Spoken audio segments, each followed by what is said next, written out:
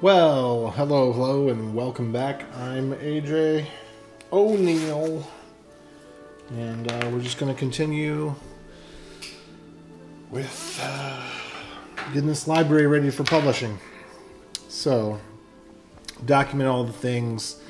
We're not ready to do that yet. We're going to move that one down just a little bit. We need to create a hash sign all function. First thing we need to do, we need to repeat the success that we just had. And make sure that it wasn't a fluke, or that nothing's wrong that with the transaction we signed, that we can't sign it to release the funds. That's the first thing we need to do. Then we need to encapsulate what we had as a test function into actual code. Then we need to create a way to inject the dependencies that we need, which are basically a sign function, a hash public key function, or two. We might want to just call it two pub key hash. Oh, bless me. I think that actually is a better name for it. Two pub key hash. And then two public key. Those are the functions that we're going to need. And then we'll document everything. We'll publish it to NPM and with a preliminary version, and then we'll open up for bike shedding of names, which that'll be offline. Anyway, so I'm just going to go ahead and get started. Hello, everybody. Welcome. At some point, I'm going to do something other than Dash on the channel. I'm almost sure of it. But just a few more of these right now. And don't mind the sewing machine in the background. It's for awesomeness. Only for awesomeness. And okay, chat's open. Everything's ready to go. Let's go. All right. So first things first. All right. We'll take a look. Here, the final balance that we have on the key through, I think it's 4 different addresses, is 776, and then I think there should be a 0 there. I wish they would just pad these out to the full amount, because it's really hard to read the base units with varying amounts of zeros. But if I click on this, there we go. 2125, 2125, 2125, 2125, 2125. Okay. So interesting.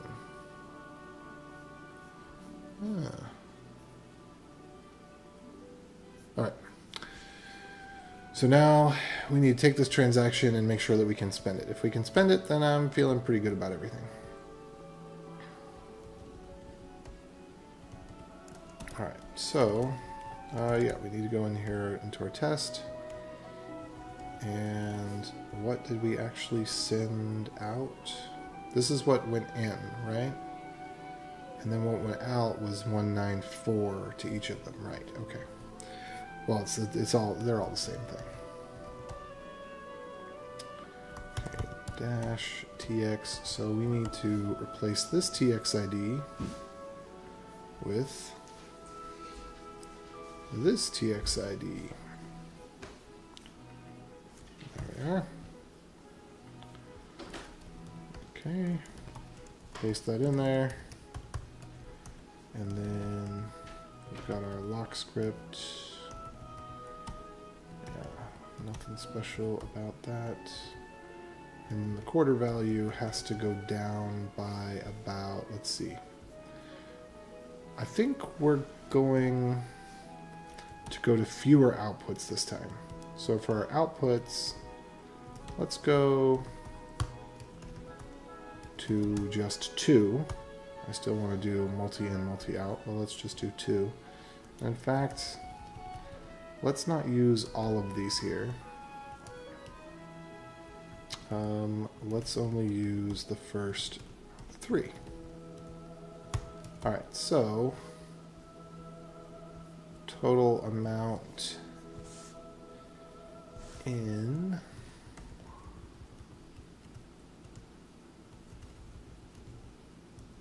is going to be see.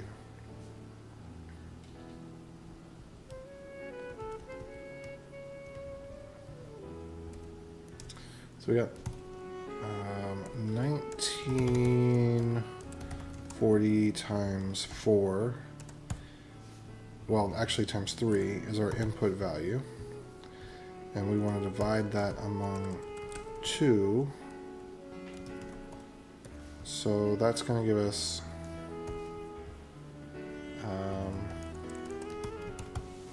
2910. But then for each output, you know, we should actually, now that I know what the size is, outputs are always going to be the same size. So I can calculate cost. Outputs, you know, basically num outputs times, I forget what the byte length is, but we pretty much know what the number of outputs is going to be. So it's times some value, 20, 25. Let me see real quick. So, oops, that one's okay. All right, so it's 25 bytes plus 8 bytes over and over again. So that is, so let's go 5, 30, 33 bytes, right? Okay, so, whoops. Each output is going to be 33 bytes.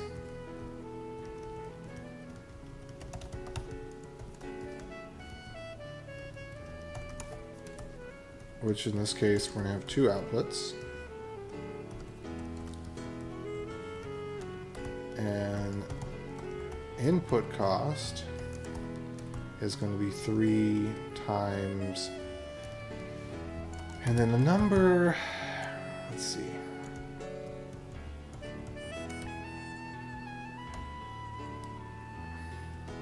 It's going to vary slightly from one to the next, but it's approximately 32 bytes plus 4 bytes, which is 36 bytes, plus I think it's up to 109 bytes. So let's say 107 plus, whoops, 107 plus 32, because this is 8 times 4, yeah, that's 32. It's actually 64 characters. And then plus 4.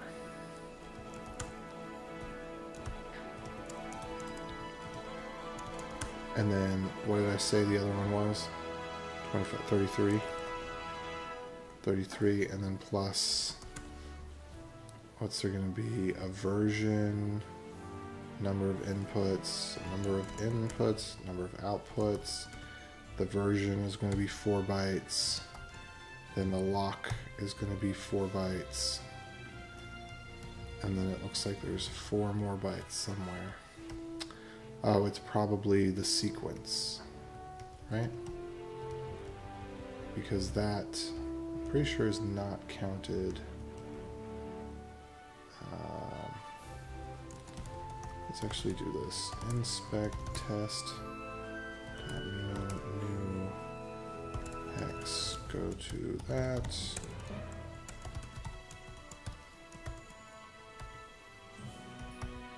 Okay, and we don't need any of this debug output here. Okay, broadcastable. There we go. Get all that. Okay, so wait, something's still wrong here.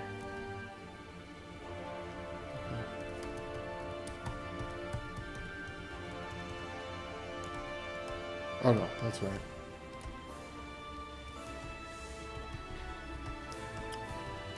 Alright, so I'm thinking the sequence is not actually part of previous output index. Let's see, script size. Okay. Previous output index, and then script size. Well, it could be as low as 107, right? 194. I think I might have that wrong. Anyway, we have. I should break this down.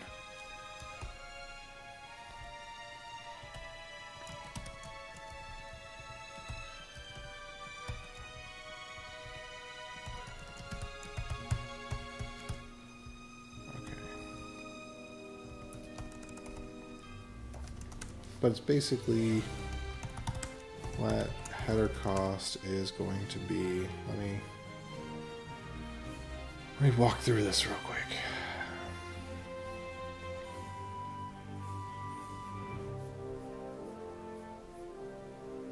Okay.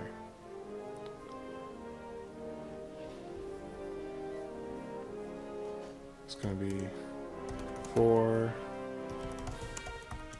plus 2 plus 2 for output count. I guess it's actually just 1, isn't it? It's 1 byte for input count, 1 byte for output count. Okay, that's where my number was off by a couple here. Because I think the lowest you can have is 191.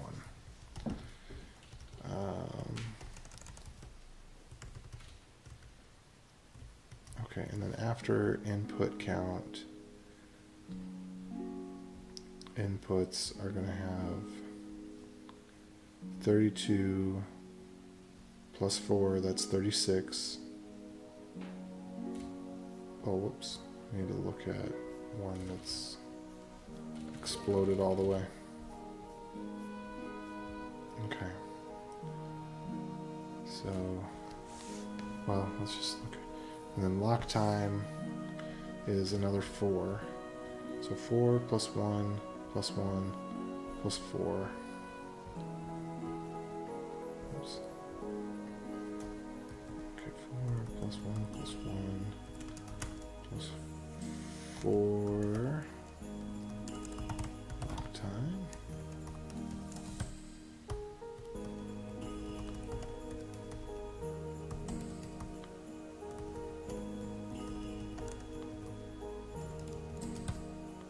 Oh, interesting. Interesting that it chooses to go that route with it.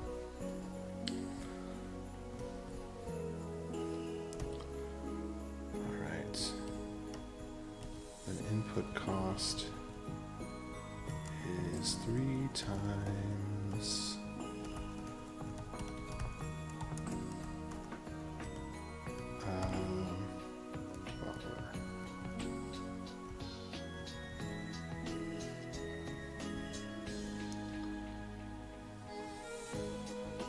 so let's try this one more time. So it's version plus number of inputs plus the input. That includes the TXID plus the number of outputs plus the output.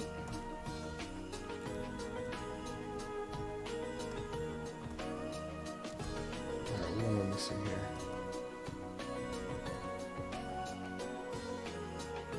Plus 32.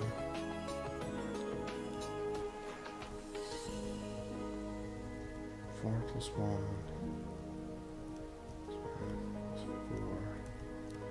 Okay, plus sequence. Right?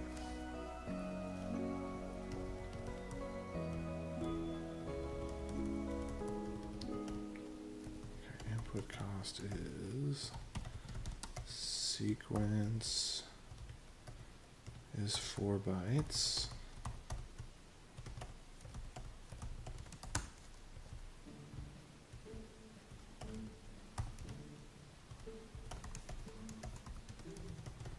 TXID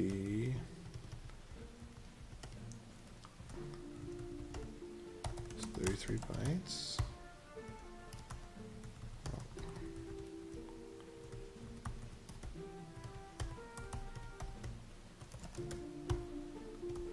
Ah, that's weird.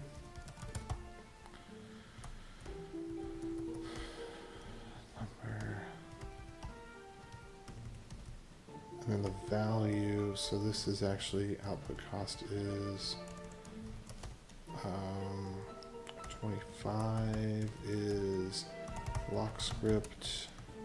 I guess that's 25. And then 8 plus, oh, I guess it's this way. Units. Ah, dang it.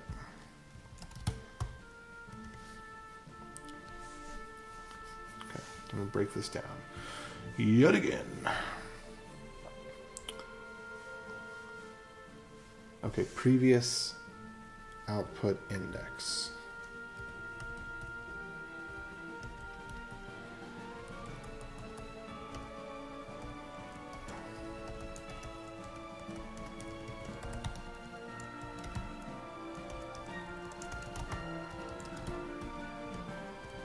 Oops.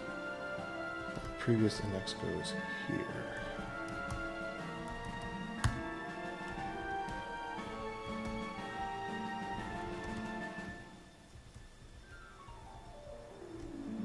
No, it doesn't go there. It goes... Oh, this is tough. Okay, input.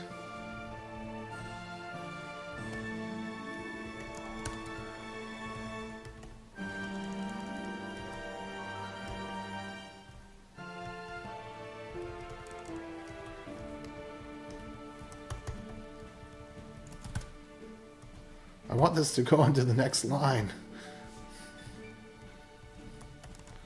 Maybe if I do it this way.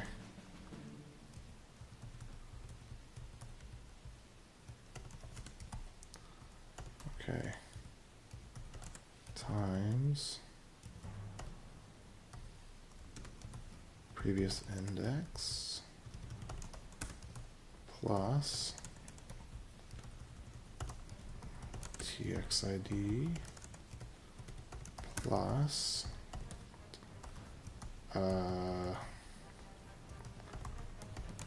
sig script plus sequence. Is that it? Oh no, what did I do? 149.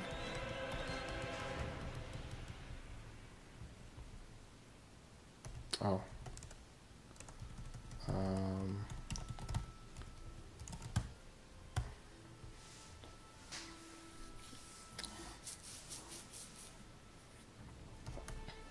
Okay, let's see if I got this right. Oh, one for the size.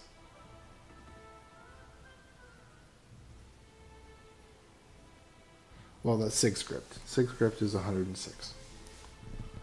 All right. Then we've got 32 plus 4 is 36 plus 106 is 142 plus 4 is 146. So it's about 146 to 149 each.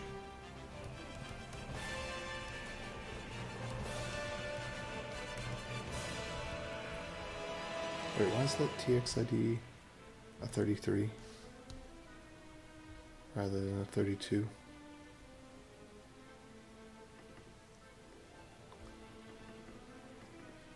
It should be 32, not 33.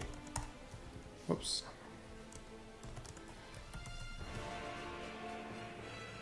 So 106, 107, 108.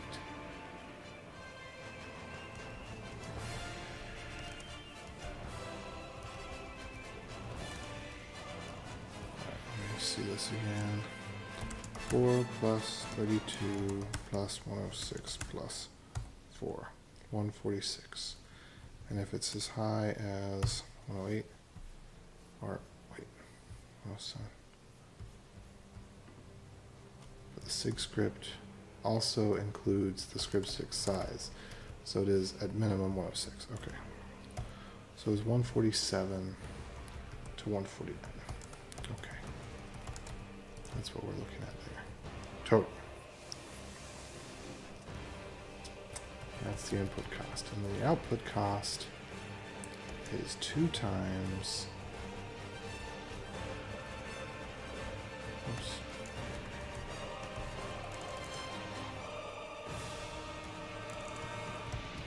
Sum out each 2 times.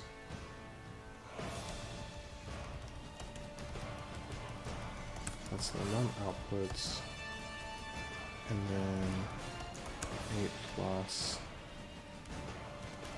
base units value 25 for the lock script.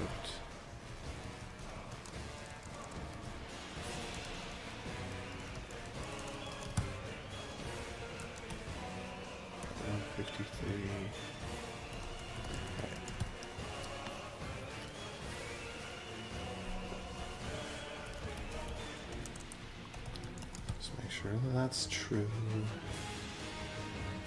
Alright, what was 6A again? 0, 6A is 106, but I think that's wrong.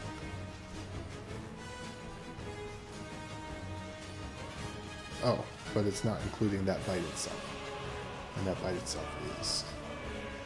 Okay. So script source is 106.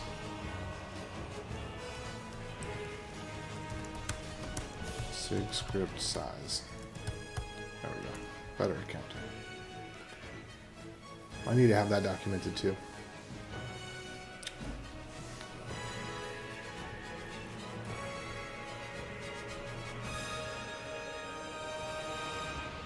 So that we can easily guesstimate the number of outputs.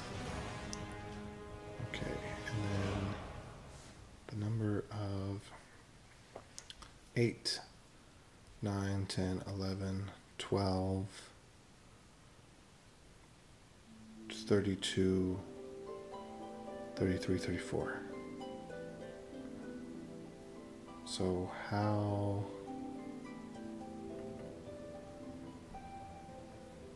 Let me see how I got that wrong. 019 is 25. So 1, 2, 3, 4, 5, 20, 25. That's 26. 26 plus 8.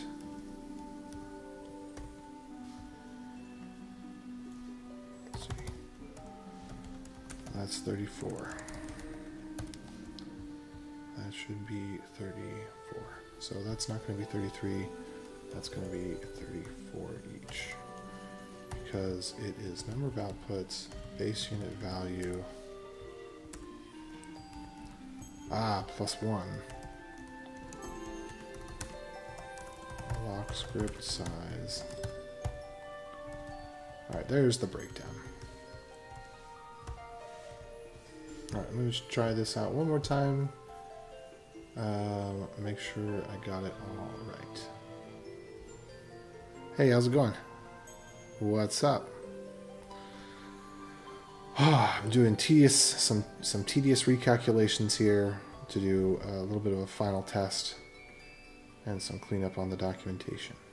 All right, where was I? I had this up and I had this up and I need to get this back up. There we are.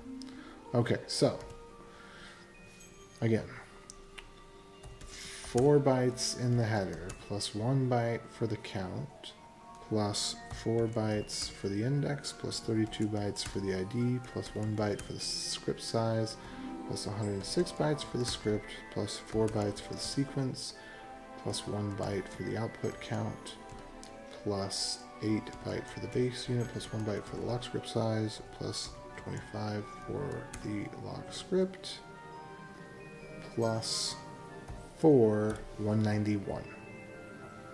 And it can cost up to, so the minimum size is 191. That's what I know. I mean, that's the thing I already knew. So this is good. So this,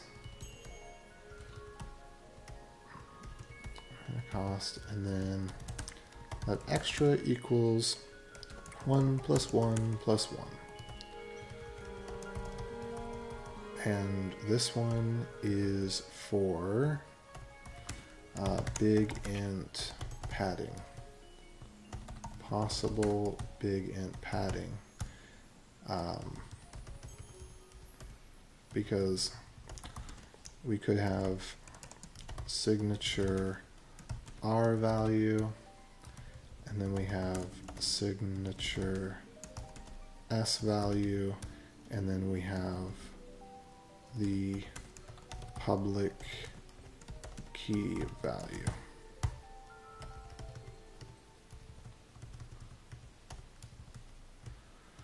So the cost per input is going to be, let minimum cost equals 191.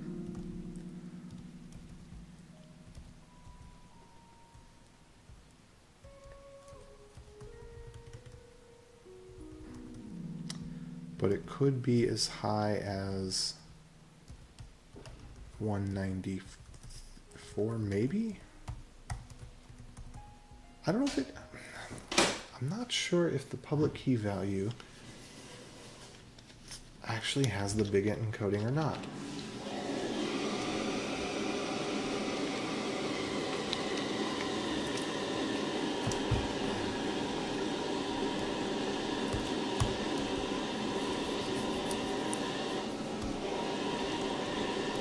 Okay, so we're going to get rid of this and this.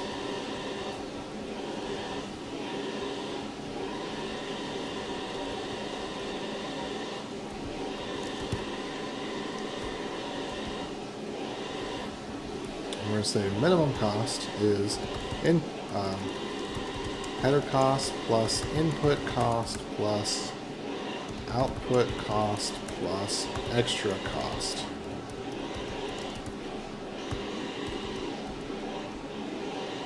All right.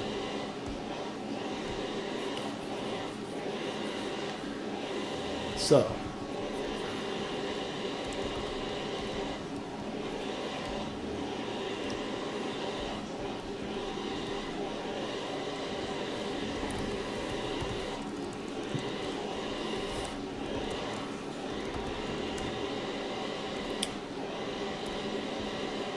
all right, so my total inputs for this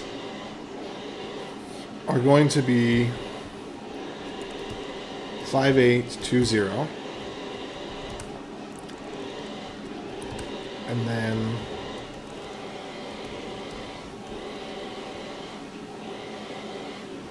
my fee is going to be, what is it? Whoa, that's a loud noise, huh? Header cost plus output cost plus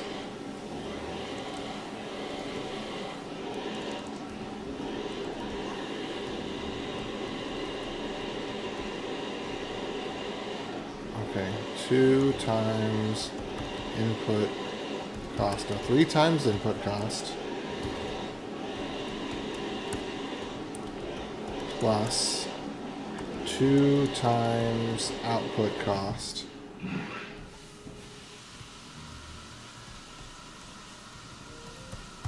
Alright, so that's what it's going to be.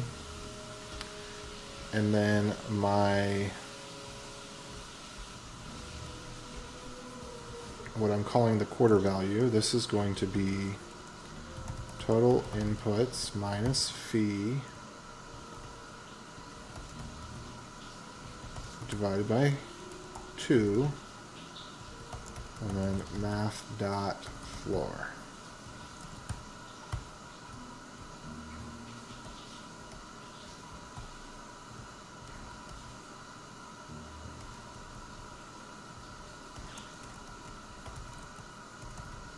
And actually,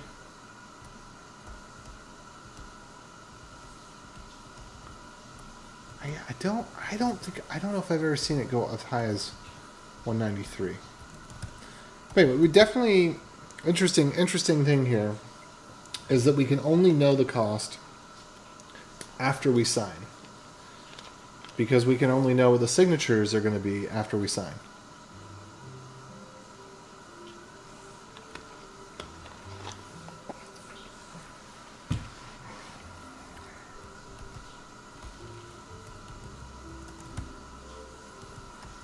All right. So we're going to use 3 of the inputs. We're going to use 2 of the outputs, and we're going to create the hash, and we're going to rerun this transaction bit the same as we've done before.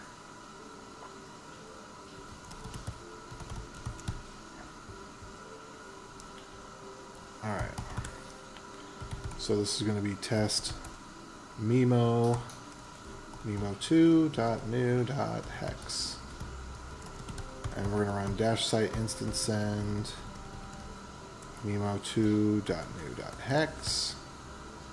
Hey-o! Alright, so the money was spendable. The transaction has gone through. All is well. Okay. So there's our unconfirmed transaction. And yeah, it worked. Cool.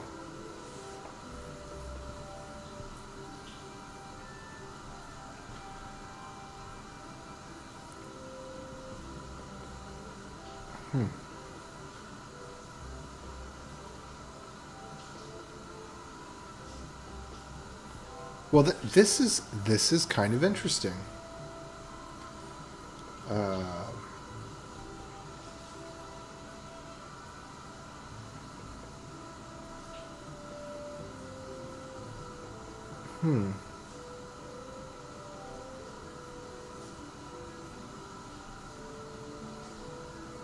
How we know if we sign the transaction with a different output value? Yeah. So you're best off to estimate your fee at 192. I have to check and see if in practice, if I've hit a fee of 193 before. Because 191 will often work, but 192 will sometimes be required because of the big end padding. And because it's in the signature, there's no way to know. So you would have to, yeah, you just kind of have to play it back and forth. You have to sign it with the lowest value, see if that works, then sign it with the fee 1 higher and see if that works, and then sign it with the fee 1 higher and see what that works. You can calculate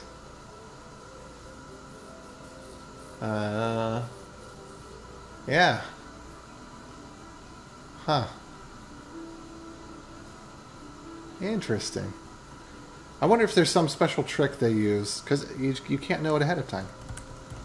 Yeah, so I don't think there is any special trick to use. Okay, so the good news is that I verified that I can send out the transaction again and do it in a weird way.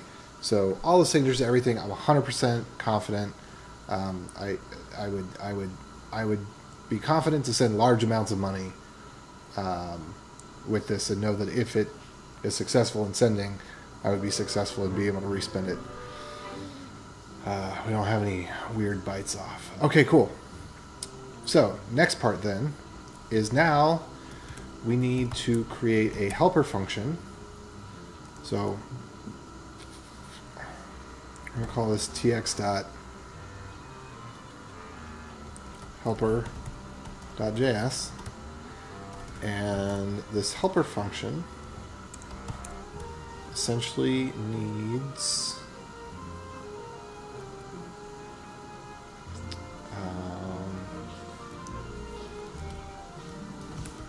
tx test.js.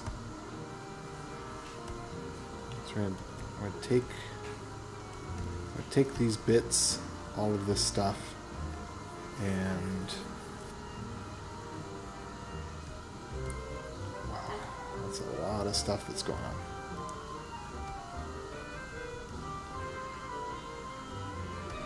bring it on over into a single function here.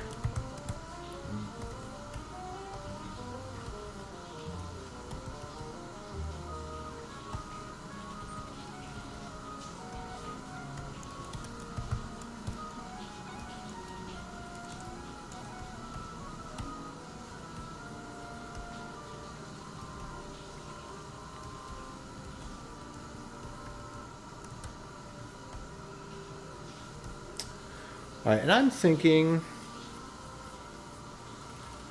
that with our version of SecP 256K1, we probably just ought to overwrite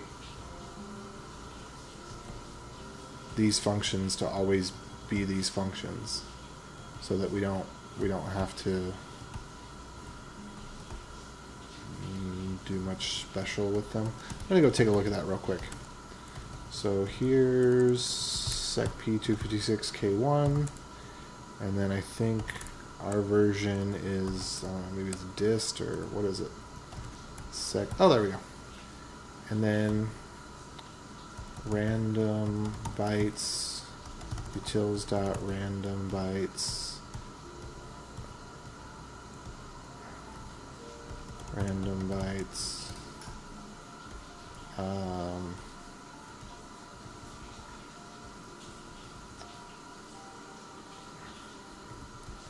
Oh goodness.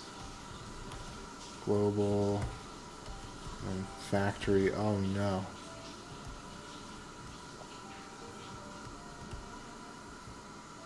Define properties, utils. Yeah, that looks like nonsense.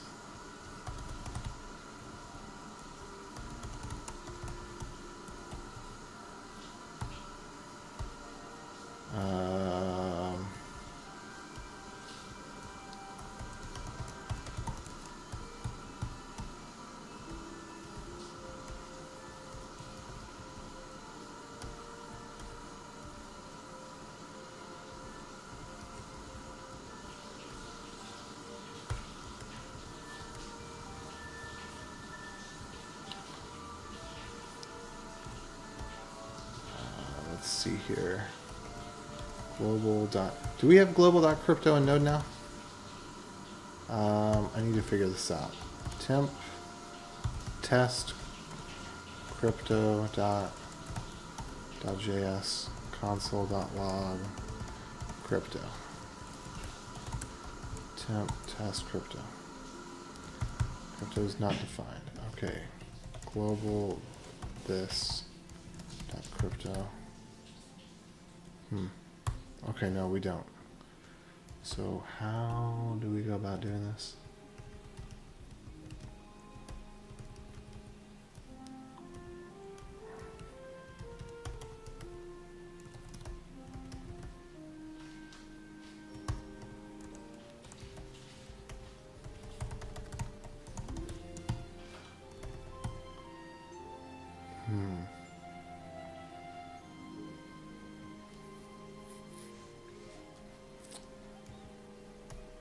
I think what we do is we say if let crypto if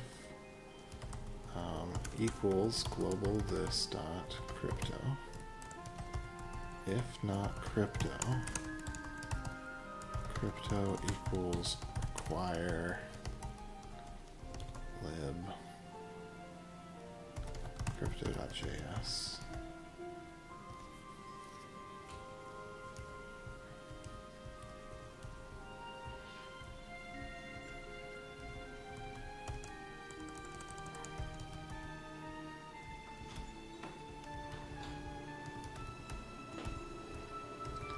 And then if not crypto,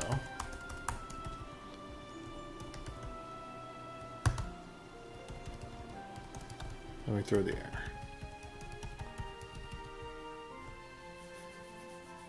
Get random values. Random bytes.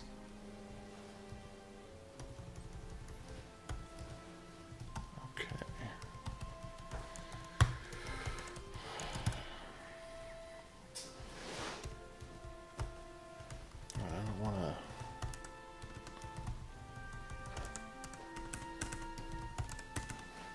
change this up a whole ton.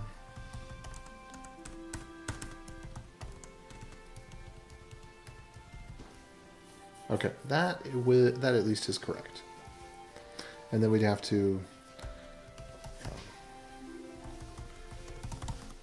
we got to shim that out. Actually, I think I'm just going to call it like it is, shims.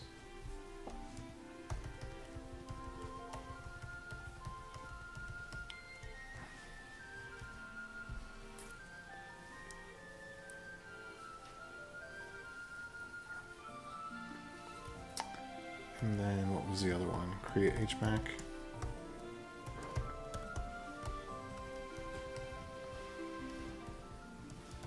And I think this is the same way.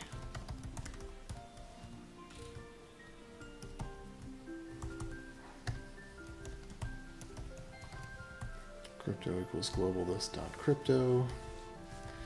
If not crypto, require shims crypto. If not crypto, this does not have, this environment doesn't have, create, what was it?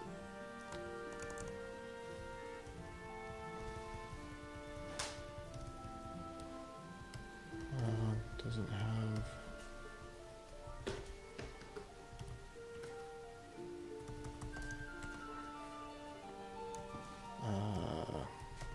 crypto.subtle.sign function.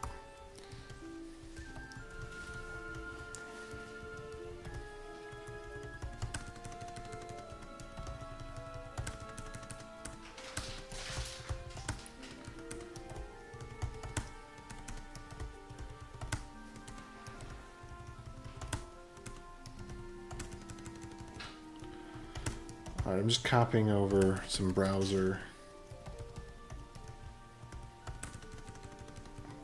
crypto stuff. And then UN8 array buffer. So just sign new UN8 array buffer. Yeah, this is the same thing, I think. Okay, so I'm just gonna get rid of this.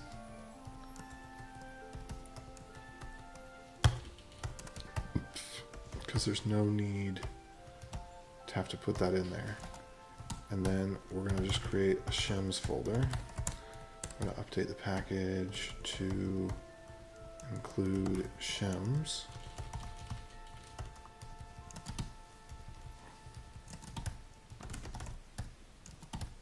Okay.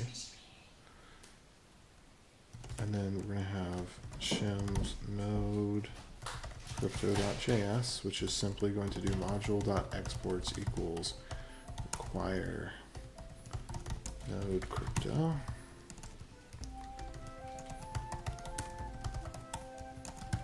So now, this is to keep it to work with bundlers and whatnot.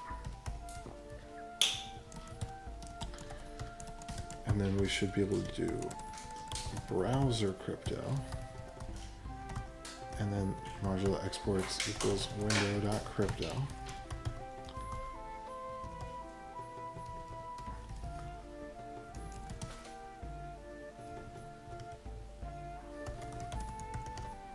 Or we could do global this.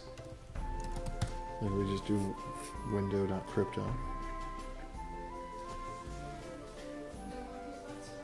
No thanks. Turn them off. Be done with them. Okay, we have global this, right? Global this, yeah. Okay, so we don't need that. Okay, so we can add the shims, we can add this, then also in here, we will need to add there's going to be main, and then there'll be browser, and then with browser, all we need to do is point from shims node crypto.js to shims browser crypto.js for the stupid package manager thingies. Blah! Webpack and the like. We hates them. We hates them. We hates them. Alright, we're going to need to make another pre-release. Okay, and then we modify the README. we did modify the readme.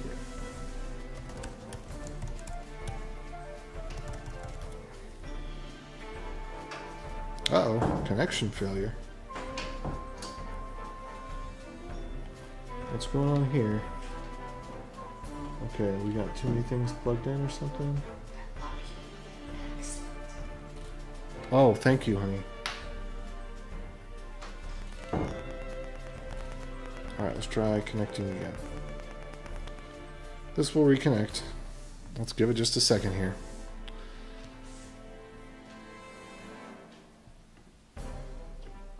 I'm gonna have to disconnect and reconnect and reconnect.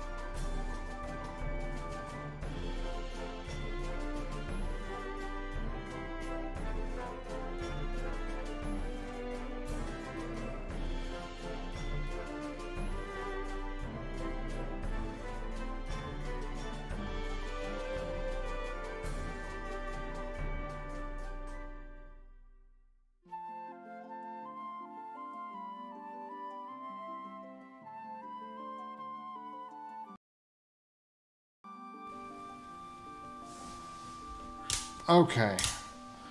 Alright, can you hear me? Yep, you can hear me again.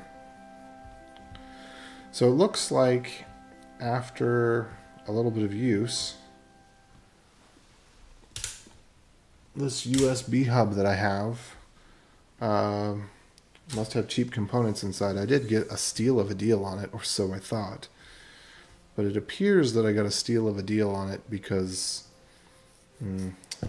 it's a deal of a steal. They took my money and they gave me a hub that only worked for a year because it's flaked out several times in the past few days. And I thought it was because I had it in direct sunlight one time, but and I don't know, maybe I think maybe it is getting too hot because I had the phone plugged in to charge from it.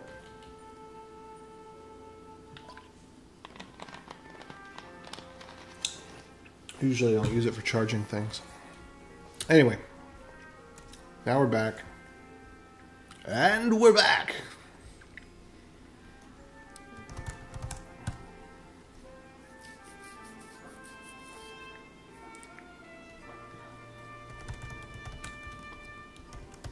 Alright, fix.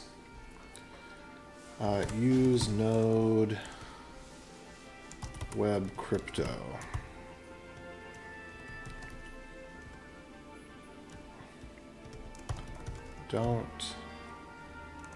What was that called? Don't feature check. Always use web crypto.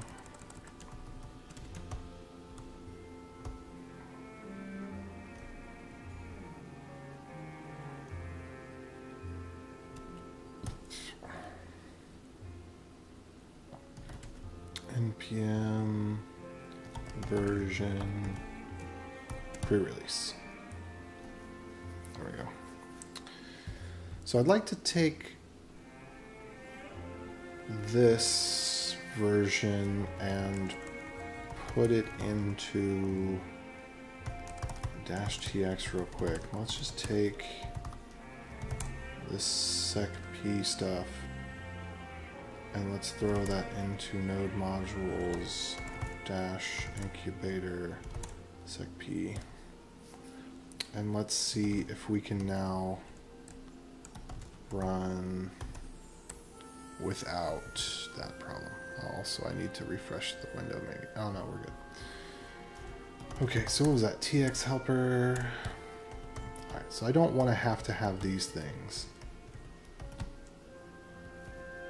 In fact, I'm going to just try and see if I can comment them out over. Nah, no, we'll continue on with this helper strategy here. We should have actually everything from over there should be over here shortly.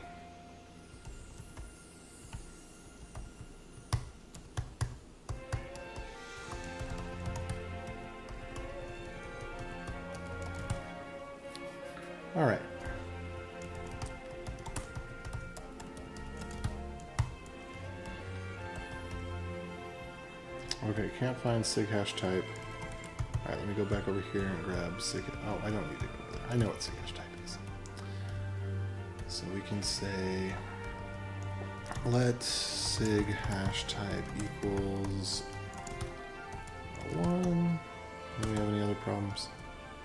Okay, apparently we need to wrap the whole thing in async function main.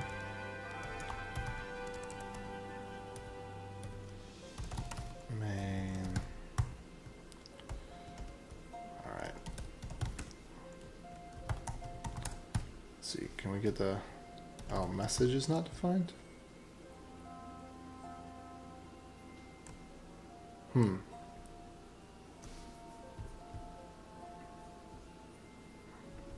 Alright, let me go back into there.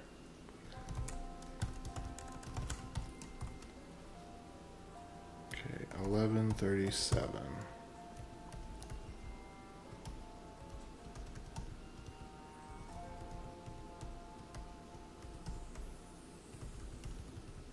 Oh, messages. Uh-oh.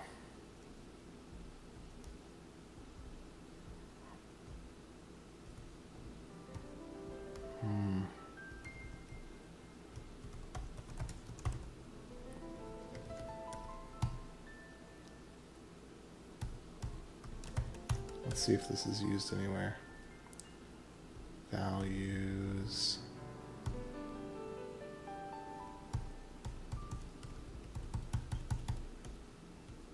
What values?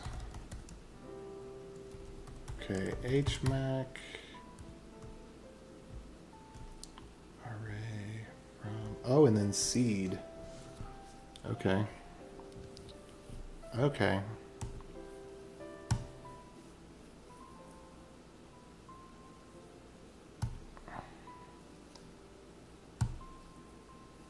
So that might actually be why we're getting signatures of different values. And the way that I implemented that function may have created a problem. Okay, let me diff this with the previous version real quick. Because it had some sort of buffer concat something or other.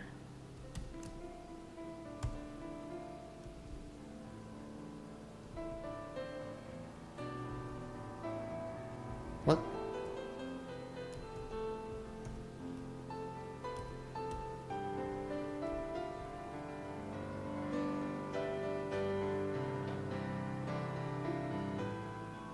Oh, oops. So apparently crypto should be false. That should still be in there. Alright, I didn't realize that I messed that up. Noted. I will fix that.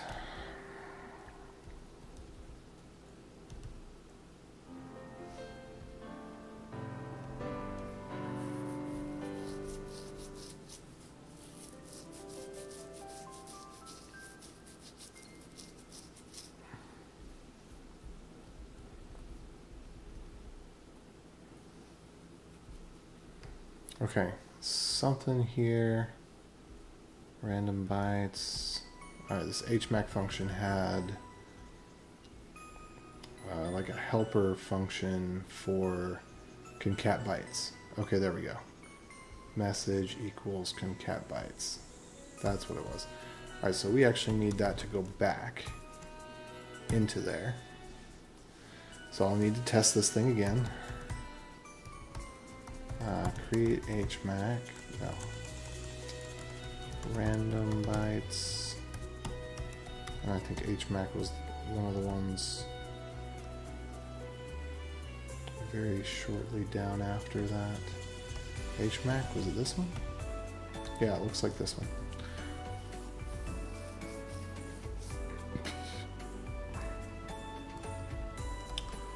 Alright, so let message concat messages. There we go. So we're going to reset head tilde 2. We're going to delete v1.7.1-1.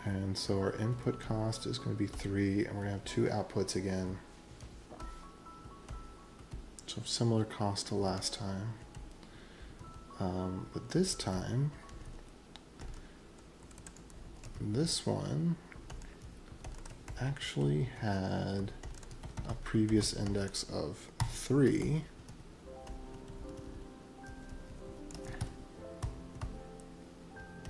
And these other ones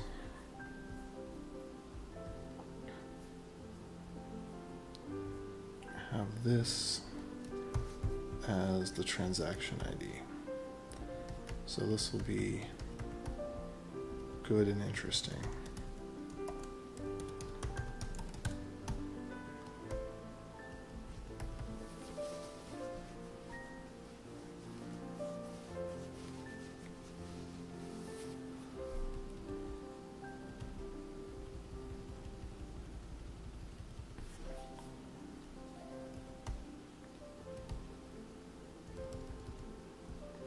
Okay, so there's TXID.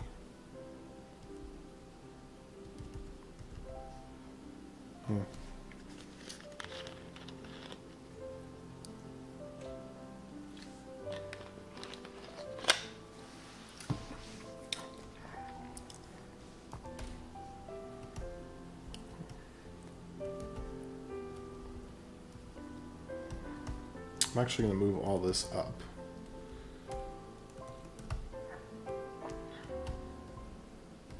Because this is all kind of useful information.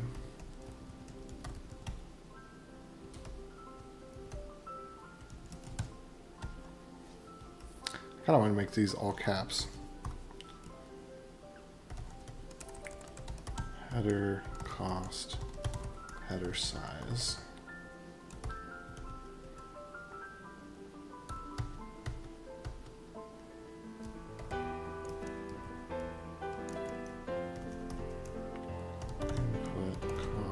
To min input size.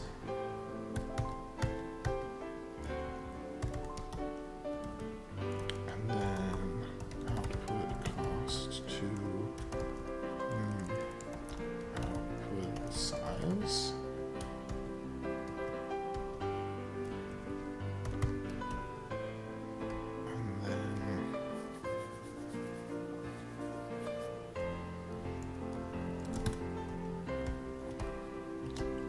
Possible padding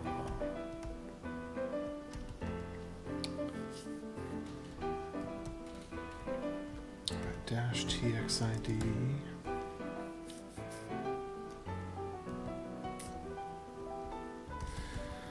Oh, how's it going, everybody?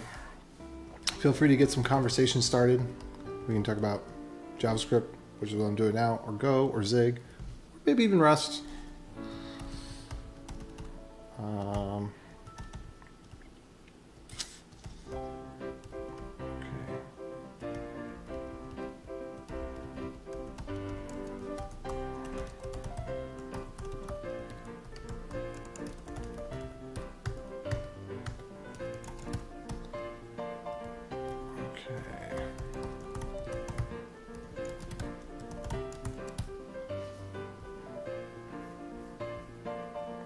Let's check this out.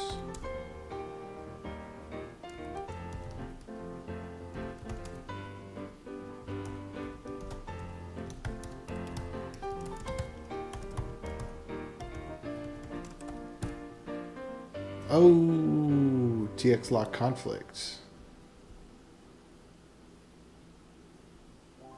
Interesting.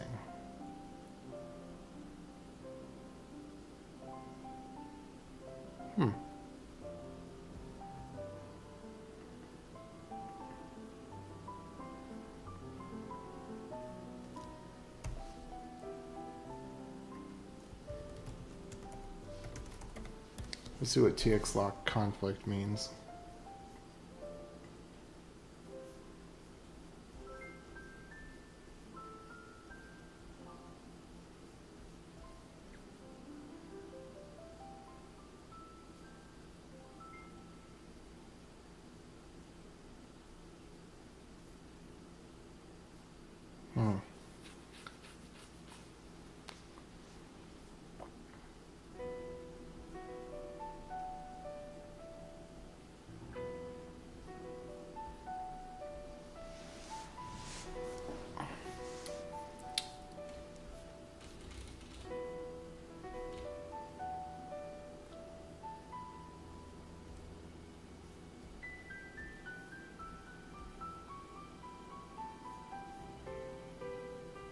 I'm thinking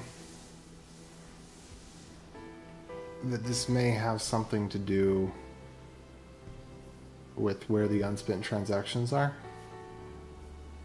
So let me see if I can just find where are the unspent as of right now. So here's an unspent, and here's an unspent. That's spent. Okay, so I think my problem is that I was using a transaction ID that actually was already spent. So it should be 552 and C07. So let's go back into here and see that. It's 552. That one makes sense. So this one was too old, essentially. So I was copying the wrong script.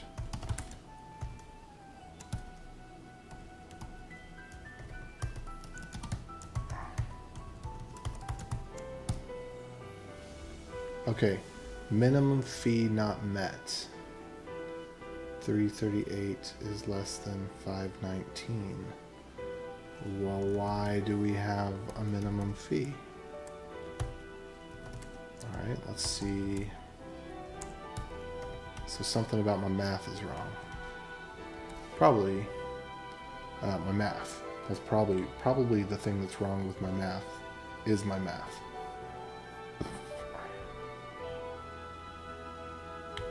Let's just use this as the total inputs.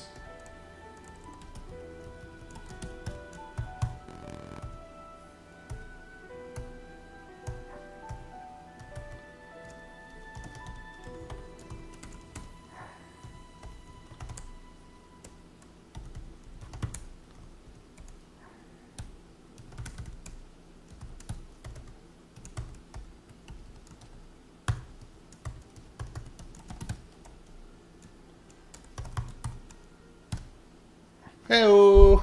Alright, it worked.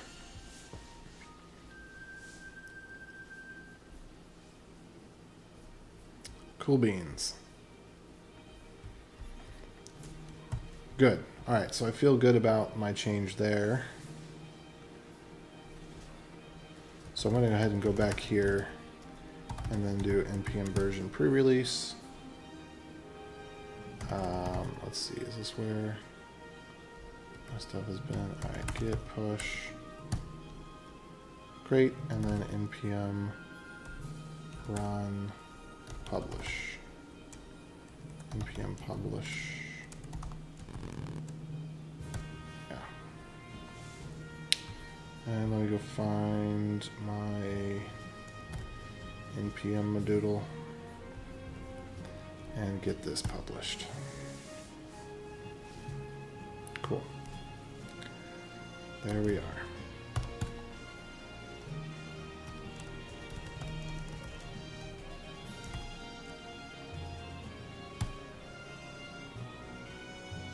Boom.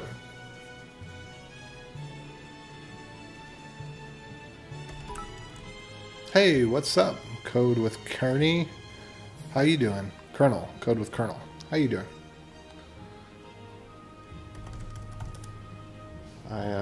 I'm often a little bit more enthusiastic while I'm coding, but I'm down in the dregs of it tonight, so we're just doing what we're doing. All right, DashTx. There we are.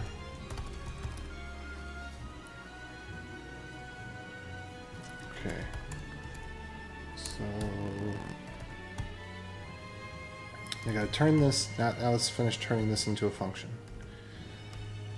Also, I just want to get rid of a lot of the logging that's in here. I do like the idea of being able to output the signable hashes. I think that they belong somewhere, maybe on the inputs. But there definitely needs to be some way to get this information back, because it is good debugging information. It's good to know what hash was signed. I would like to know the intermediary steps as well, but I don't know if that's worth it for this. All right, so this function, it shouldn't be called main. It should be called create hash sign. And the reason for it being called create hash sign all is because it's going to create hash and sign. So I could call it create and hash and sign all, but yeah, got to cut your losses somewhere. So let's go ahead and pull this up or down or somewhere. V split value. Okay. I think that this information should be placed about here.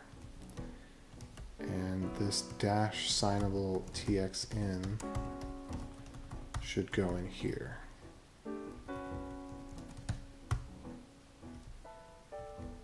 Oh, and this would be create hash sign all.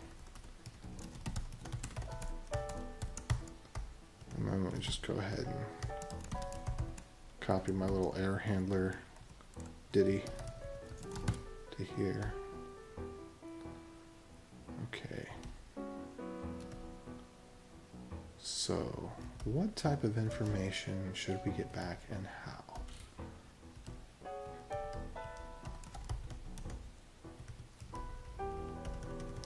So these are going to be signable.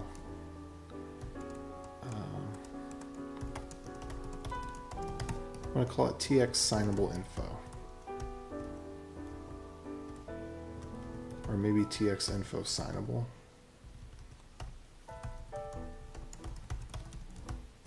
Or maybe just TX info.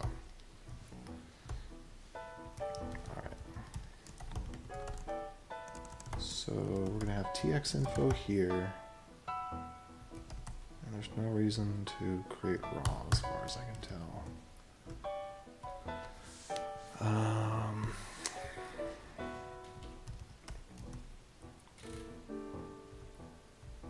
Oh, whoops. Let me back up here. Oh, create hashable all, right.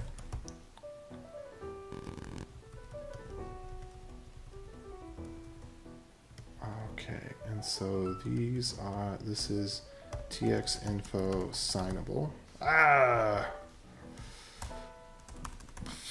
They finally made the trackpad too big on the MacBook. It's finally so big that I have trouble getting my hands in position.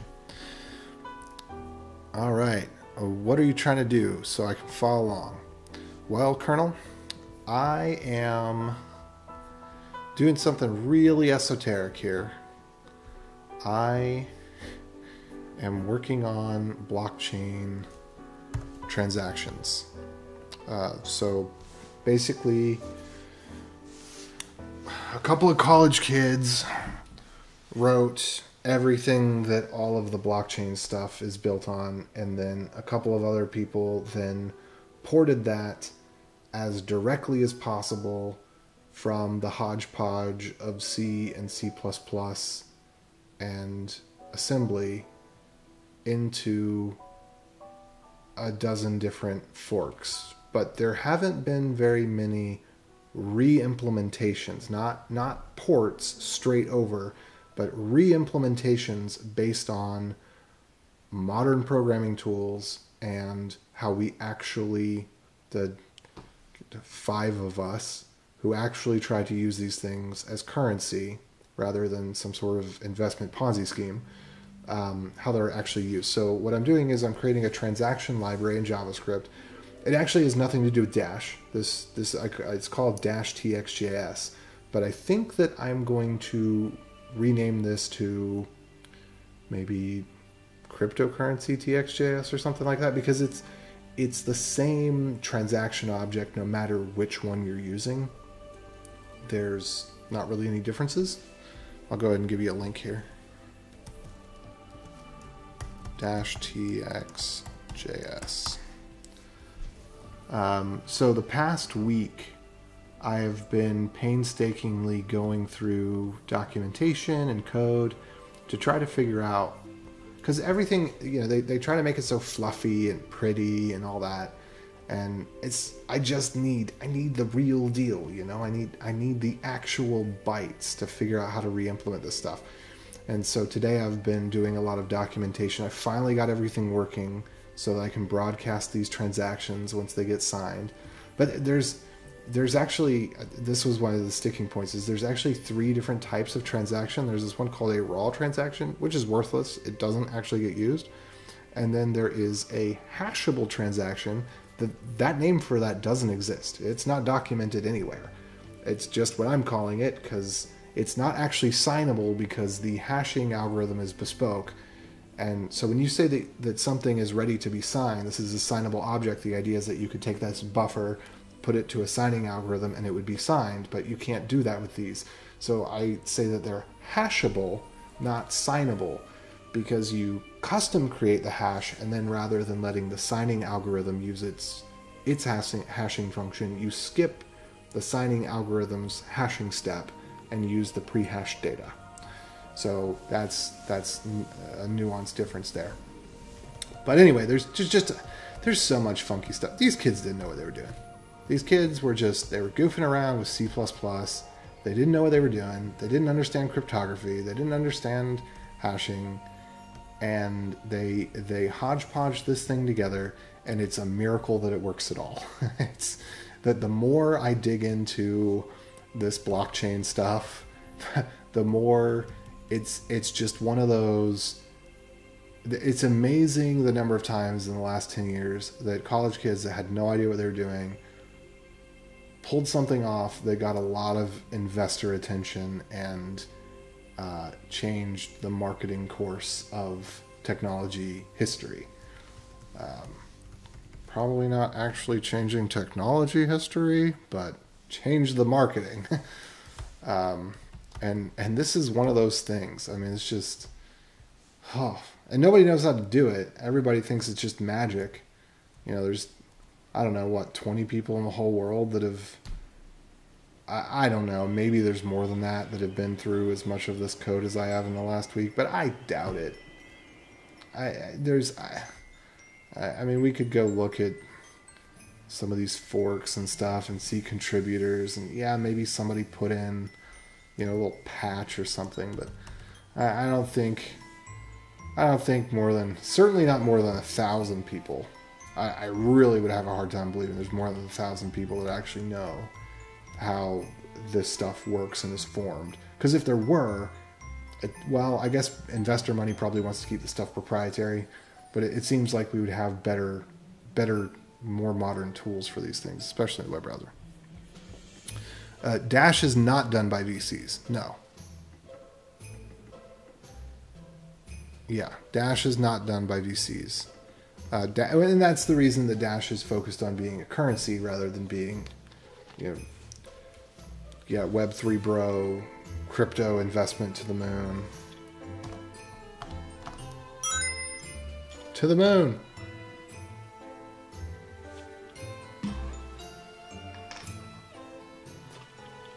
All right. What editor is this? Vim Essentials. So, Vim for people who don't like Vim. You can also do Bang Vim, and you can get the list here. But here's Vim Essentials. So this is basically, you don't have to learn any complicated config, and I'll just show you this real quick since you asked. So you can take a look at my vimrc, and there's, well, because I've had this for years, there are a few things in here that are not from Vim Essentials, but okay, this one is not from Vim Essentials. This is me goofing around. let's see. Yeah, actually, just about everything here is from Vim Essentials. Almost nothing here is not Vim Essentials. And Vim Essentials puts a comment and sources everything. This is not from Vim Essentials. This was something that I was playing with to get auto-completion to work better. Some of this commented stuff isn't from Vim Essentials. But almost every... Oh, and then we got AJ's macros. So that's not from Vim Essentials. But almost everything that's in here is from Vim Essentials. And Vim Essentials just gives you a vimrc file that even a Vim nerd is not going to gripe hard about. They might gripe a little. Oh, you should do this all yourself. But if a Vim nerd, if you were sharing your vimrc with a Vim nerd, and they wanted to go through and look and figure out why your Vim was behaving a particular way, Vim Essentials gives you a very streamlined, very minimal, very simple, very fast Vim configuration. Both fast for setup and fast as in it doesn't get bogged down by tons of plugins. It's very lightweight, very, very simple, casual stuff. Basically, Vim Essentials gives you an editor that is better than VS Code for JavaScript development and Go development. If you follow the little output that says, make sure you install this for JavaScript, and because on the output screen it'll tell you a couple things to make sure that you have installed if you didn't install them already. But absolutely, way better than VS Code for something like shell scripting. Like I said, it's the essentials. It's stuff that you actually need, and then you can spin it up on a VM, or get a new workstation, or you want to share it with a friend who maybe knows a little bit. This is just, it's really non-assumptive. It's very, very lightweight and friendly for the Vim-tard, like me. Because after 15 years of using Vim, I have no idea what it does. I don't know how to use it. But I get around just fine, and I enjoy it, so. I think these might be in Vim Essentials, and they need to be removed, actually, because there are terminals that don't support UTF-8 characters. Okay, so anyway, where was I at?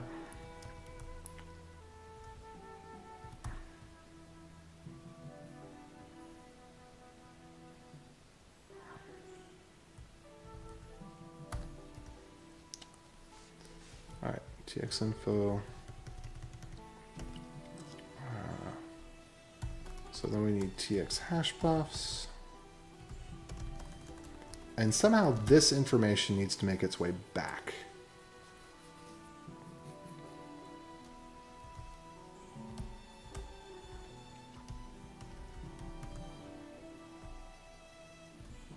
I think it might just need to go on the original input object.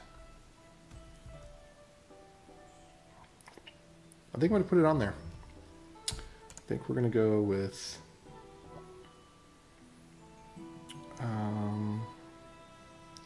txinfo dot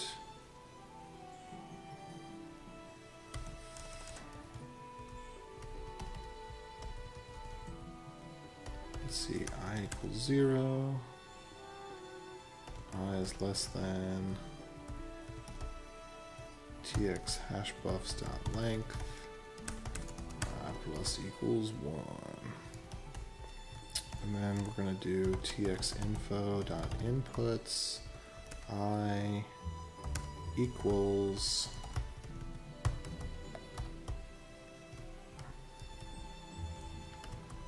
tx hash buffs I.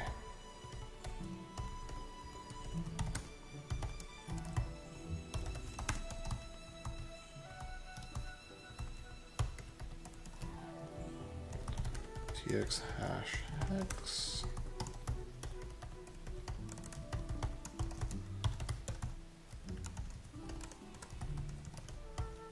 and then tx input equals this one,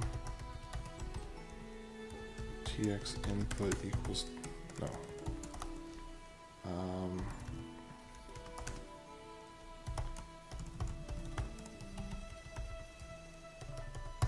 There we go. Now we can surface this information after this is called.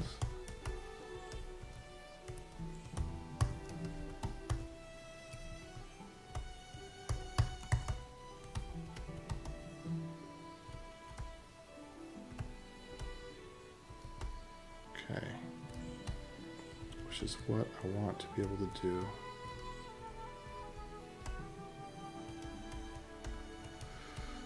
Okay, private key needs to come out of here as well. We're going to need to have private keys.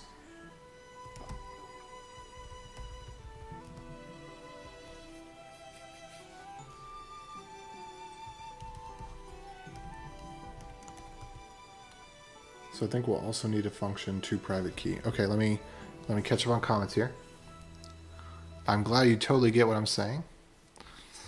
Thanks for taking time to explain what you're doing. Yeah, you're welcome. Yeah, anybody. It's so much nicer when people ask questions because it sometimes. So when I'm in the first 3 or 4 sessions of a new project, I've got a lot of energy and I'm happy to explain it. But you know, when you're in the 37th session of a project, you know, you're into the bits and bytes of it. So it's nice to have some questions asked to help, you know, draw out and kind of engage a little more. So I appreciate it. Just want to try something new. We'll try this. Okay, great. Was expecting a short answer like others, but thanks for the best answer. Yeah, you're welcome. Well, there's a lot of things that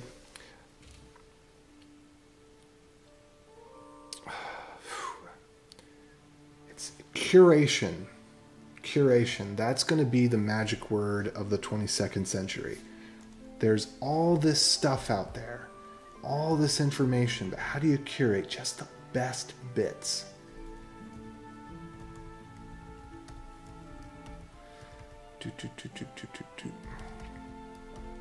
All right, priv key hex.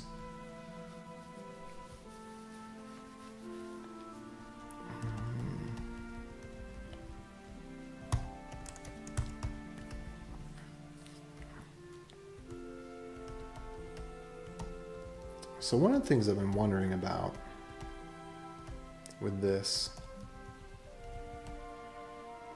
is, should the private keys just be part of the TX info?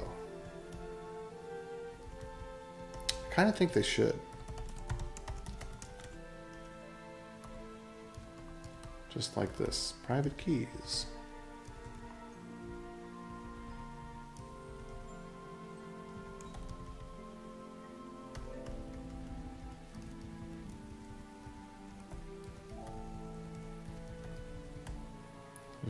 So whatever number of inputs you have the same number of private keys.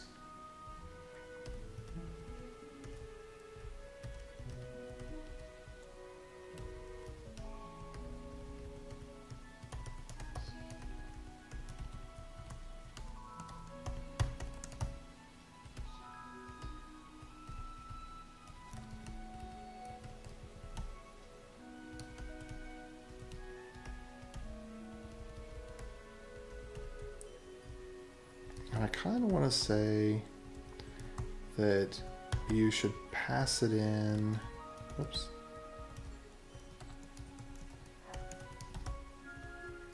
as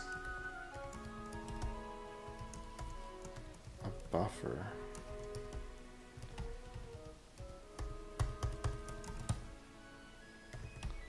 Alright, so then TX info just contains private keys.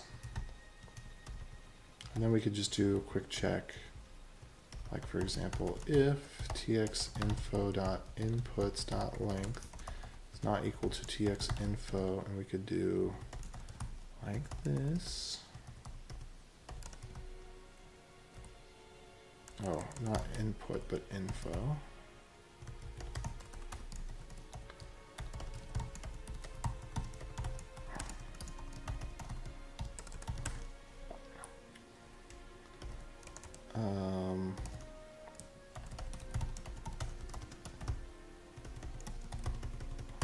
There we go.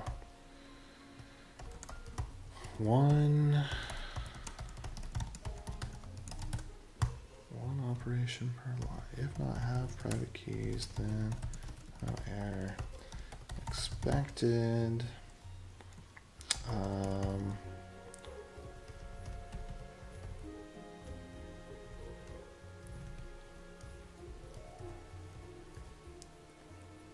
Let's see.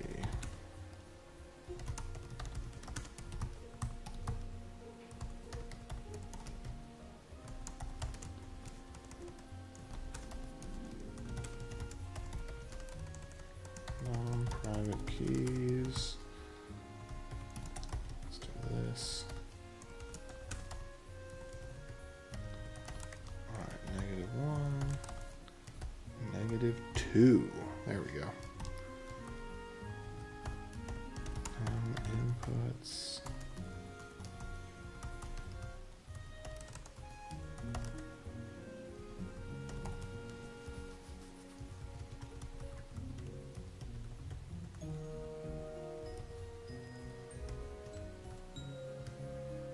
I guess we could just go with 0. This check will pass. If we go with 0 here, the funny thing is the check will pass if they have an array of 0 for both, but it might fail somewhere else. If it doesn't, oh well. Alright, txinfo. So, okay. Expected num inputs.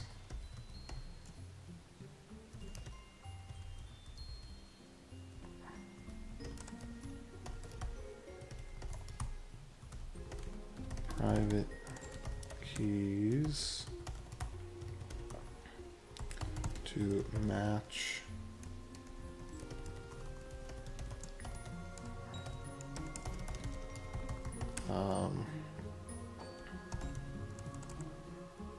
inputs, but saw private keys. There we go. That's a good error message. Good enough for now, anyway.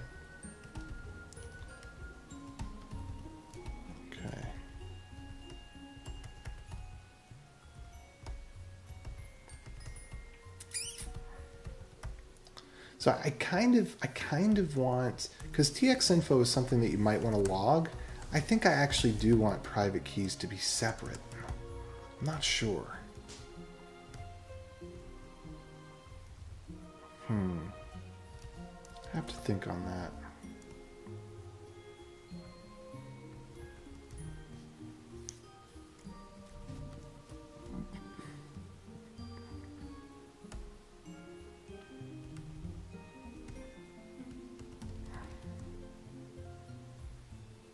I could say that it needs to be a function that returns the private keys, because then if you console.log, it'll be safe.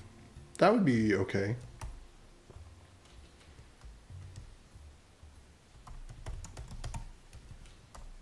Yeah, I think that's what I'll do. All right, where did I define private keys? So private keys needs to be a function that returns private keys. So there we go.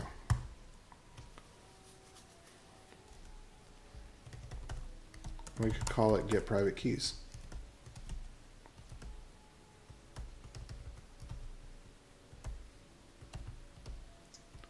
And then we don't have to worry about what it's like. Yeah, okay, I like that. I like that. That's fair.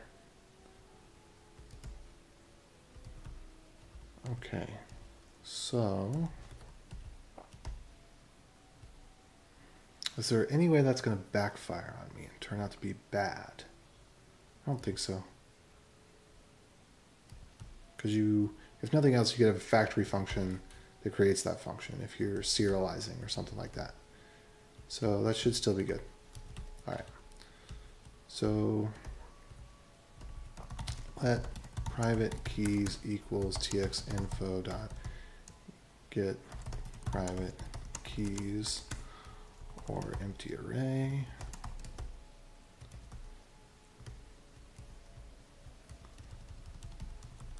Expected get private keys to return a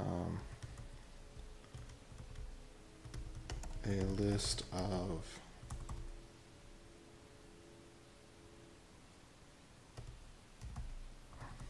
keys to match blank inputs, but got this instead.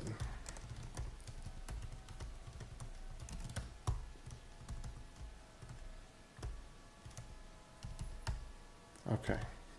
And I've mentioned this tons of times, but I'll mention it again. I put quotes around, especially anything that's a template in an error message, so you don't go searching for something in the error message to find out that it doesn't actually exist. And then I also tend to put quotes around things that are very literal, like a function name or something like that as well. Okay. So many things to read and learn in so little time. Yeah, you only got 100 years to live.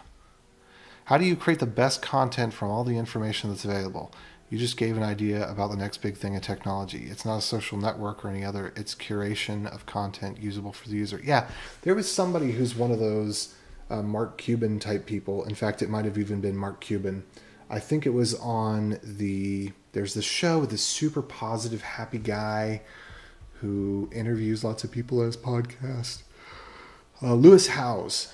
If I remember correctly, I could be connecting the wrong dots, but I think it was Mark Cuban on the Lewis Howes podcast that said that the next thing was going to be linkable media, basically a type of curation. That the next big thing was going to be providing a way to, I'm trying to remember the way that it was phrased, but it sounded 90s if I was to put it in the language that I think I heard. Provide hyperlinks from people you trust to resources they trust, kind of thing. Does it throw error in console, or is it something I haven't yet learned? So this will throw an error wherever the error can be caught. So this is an async function.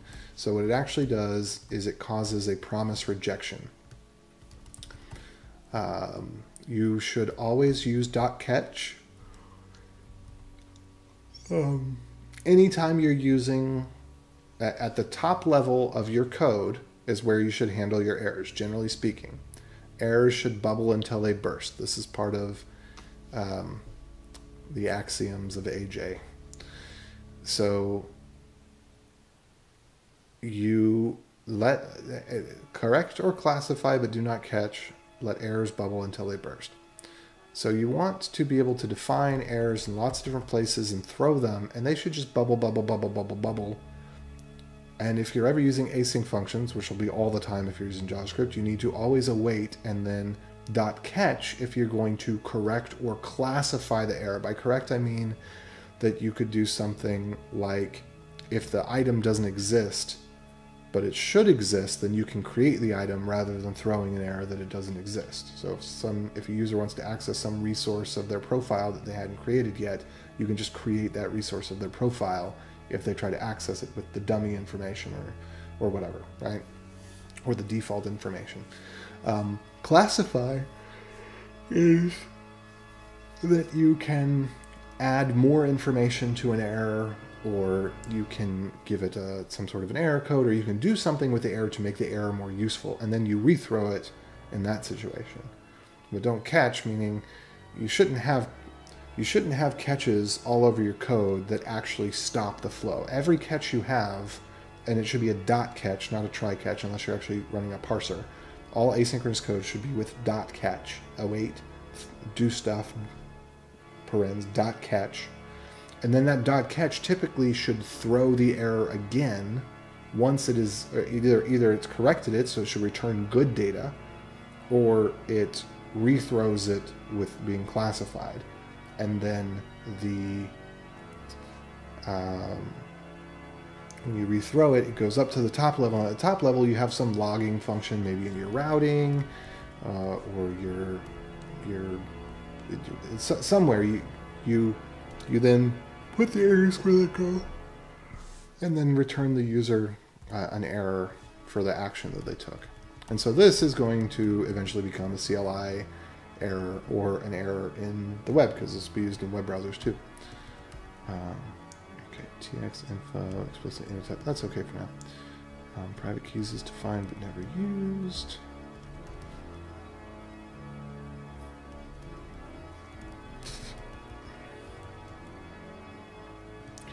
All right, create hashable all. That's good. Hash partial all. And that's good. And then we're going to go through these and then so to expose for debugging. That's why we have that there. And then let's go ahead and just lift this up. Where should this go? I'm going to go up near the top. Go up near the top. Where it never stops. Oh, and by the way, hey everybody, over there, yeah, right here. Remember, like, sub, follow if you want to. Not trying to tell you how to live your life, unless we're talking about code, in which case I'm definitely trying to tell you how to live your life. But yeah, if you like it, if you like what you like, you get more of what you like. And then we also have the Discord there as well. It's pretty quiet, but you know, let's see, somebody popped in the other day, because I teach a lot of clean code stuff, or teach is maybe a strong word. I have a lot of clean code commentary. And who was it? Was it Duncan? Oh, it's somebody else. What was that for? Go back here. I need to star this message. Maybe it was Dev Policio. There's 3 or 4 people that are fairly active. They come once, every couple of weeks. Yeah, this is the one. I want to pin this message. All right. At the office Christmas party, one of the other engineers told me he really likes my code. Clean, easy to read and understand. Best compliment ever. Thanks, AJ, for teaching me to write clean code, give things direct names, and not tolerate useless abstractions. So that felt good to hear that was working out. All right, so there it's hashable. And then we're creating,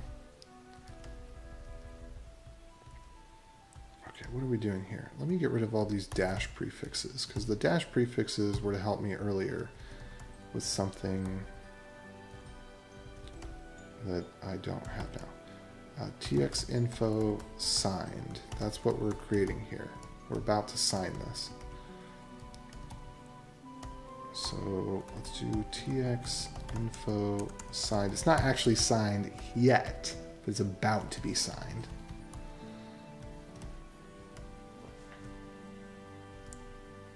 And then let's see, DashTx hash buffs. Yeah, so the hash buffs, we already handled that up here. And we're exposing that for debugging. So now it's just TX hash buffs. So we already have that information up there. And we're going to need let private key equals private keys for the input. So first we need the input, then we need the TX hash buff, and then TX info signed, even though it's not signed yet. No, this is signable. Maybe it's just TX info. Okay, and then we're going to have TX hash buff, and then private key, and then the canonical is canonical. All right, so this is where we're going to need a sign function.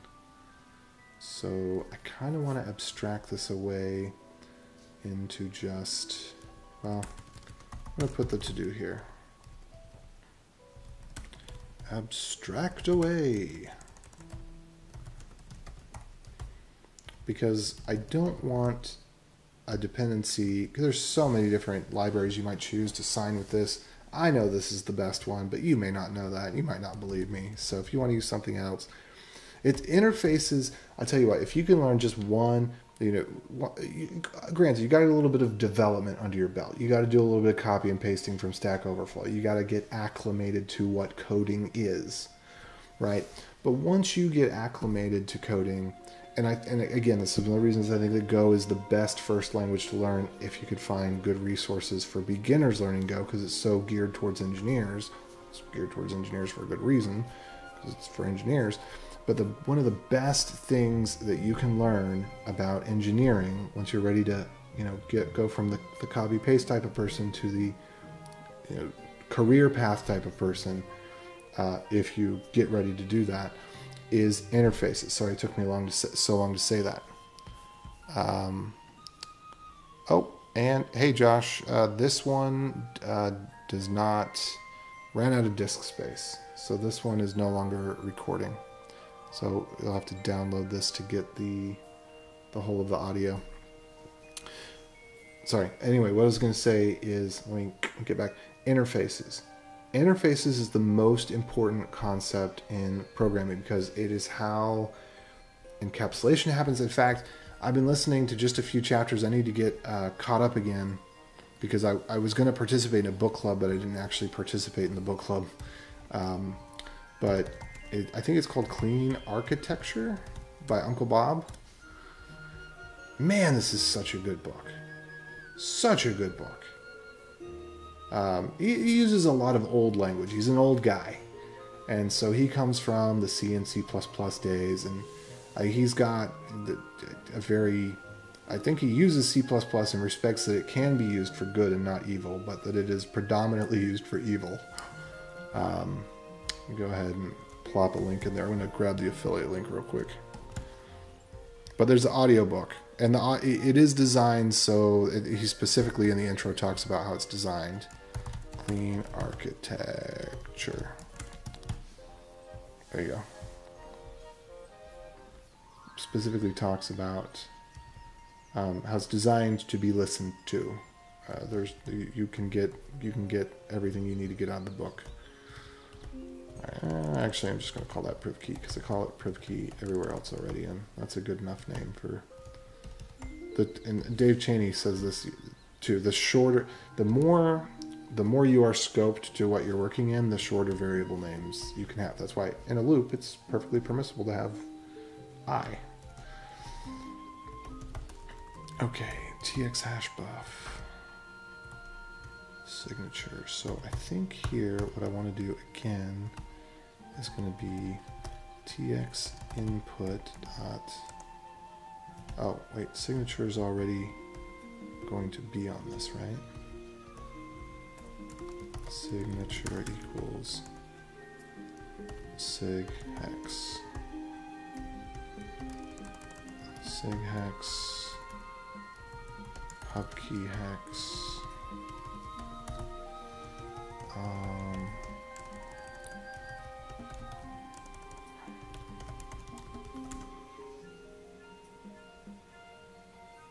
Okay, because we are mapping.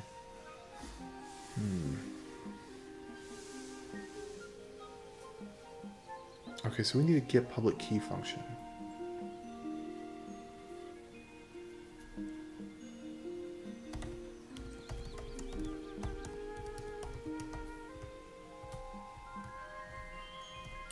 So this one should be sign.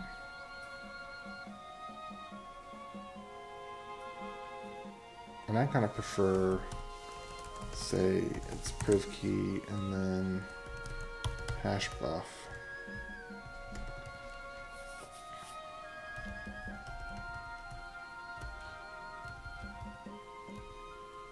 And then this one should be to public key. I should take a private key.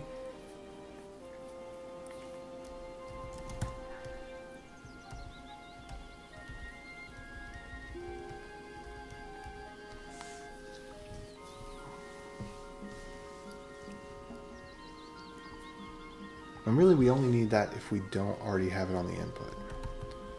So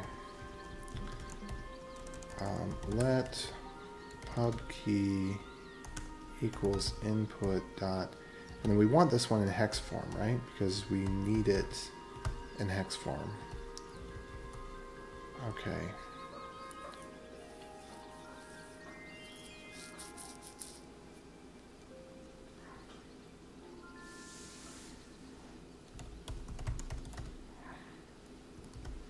The private key we need is a buffer. The public key we need in hex. So pub key. Public key. So if not pub key, then, whoa, what is going on? Oh, I'm out of disk space. Hold on. Let me go ahead and delete. This is going to give me trouble. Yeah, it is.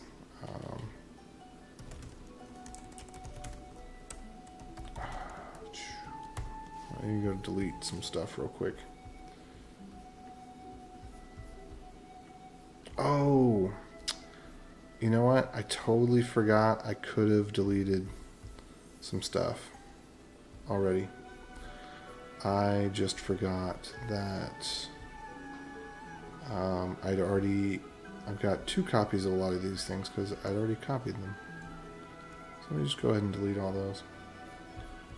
Yep.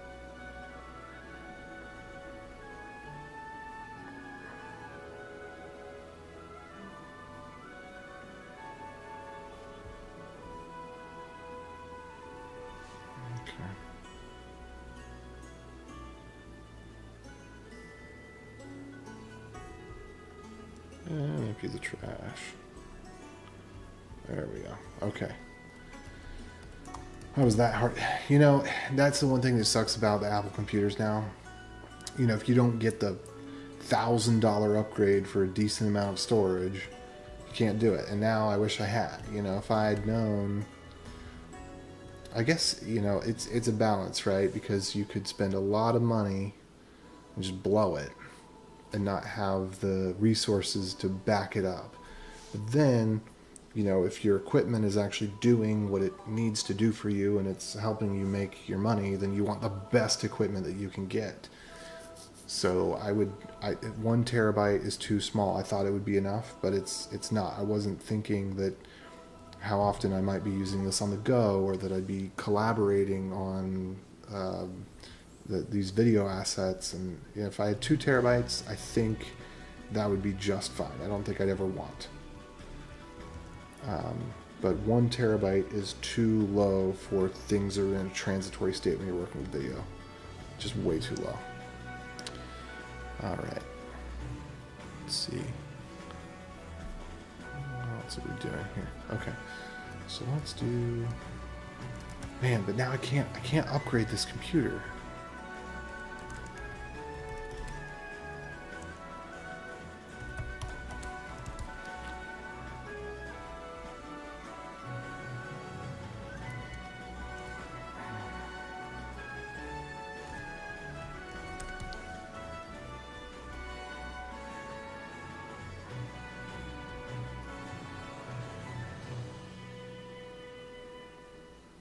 Let's see.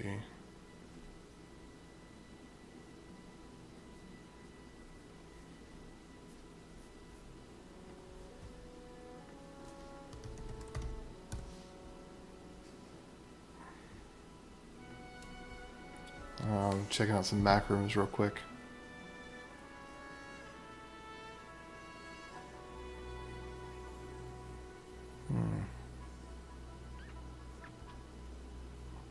Possible to detach the RAM and the SSD module and replace them with larger capacity components without breaking the device.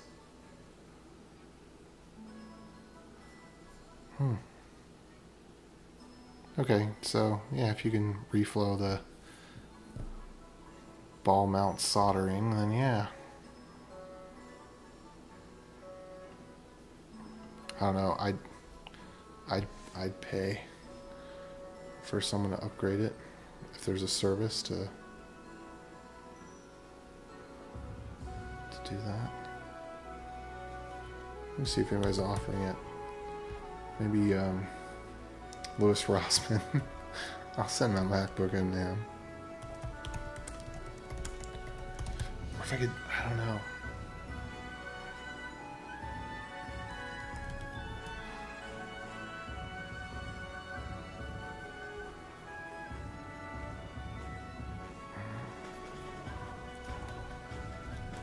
Hold on. I'll be right back. I just want to see. Let's see. Mac Studio.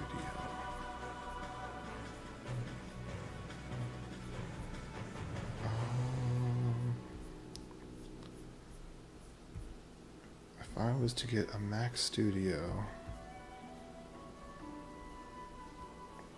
and bump it up to 2 terabytes and not do anything else, $2,600. If I were to reconsider my life with a MacBook Pro, I would absolutely have to go 16-inch. I love the 16-inch. I could go, you can select the lowest one. Instead of selecting the max, you can select the lowest Pro, and that'll give you the best pricing options, because everything can be upgraded up. If you select the Pro, you can't downgrade, right? So if I went to the lowest max, and then went with, yeah.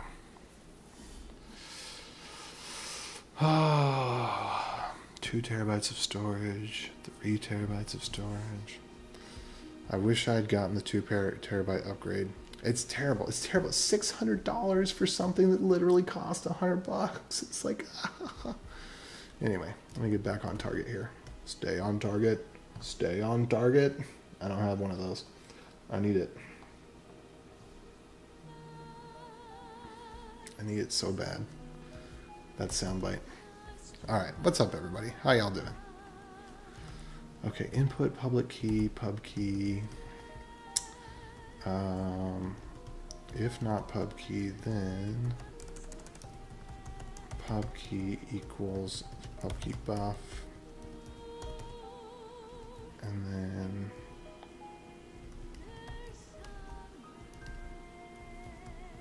let pub key buff. And then I guess we could call it pub key hex, that would be fine. Pub key hex, pub key hex.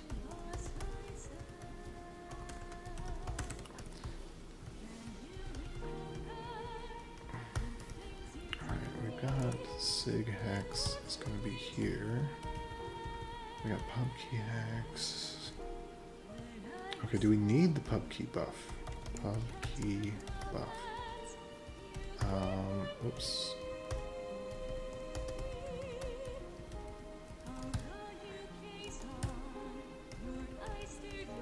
Alright, I would put these 2 things. So there is some incongruency in that I want the private key as a UN8 array, but I want the pub key as hex. The reason for that is that the pub key, and I guess we could just call toString on it and that would be fine.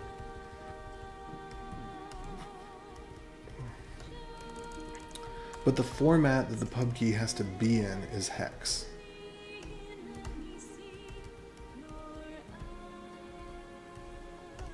What I could do is say as long as there's a toString method and the toString method turns it in hex, whatever, who cares?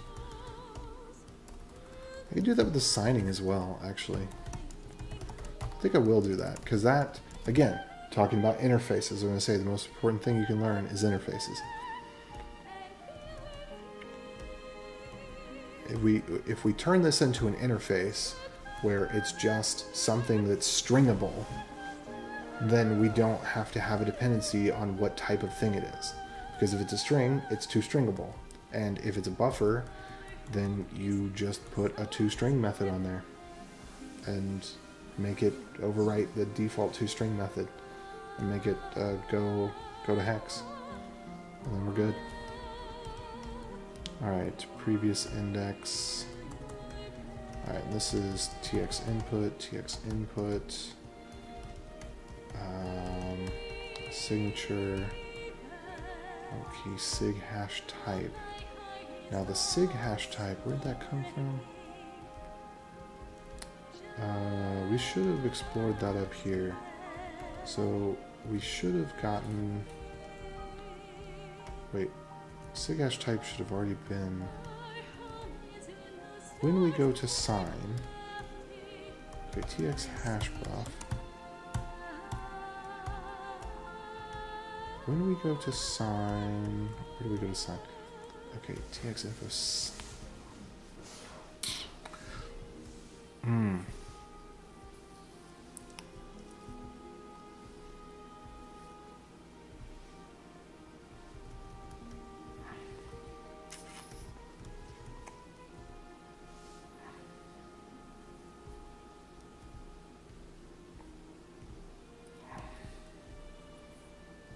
So we may need two pieces of information here. Okay, if the input doesn't have a sig hash type, that's what we need to worry about here. Okay. Oh, what's up? How's it going, Bike-a-bus? Thanks for the follow or the sub or whatever that was. I know it said it on the screen, but I don't remember whether it said follow or sub. So, but thank you. What are you up to? Alright, dash signed tx in. Oh, what was I going to do here? And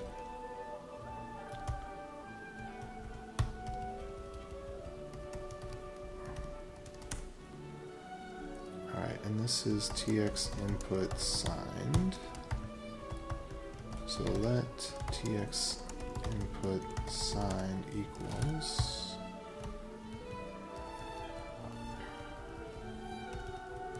and then do we have anything else here? I don't think we do. So we don't need to put out the signature or the public key. We can lift that up like so. We're going to put the signature, the public key, and the, okay, I'm going to go with let sig hash type equals, and then we're going to go with either tx input dot sig hash type or sig hash type, and then for this sig hash type, sig hash type. So regardless of what you passed in, these are the values that are used. So these are being provided for debugging purposes, as these are the values that were actually used. It's nice to know the difference between the two.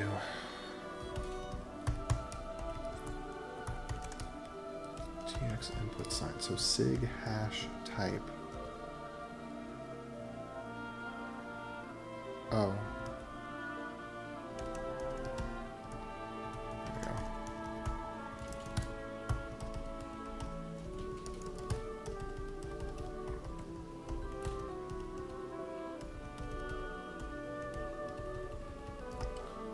Okay, and that's not all, because we also had, okay.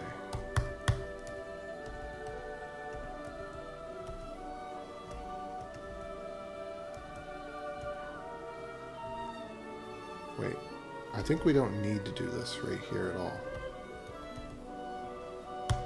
Yeah, we don't need to do that. TX input.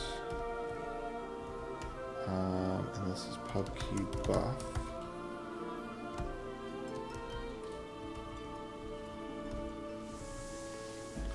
So, I mean, look at this. I could just provide this with a function like that. Boom. And that's good enough.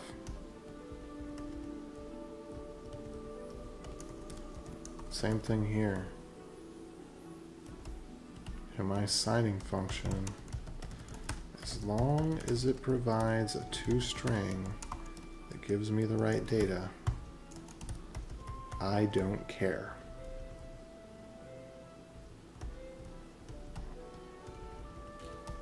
And sig hex doesn't even matter. Alright, where was sig hex? toString is right there. Alright, so what happened? Oh, that's what happened. That was in the wrong place.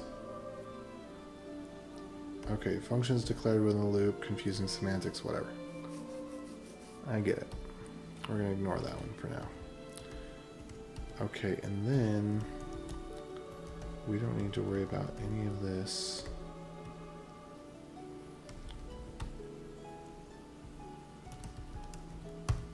So, whoops. So these are all being exposed for debugging. So it's hash, then signature, and we don't need to use that. We already have that over there. All right, now this is nice and clean. TX info signed. And 6 of one, half a dozen of the other on using this syntax. Push might make more sense, but either one will work. All right, we don't need to log the inputs.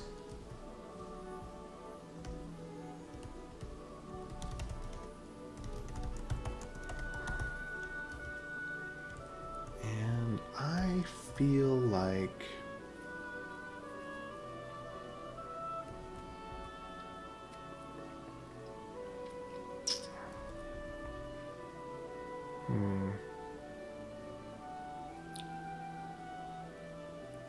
we should return transaction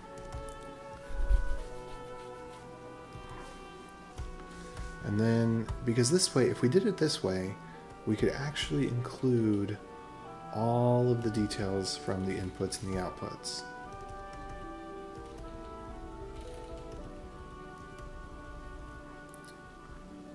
Okay, and then we also, wasn't there a pub key hash?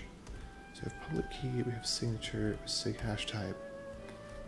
I think we're missing something because we needed to either have, was it script? So lock script, that's right. So the lock script there, we need to do something about this. So, well, yet again, we're not quite done with this. We're so close. But as part of this cleanup process, we need to define how we get that. So we need potentially, if we could just get the, I really want a function to do the pub key hash on this.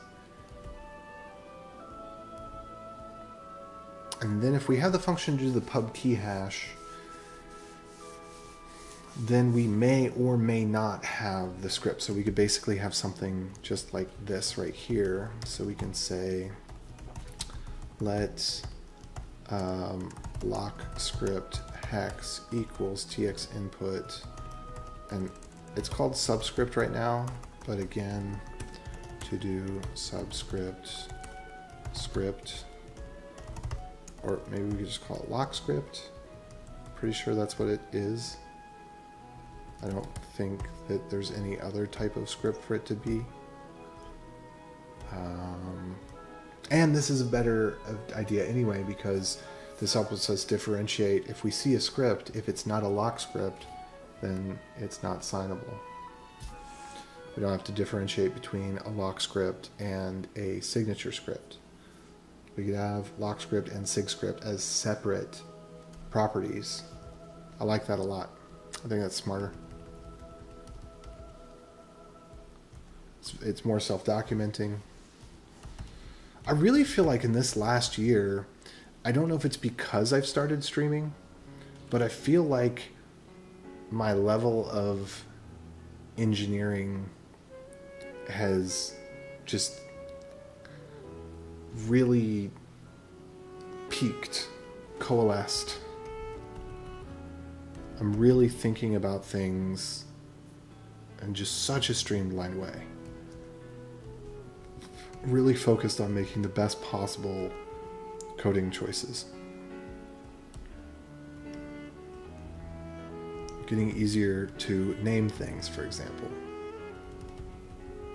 Finding better, and also, you know, this is part of the streaming and the, well, it's not even the streaming, it's also the role at work, is trying to define code standards and, you know, what I dub the axioms of AJ, which that is now on creedsofcraftsmanship.com, by the way. So if you look at creedsofcraftsmanship.com, you'll see I've added axioms of AJ. But putting together, you know, these are the important things that I believe in.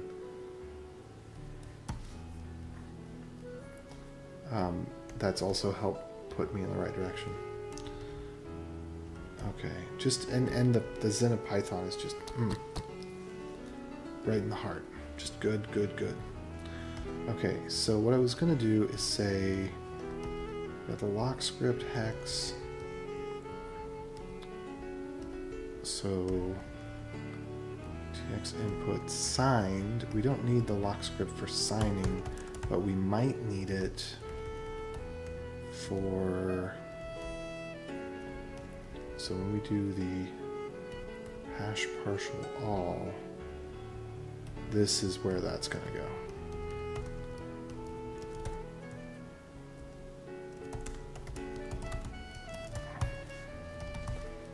So tx info signable.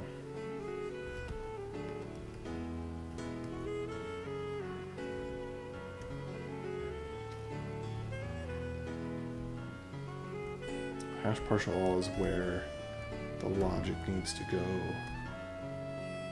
for that. Let's see.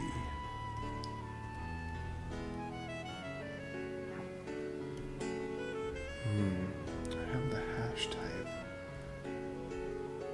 but I also, tx info signable, I should also have the get private keys. Create hashable all. Okay, so we should copy the get private keys function if there is one.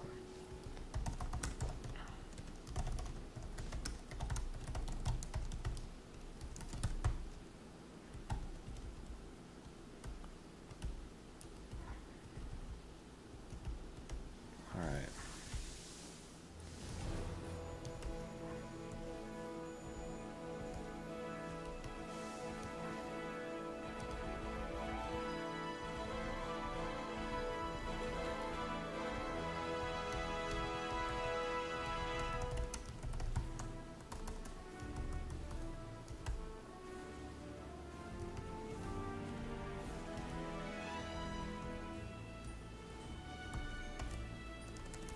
Tx input signable. No, tx info, sorry.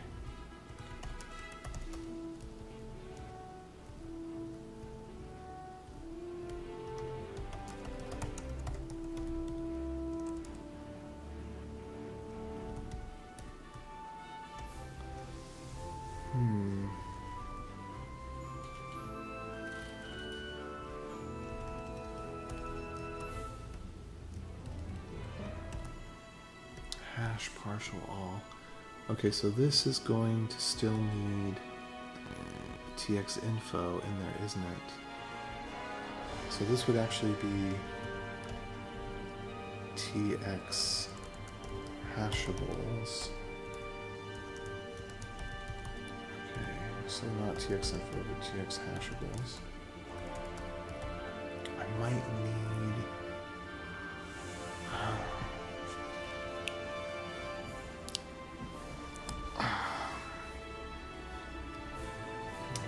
Rethink that.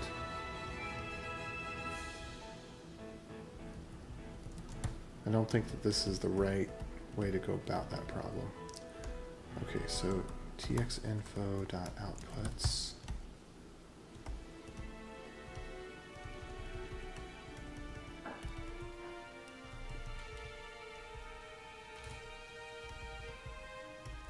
So tx info dot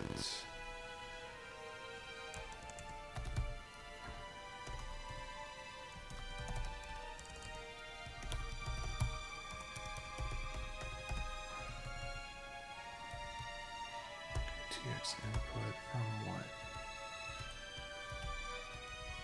Tx info.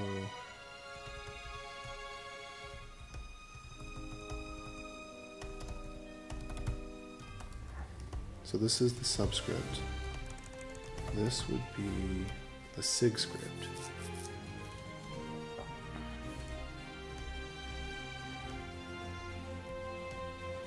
Actually, I don't know. Are we exposing the SIG script? I don't think we are. But we're exposing everything that's necessary in order to. We have the signature, we have the public key, and the SIG script is very, very easy to get from those. So I don't think we need to worry about that one.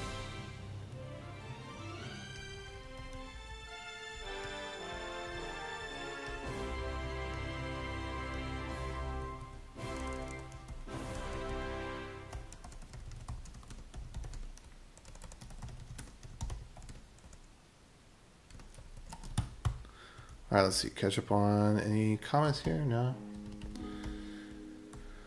All right. TX info signed.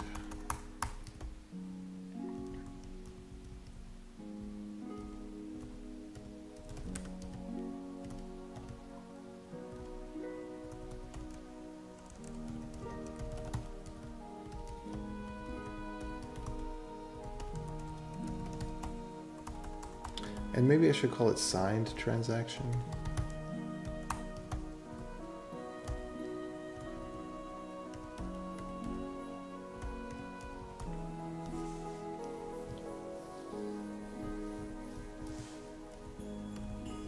And then we want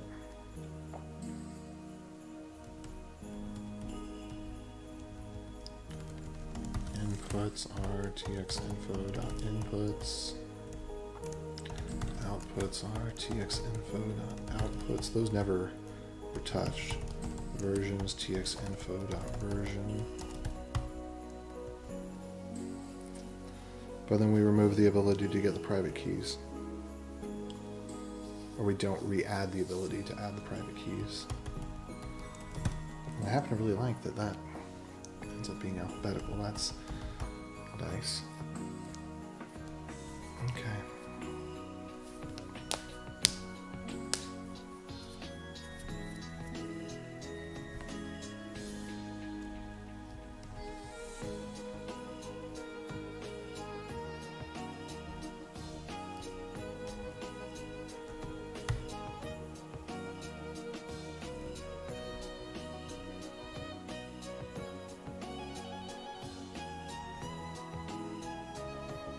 At this point, everything's been signed. So, I don't think this hash partial all is going to work.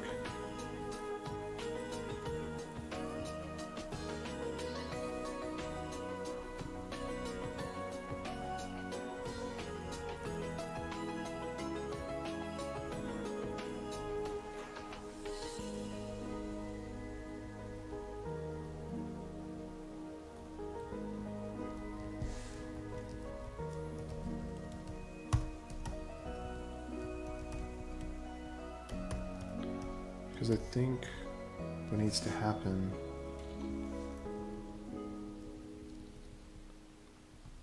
is that these all need to happen in sequence.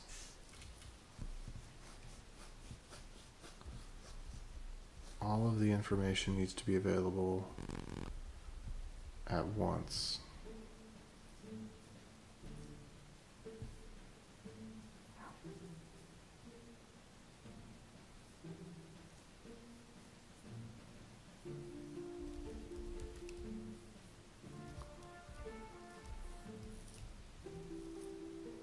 Inputs outputs version, and then technically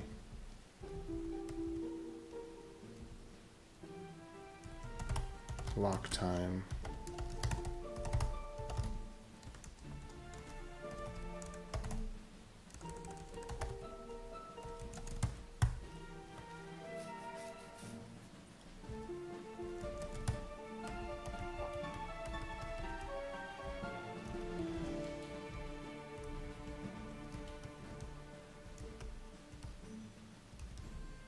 Okay, and the outputs,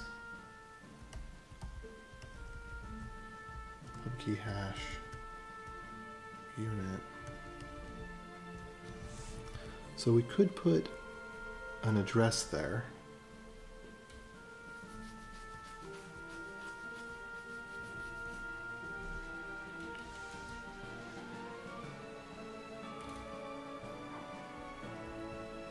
But as we're going through,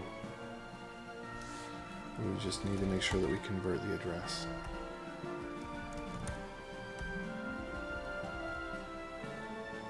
TXinfo signed.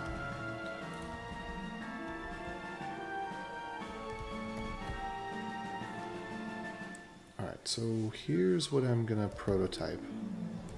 Is we're gonna take this, what did I call that function? Create hash sign all. We're going to go ahead and wrap this in a function that's a create function. We're going to do tx.create.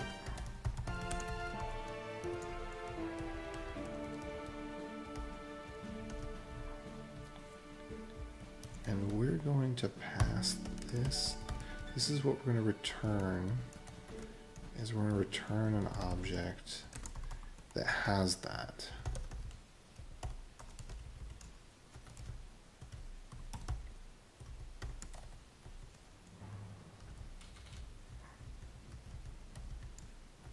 So we were going to call this hash and sign all.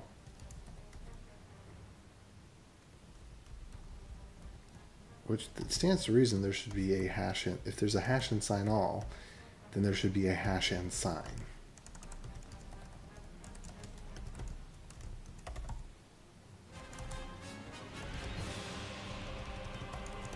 But because of the way this needs the data, I'm not sure if that really makes sense. Because you don't really, I mean you do kind of operate on one. Well, you can't hash and sign one. You can hash one, but you can't hash and sign one. You can only sign all, well no, you can hash and sign one. You can. I have to think about how this is to be done.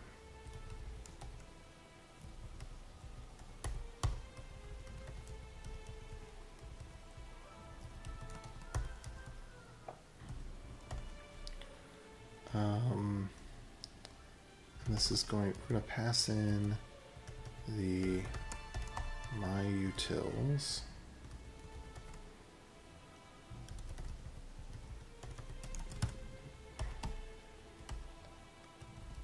Okay.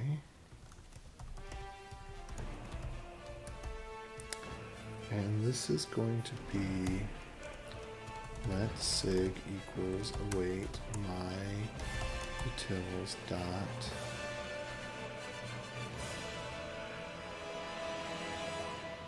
sign priv key tx hash buff.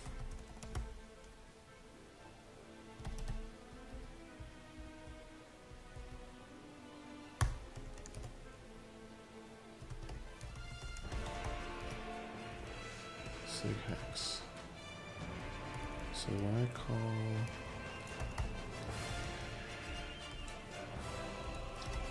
create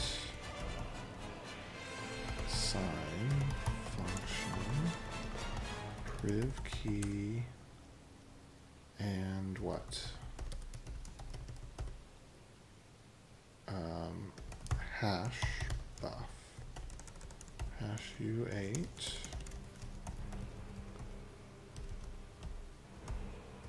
and this should be async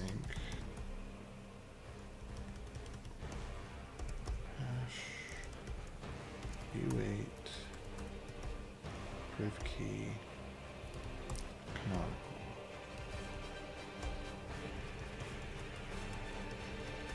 And then so I kind of feel two ways about this because there is some dependency that's going down in here, but it's kind of like I mentioned in one of the first streams where I was discovering the format of the transaction for the blockchain. it's done in a weird way, so you can't pipeline it. You can't say, okay, well, here's some information, and now I've processed the information, appended it, modified it in a particular way, and it's free to go to the next thing in the pipeline. You have to input the same information multiple times, and you have to have one copy of the information that's in a different format for each signing mechanism. So for each input, it has to have its own copy that is a different. It's not a copy. You have to have different data. And so because that, you can't pipeline it. You can't input stage 1, stage 2, stage 3, because particularly the stage 3, the stage 2 is just all jumbled with. Depends on knowing the things about the other things. So yeah, because ideally what you want to do is do one thing, you know, and then when you need to do many things, you just loop doing one thing. But you can't really do that here. You can't pipeline it like that.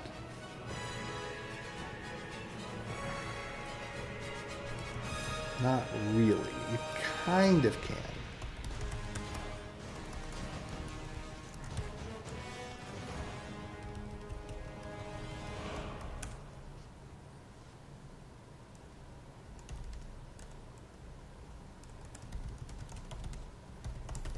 So this just needs to be stringable.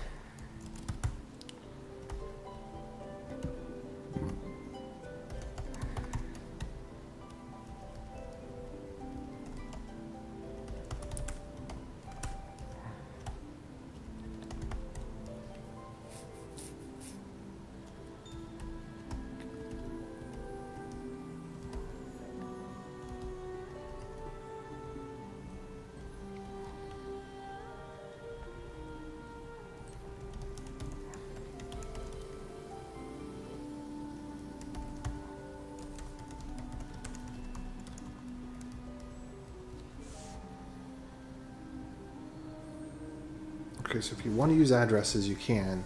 You just need to provide your address to pubkey hash function.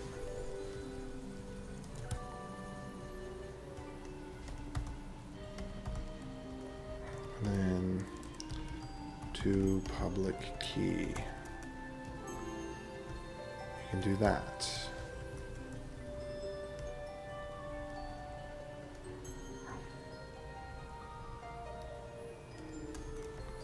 Public key to pub key hash.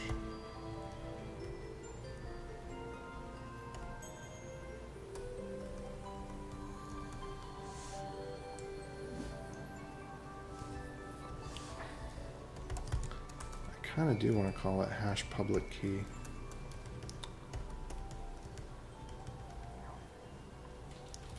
Or I guess it should be hash 160.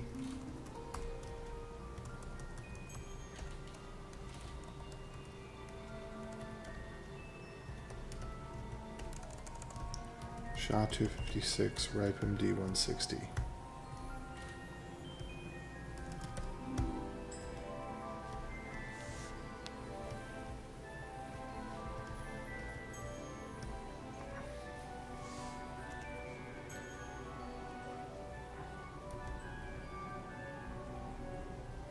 I have to think on that one.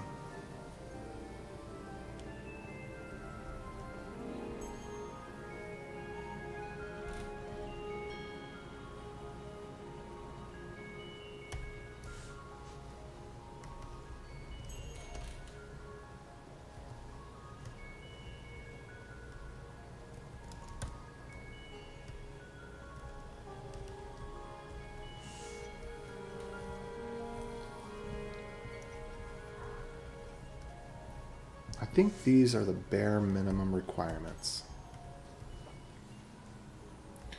So this is required. This is convenience. This is convenience. This is convenience. So these are convenience functions. If you want to be able to pass in the data in a different format. I kind of don't like the idea of having convenience functions. I kind of like the idea of it, well, it needs to be, we could just provide a separate module that has the dependencies. So, because the sign one, that makes sense. There's no getting around it.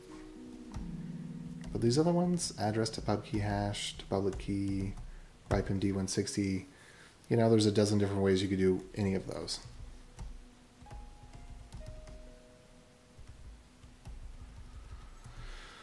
Okay.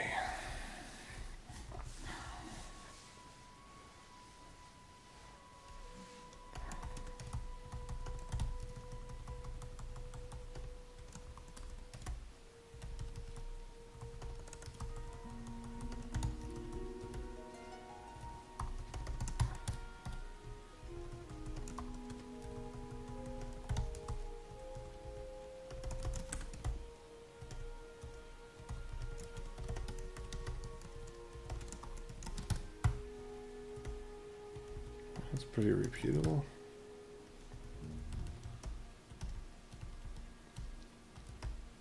Okay, so to public key.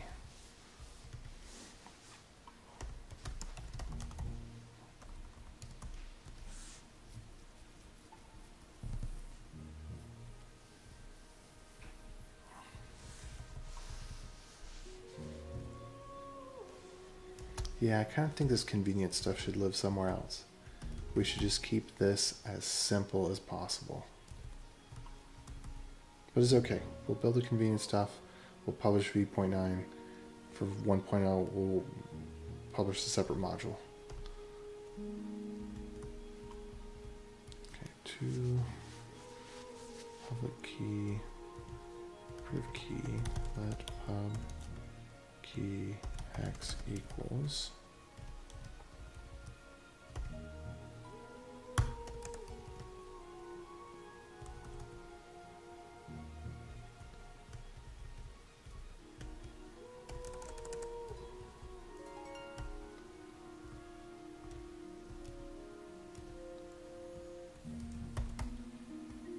to public key.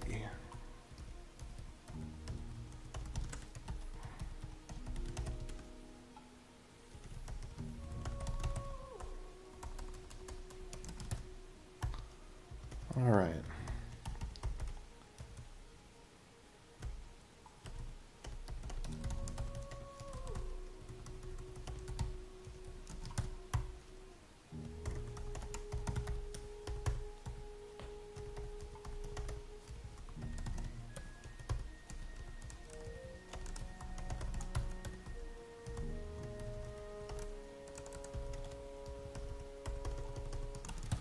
There we go.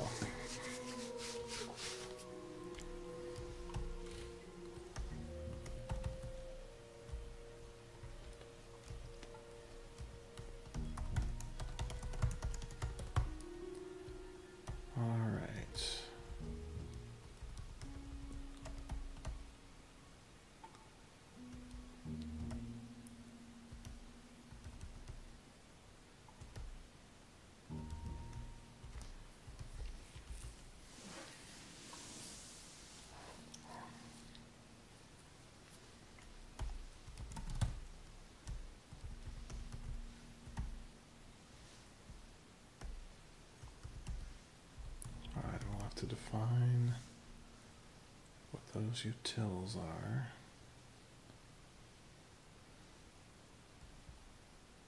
And what txinfo is.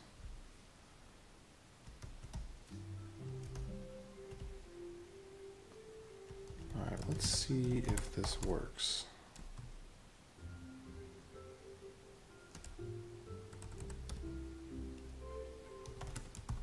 Alright, sig hash type.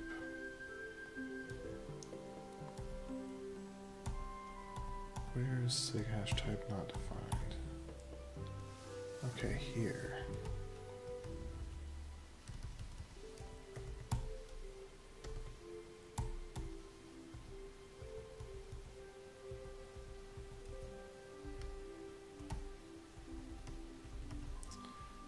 fact that I'm trying to define this in multiple locations. Yeah, that's a code smell.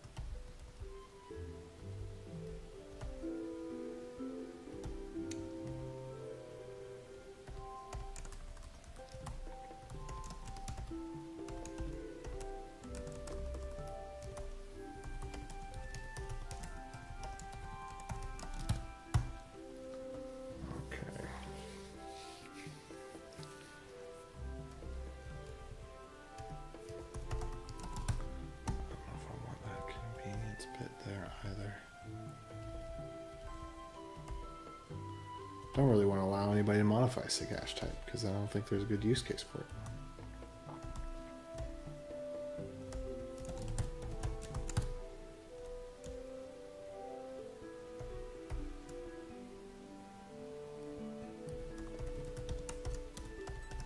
Hash and sign all.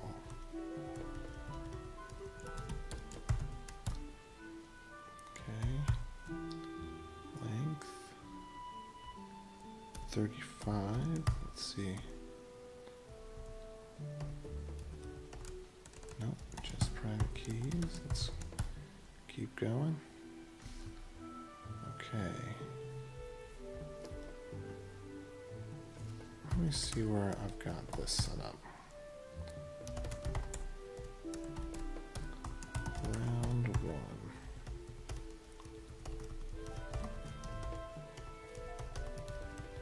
Round two.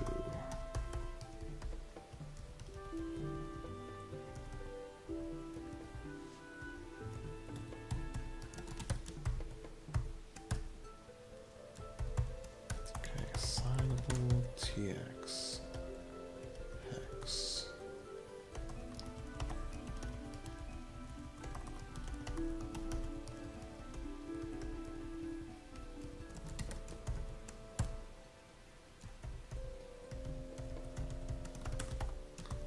Alright, TX helper.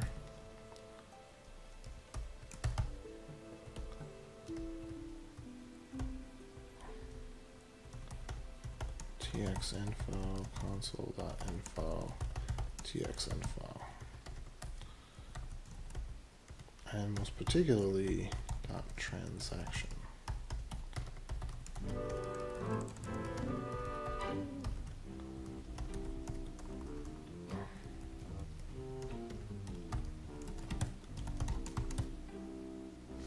Alright. So what does this look like?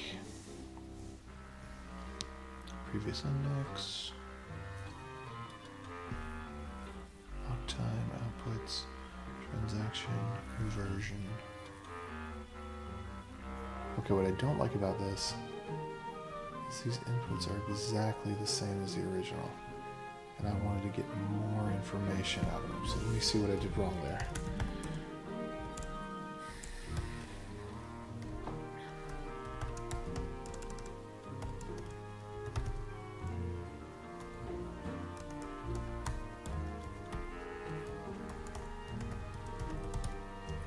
TX input, where'd that come from?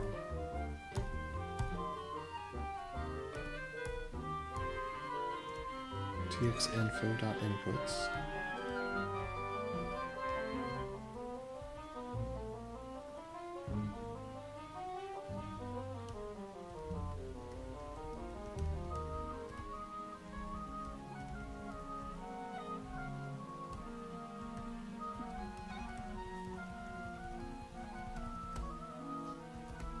So this is not a copy of that data, this is the original data.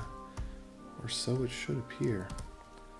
Ah, something went very wrong. I see, I see. This is very tiny.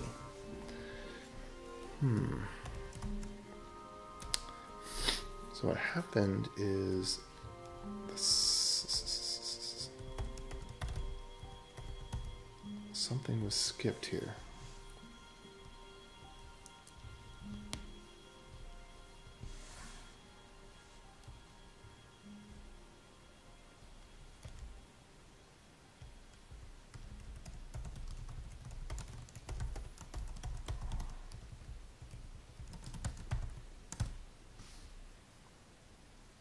Okay, so these look right.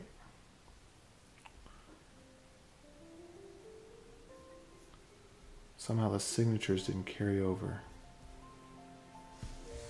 Maybe because I didn't copy them over. We shall see. Okay, signature.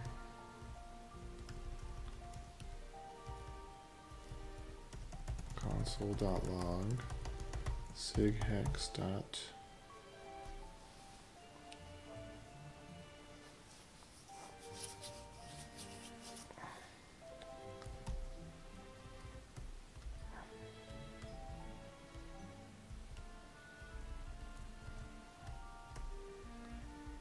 DashTx info signed.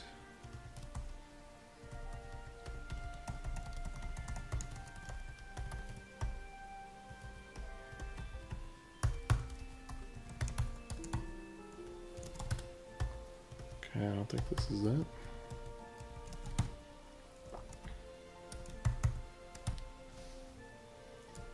That is not defined. Sure.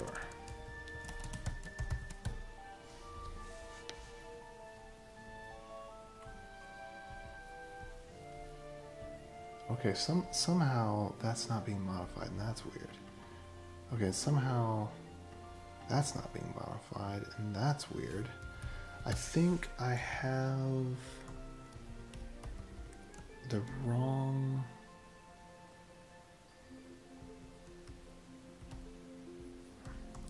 TX info signed.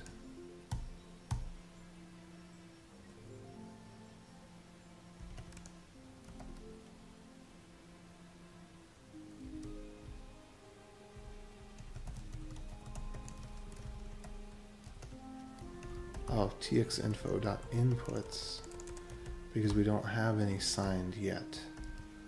Right, okay, that makes sense. Try again. Ah, much better. Much better. Much more believable. Oh, good. And then, okay. This is what's actually going in.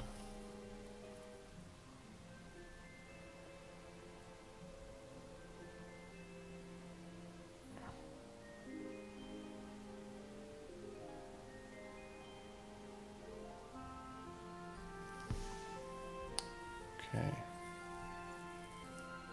Inputs, signature, object, public key, object. Okay, let's do this.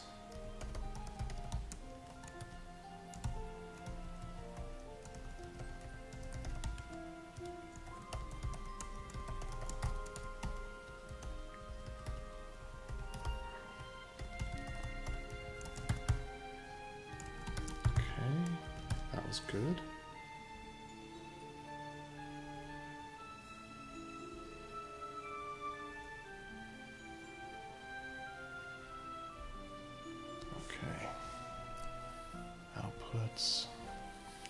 So I want a convenience wrapper around this because it allows us to use addresses and outputs.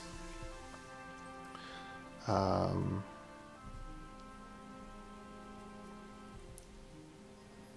I don't know about including, we could, the question is, do we want to just on the input put the get public key function there? I think that may be a better place to put it. Or get the private key. That's on each of the inputs.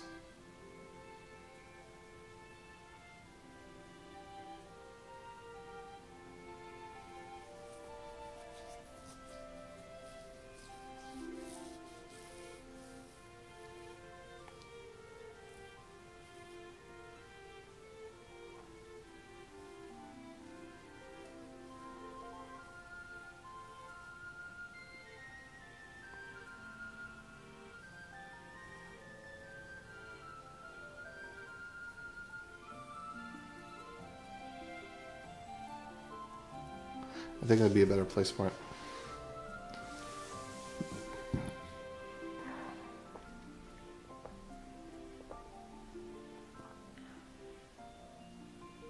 And I don't know, it could be a little more awkward, but I think that is where it kind of should end up.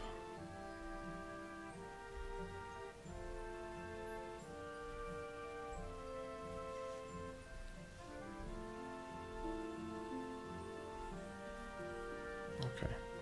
Anyway, let's go ahead and make a transaction and see if we can get it to fly. So this should be all up to date. So here's our latest transaction ID.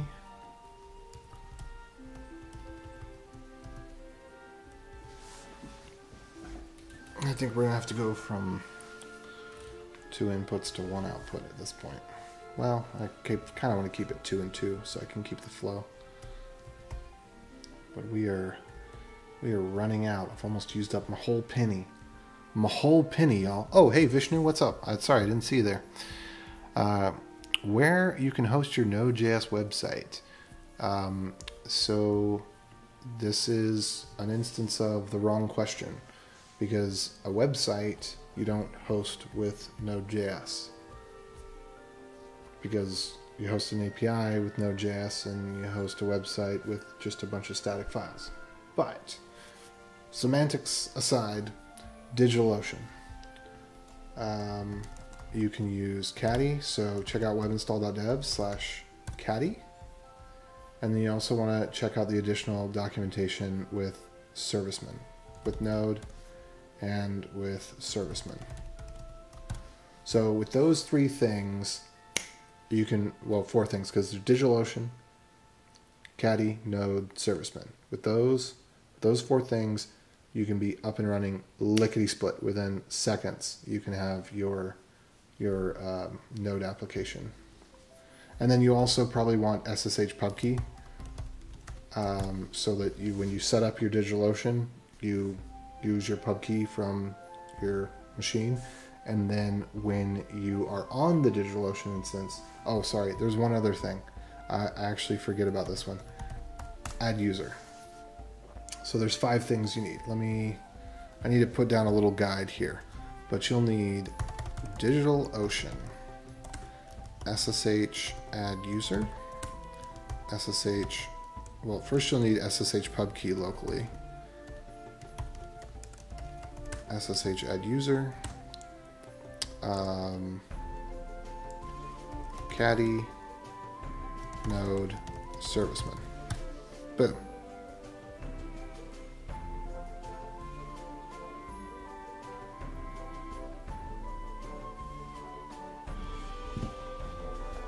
No. You don't use view engines. Don't use view engines and Express. Just use it for the API, and then have your React built with Vite or whatever. Don't try to hodgepodge together EJS and React. That's just gonna be a mess. Don't do it. So React and Vite, but you can. So what you would do is, there's actually an example of this with Caddy. Hey Josh, this is a little mini course we need to do, and this may result in me making some better template stuff. Anyway, so with Caddy, so here's how you handle your reverse proxy, whatever port you have Node set up to run on with Serviceman. And then here is where you have your public folder, wherever you deploy what you build your React with. So you have it build your React stuff and put it into the public folder, or whatever you want to call it. If you want to call it dist, if you want to call it build, doesn't matter. But you just need to make sure that relative to the Caddy file, I usually do home app serve and then website name. or you can do it relative to the Caddy file. And then you can just have your React build goes into a folder, and that folder you use just a generic file server on.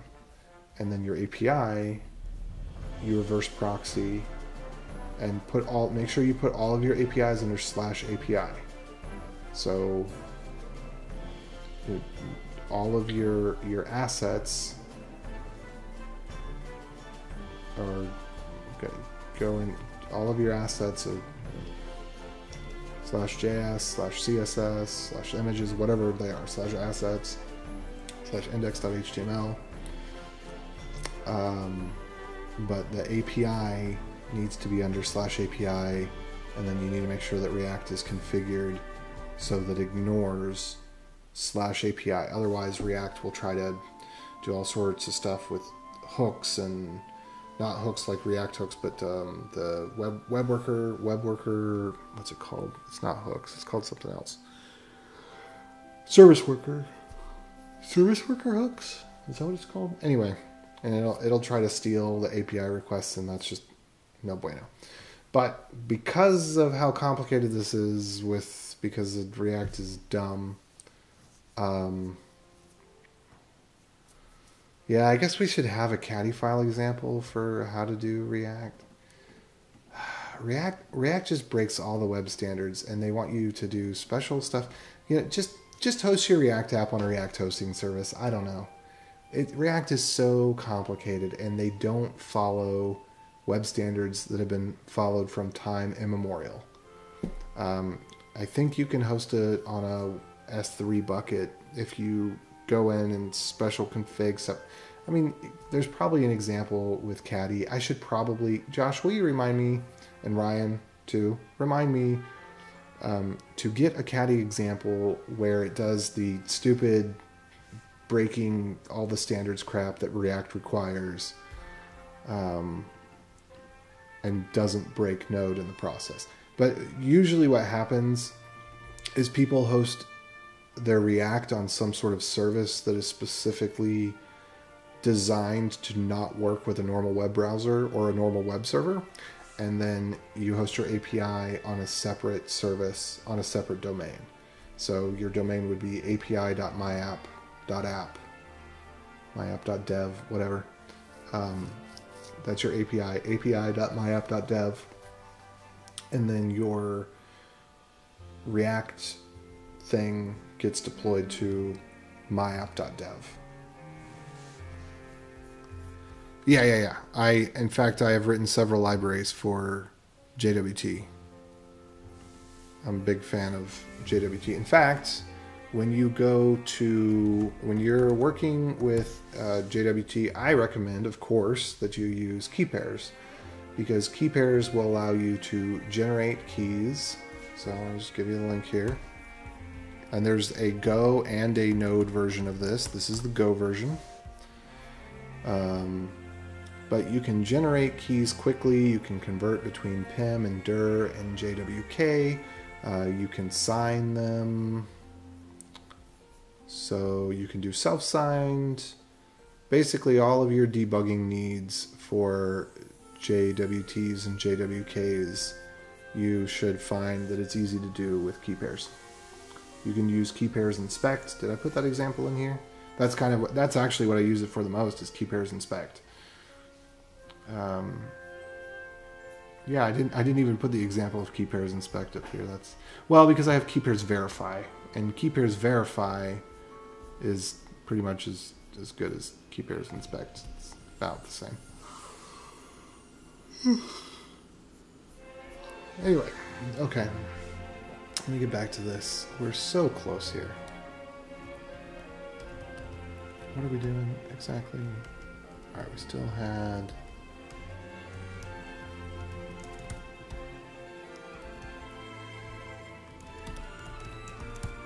All right, so we're getting the right output. Oh, I was saying that maybe we don't need the get private keys here, but rather where we're constructing the inputs, we need to have a function for each of these that is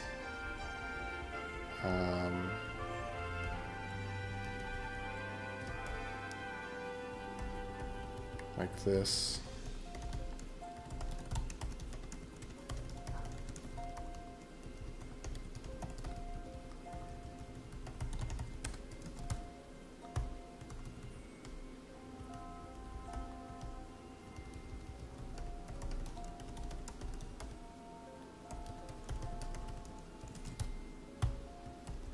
Yeah, that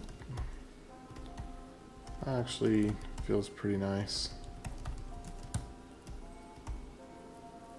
I gotta use, what I'm gonna have to do is with the V0.9, I'm gonna have to go back and start using it and then see which of the ergonomics feels better.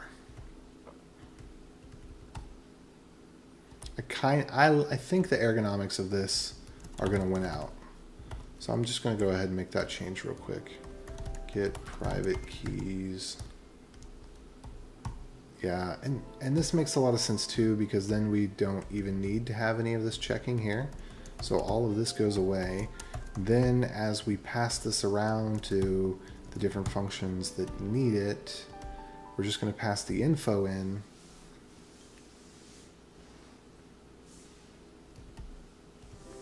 Yeah.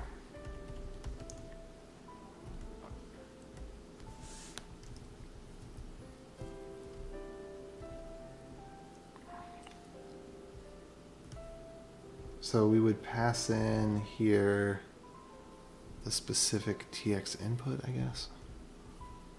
Or, I don't know, maybe this function just feels so awkward. Both of these do, but it's because the way the format of the data is. All right, but here we could do tx input.get private key.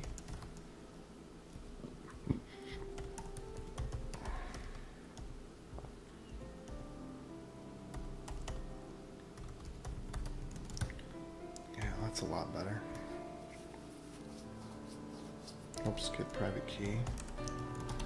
Okay, let's make sure. Okay, that still works. Great. I think that that's the right ergonomics.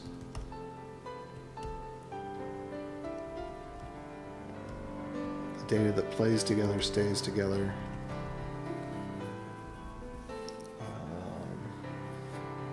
Really good API design.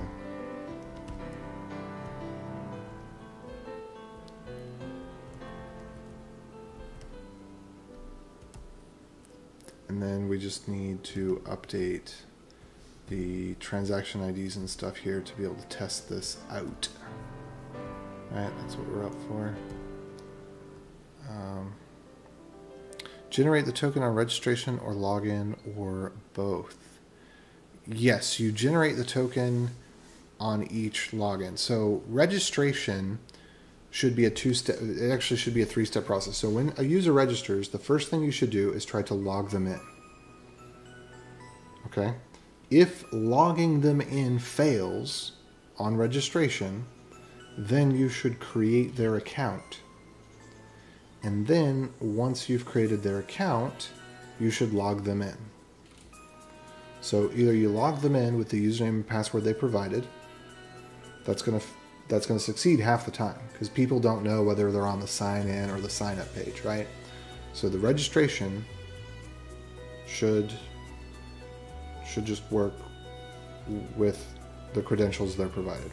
So the other half the time, when they actually intend to create an account, which is actually going to be probably more like 1/10 of the time, because more people are going to be returning to your site than people are creating accounts, then you actually create the account, and then you use the credentials with which you created the account to log them in.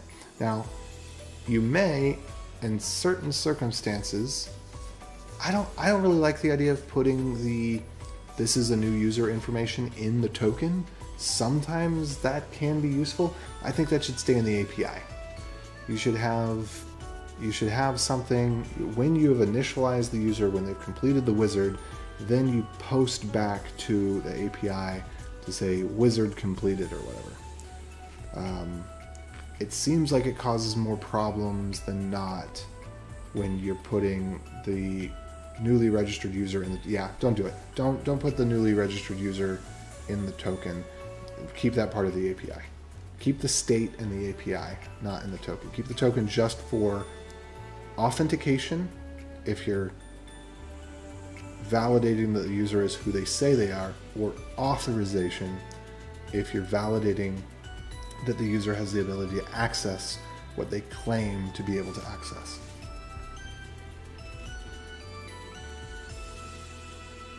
Okay, we already got rid of that problem. So we're back here at this problem. So we got another 37 confirmations here.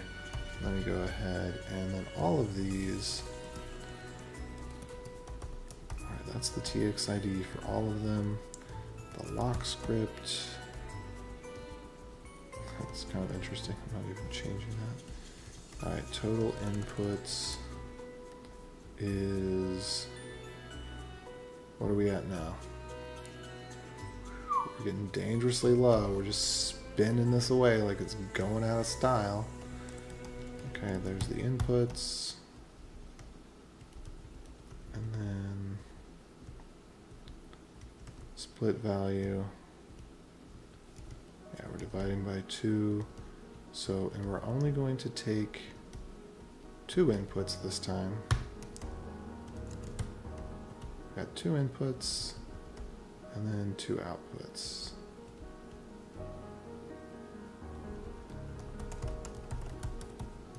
Okay, what did I even use that lock script for? Oh, inputs subscript is the lock script, because it's the lock script from last time. But we don't even really need the, it doesn't have to be the previous lock script. The reason for that is that it's always going to be the same. Unless you're doing weird stuff, which that's not what I'm building the library for.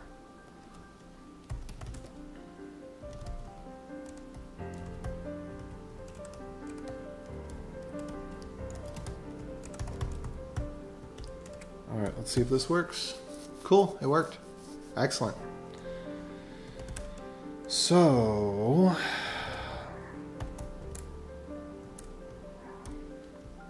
I'm going to move this helper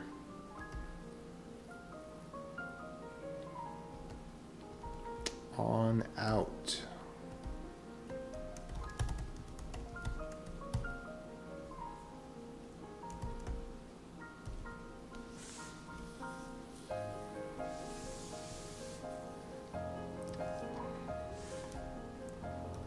I need an estimate function.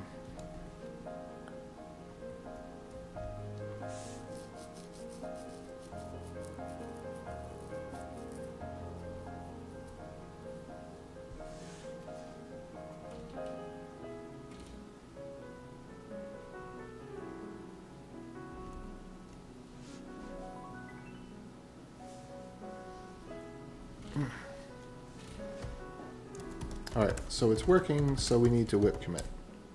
Regardless of what else we do, we need a little whip commit.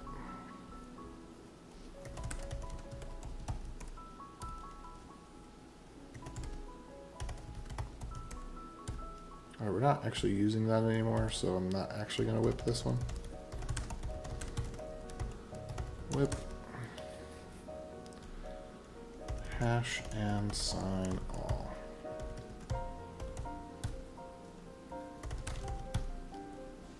Okay.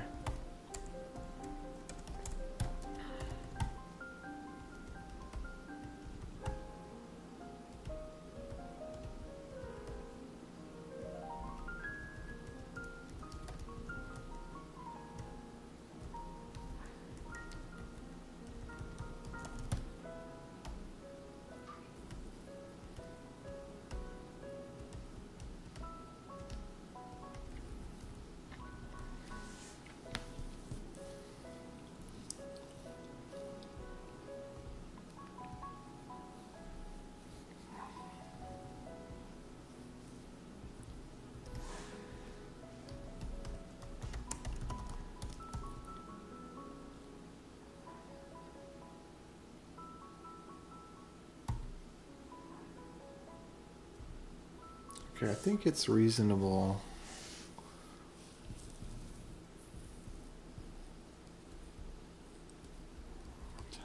Well, I think it's reasonable to have a number of things here.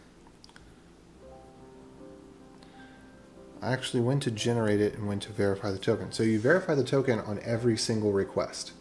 So every time you make an API call, you verify the token. Otherwise, you know, how do you know the user is allowed to update that profile picture or whatever?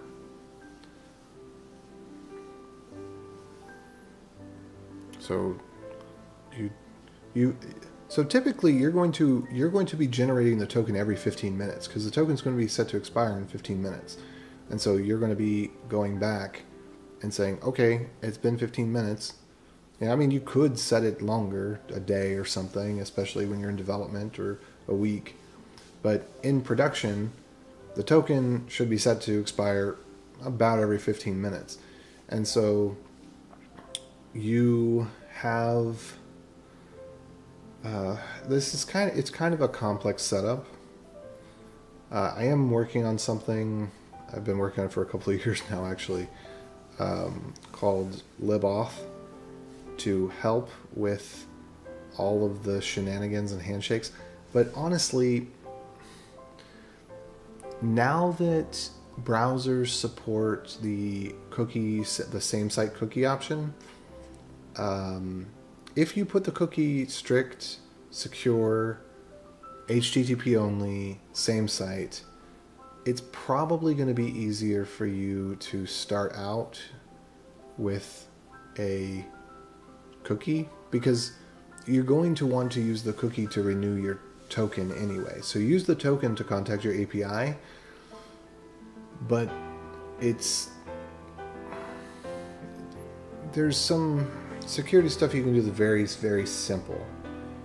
That you have your /API/session is in its own route, and that route /API/session is the only route that handles cookies in any way, shape, or form. So the rest of your API never handles cookies, it relies entirely on the tokens. But when the user reaches the page and you want to check to see if they're logged in, then you post to /API/session to get back a generated token. It's a JWT.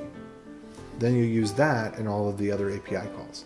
And if you do that, then that makes it so that you have an API that will be usable with other applications as well. And you could create long-lived JWTs, and then those just become essentially API tokens. And you can put the permissions in there and everything. Most of the sites for long-lived API tokens use a separate mechanism where the API token ends up being very short, using something like base 62. So if you go to, is it base 52? Base 50, no, base 62, yeah. So if you wanted to have a GitHub style token, this is something that you just generate. You can use base 62 token.js. You just put your prefix there, and then you've got your token, and then it'll have a checksum or the last couple of characters. That's something you use for an API token. And then these are typically long-lived, they don't expire, and all of that's managed on the database side rather than being in the token itself. Yeah, it's kind of a bigger can of worms. There's a lot of aspects of it because you have different modes of access. You have your session, you have your authentication, you have your authorization, and then you have your API token. And you can use similar for all three of them. You can put the JWT in the session cookie for a longer lived session JWT, but then for the access JWT, you exchange that. I need to draw this out. I mean, this is the thing is, no matter which way you go about it, when you consider the security of your application, you have to be aware of these things. You have to know to rotate tokens and whatnot.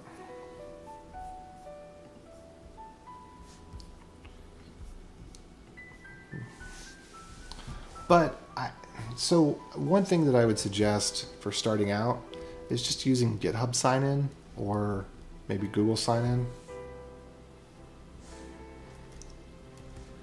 And then because you don't want to be using passwords because you're going to do it wrong.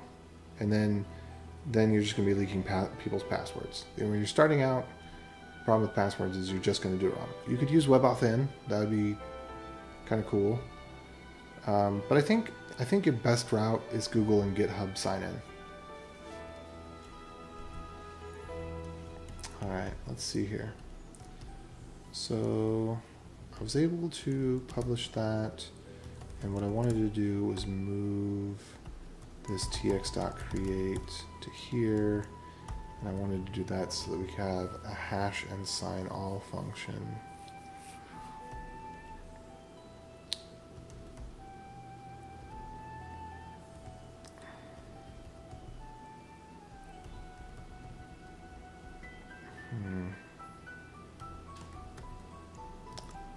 Stop.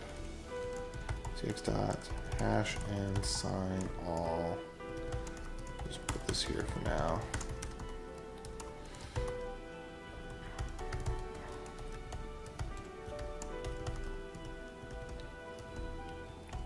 txinfo, myutils. This is kind of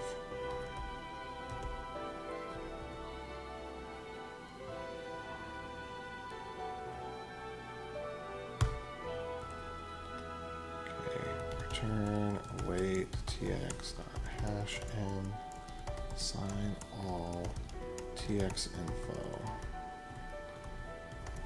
myutils. I think that's actually the way that I want to do it, like that.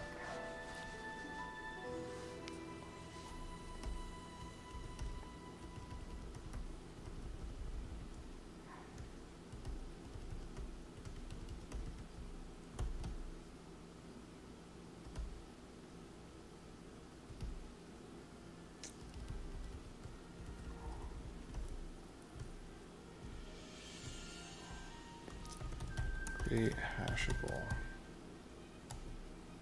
I don't think I really want the create hashable all function.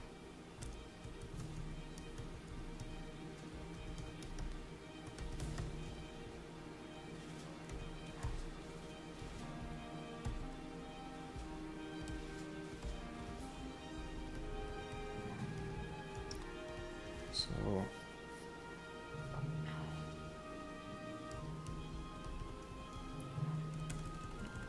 let tx hashable equals create hashable tx info, and then I let tx hash buff equals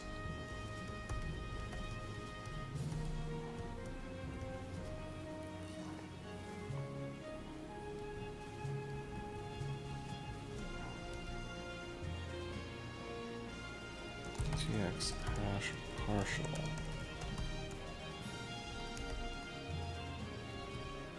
And then tx info.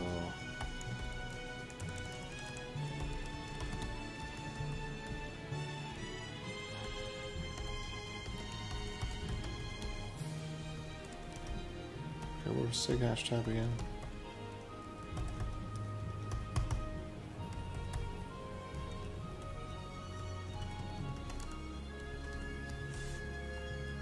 Okay, create hashable.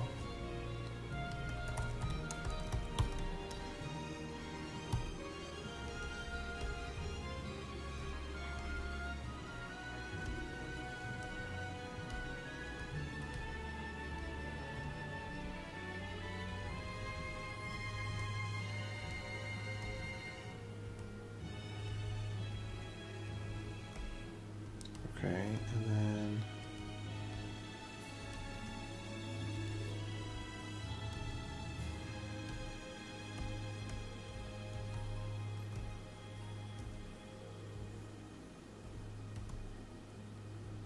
you don't need the sig hash type.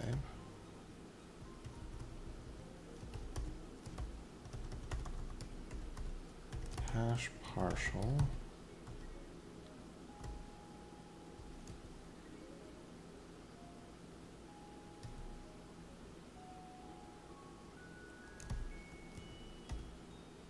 Yeah. Okay, this is the better way to go about this. Hash partial all. Don't do this, don't do this.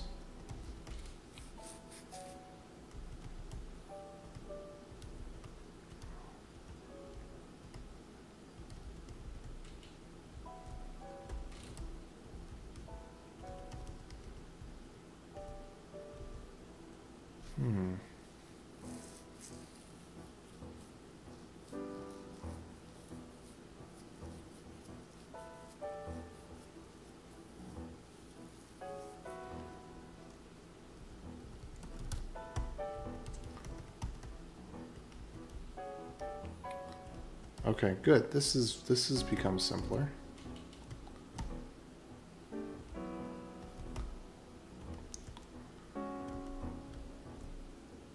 We don't actually need a sig hash type there.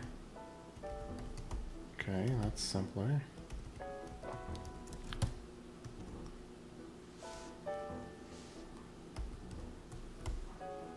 I probably need to await.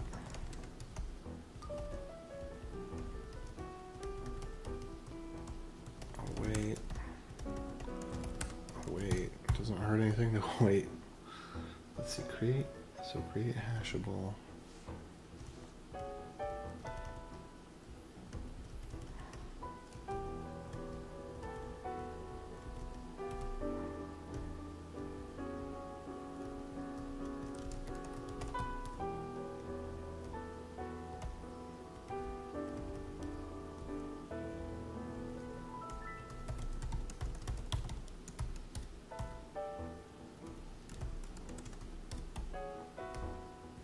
So let's change this from ops to tx info. Whoops.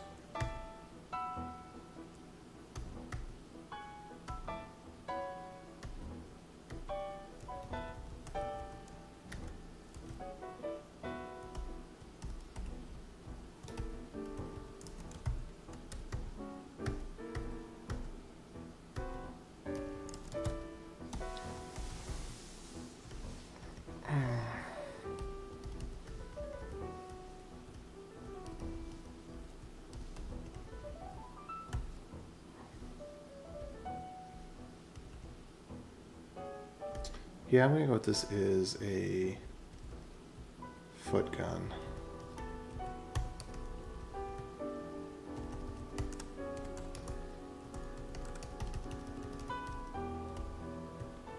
Input index.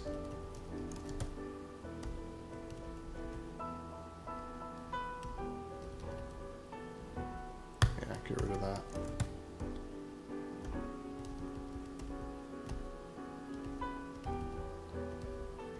Is correct.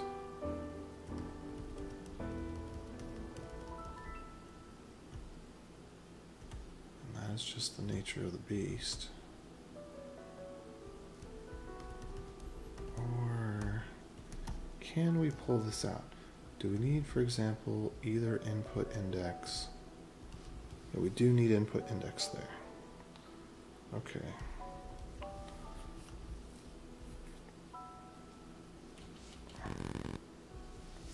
But then here we don't.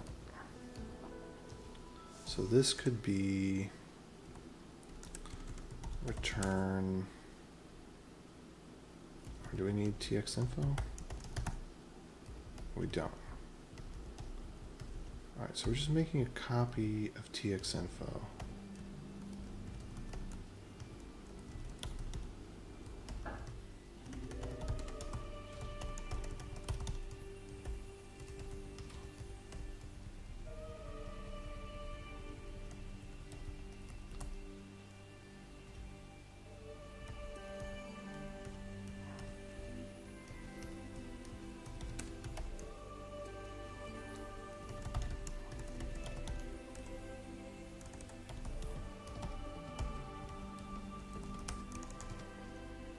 Tx input hashable is create hashable input.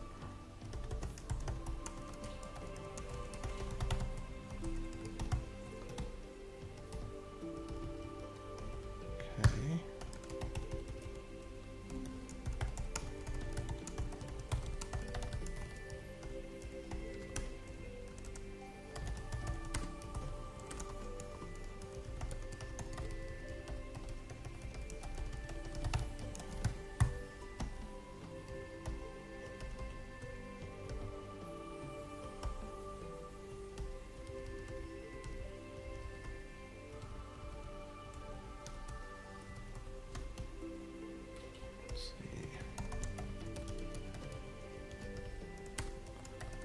param. It's called input. I should rename it.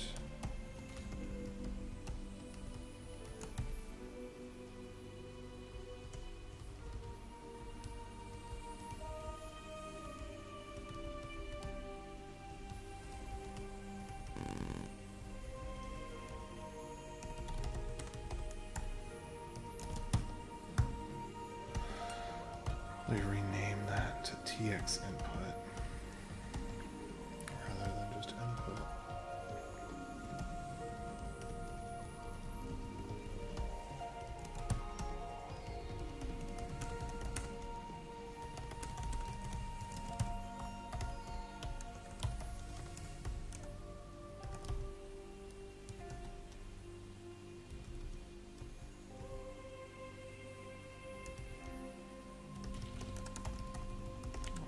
Pub key hash, pub key hash, pub key hash, pub key hash, pub key hash. Let's go ahead and fix that. Pub key hash, key hash. I think I've got this all in the right places.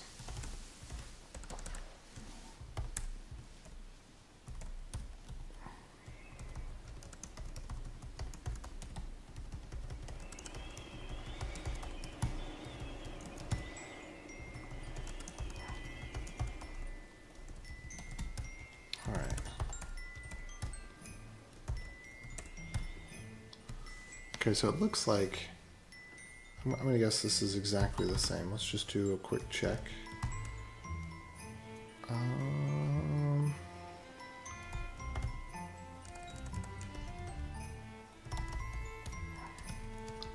We should have between the two test Memo for new. We should have no difference between the two.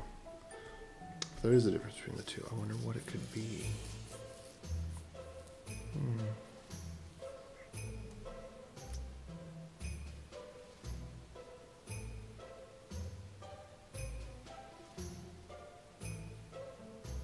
Looks to be the same. Oh wait, it's a little shorter, about 2 bytes. No, those 2 bytes are shorter. Could be that, let's see, let's use our little inspector here.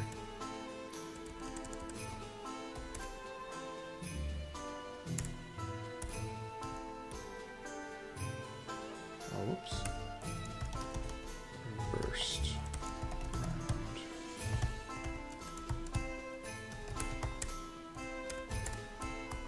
Household outlaw.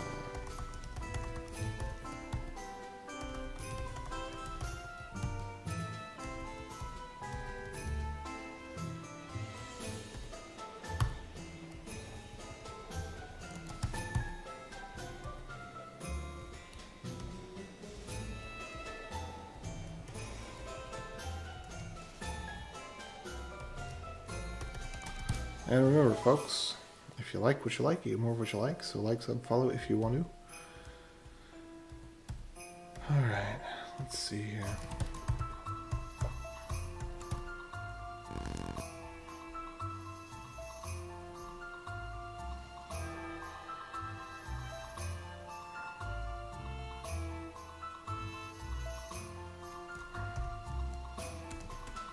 All right, let's do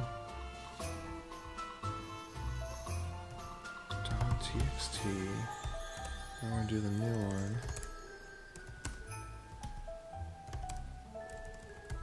.txt, and let's diff between the txts.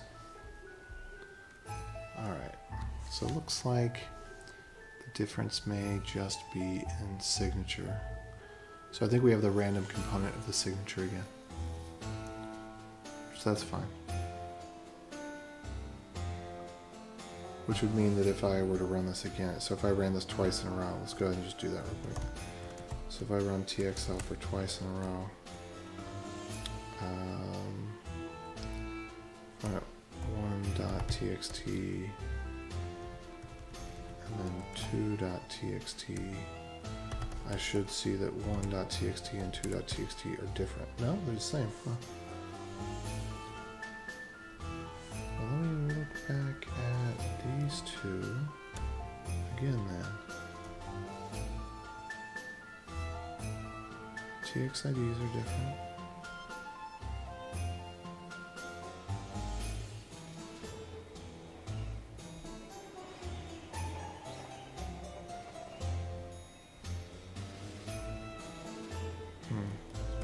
Let's see if we can get these.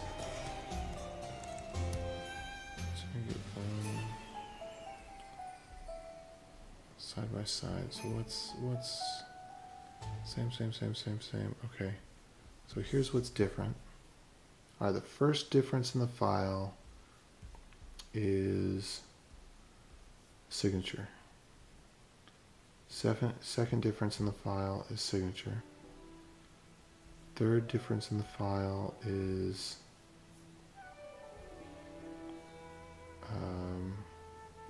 again signature. It's all signature byte sizes. That's all that's different. TXID is different because the signature is different. And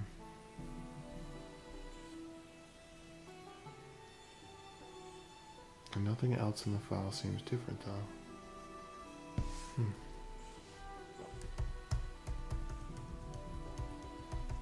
So let me try this. TXL per 1.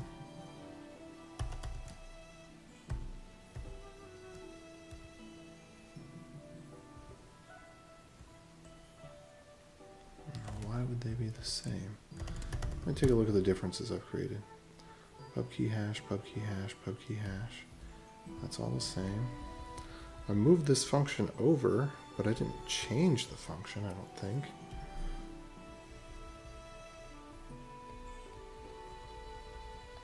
It could be a time-based hash, maybe?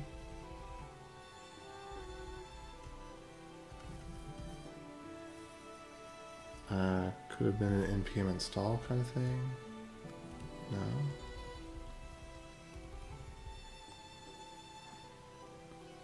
Let's see.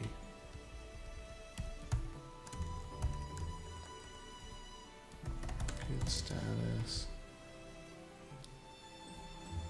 Okay, git diff w tx.js tx.helper.js.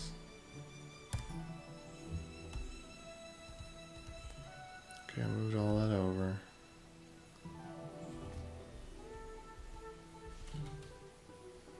So the input index. Okay, create hashable. Let's make sure I'm using create hashable correctly.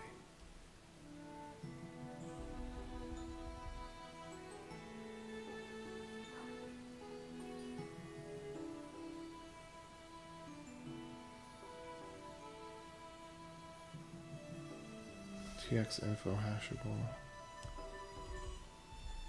I could have changed something inadvertently there.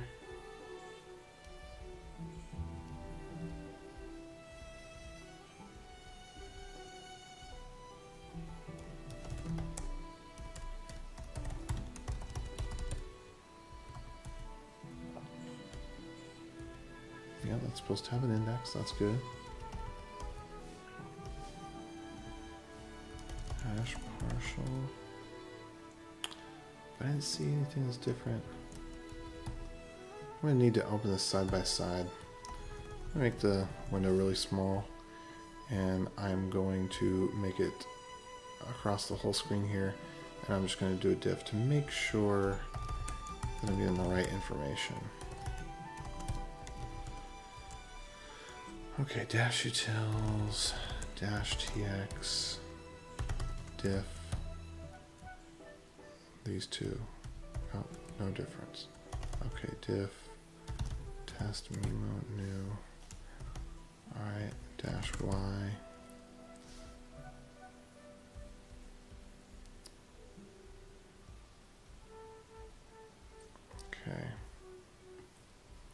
Probably won't be able to see that very well. But just so you can see what I'm seeing. Okay, there's a line that appears to be missing. No, it's just difference in signature. Okay, let's just double check here. The only thing that's different is the signature. Did I accidentally truncate the... If I changed the private key, it would have changed the public key. And the public key would have shown up where? Public key would show up right here. Public key size. And then public key. So it very much appears that the only thing that's different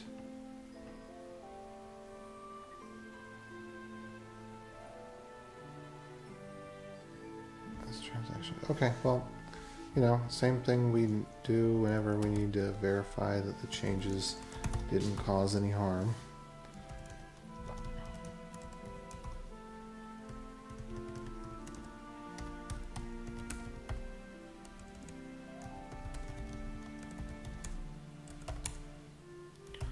Let's go ahead, open this up, take a look at what the current values are. Okay, so we don't need to get private keys. Comment that out.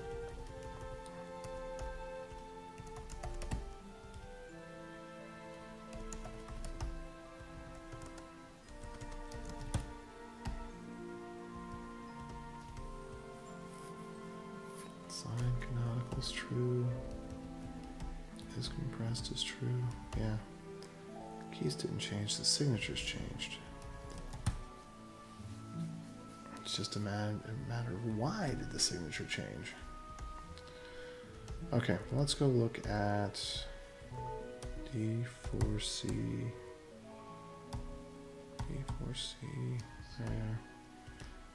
And then let's go look at the latest transaction.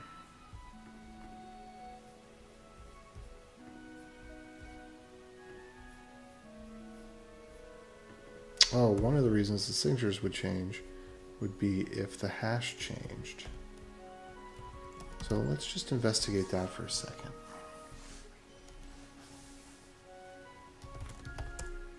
Because I did change create hashable.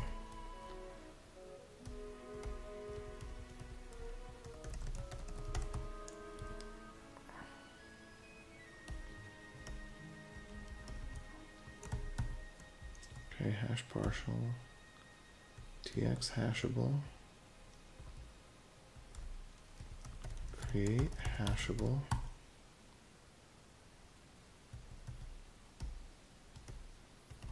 inputs map,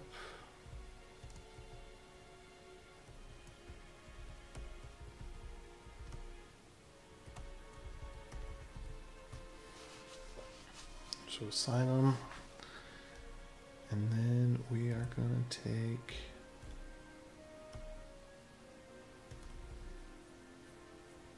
if the input is not equal, otherwise tx input, yeah, too many tx inputs, tx id, previous index. That's all that's necessary. There's no script. Create hashable input. Create hashable input. Is there anything about this that's now different? Shouldn't be.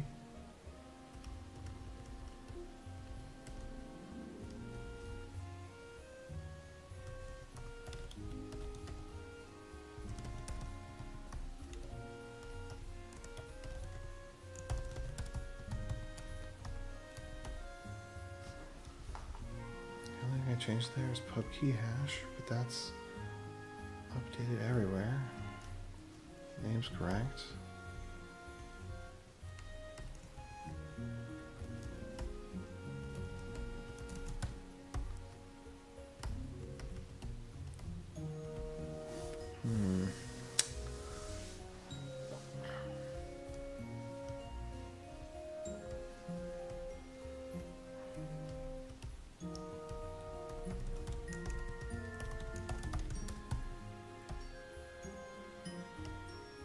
Oh, does this actually return anything? Yeah, it does. Returns it.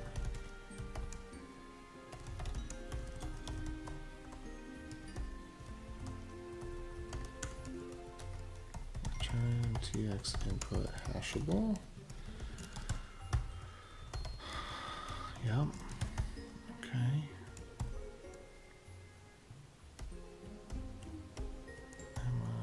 Do I have a...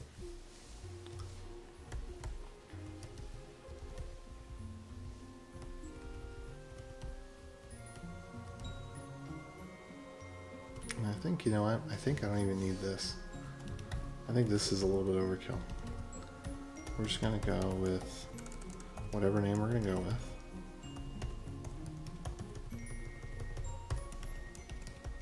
And we're gonna keep it that way. Now I could document these.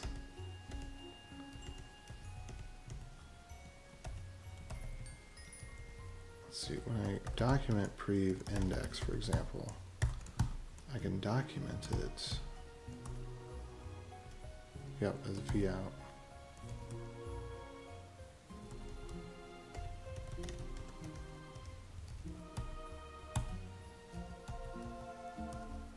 Let's not complicate the code for it. Keep the code clean.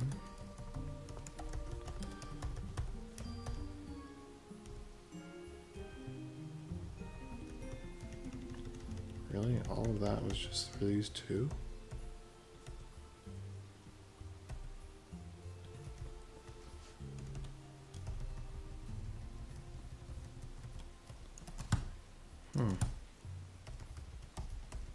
That seemed a bit much.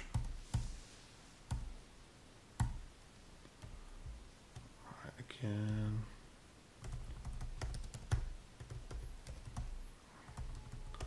Pub key hash.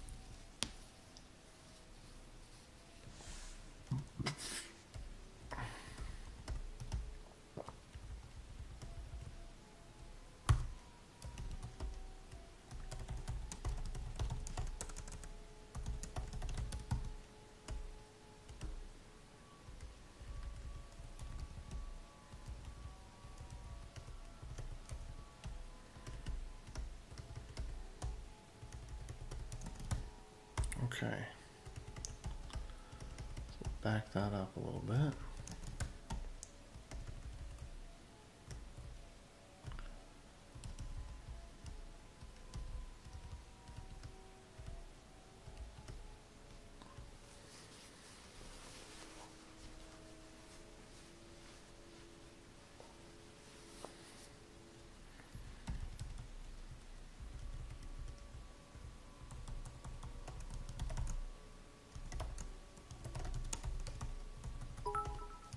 Oh, what's up? Hello, Isharu. How's it going? Thanks for the follow. Let me know what's happening. Okay.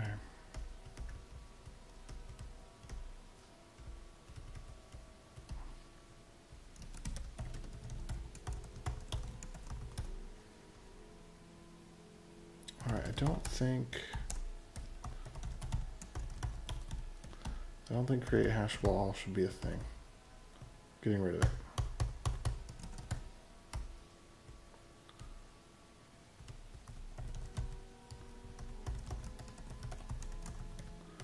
And I don't think that hash partial all should be a thing. Getting rid of it.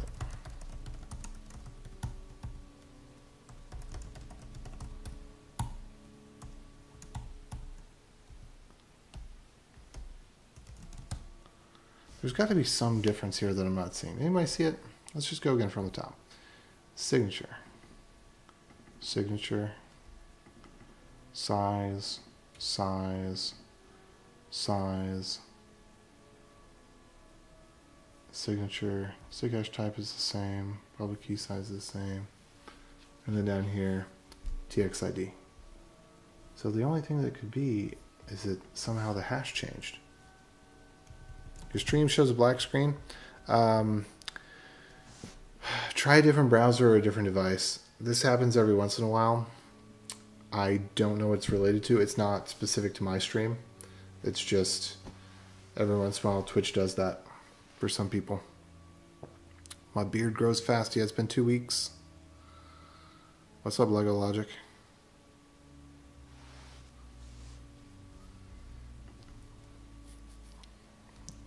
Yeah. Okay.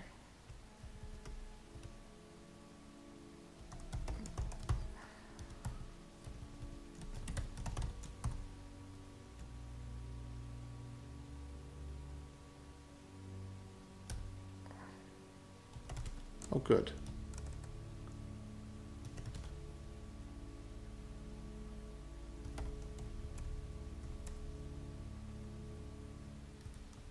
Create hashable all.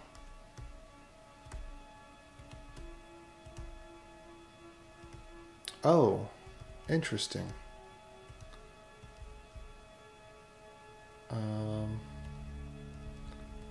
Okay, so actually, let me check out what's the diff on this.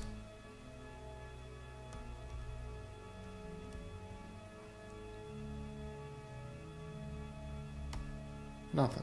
Essentially nothing. Alright, so I didn't even change this function. This function is the same from before. Alright,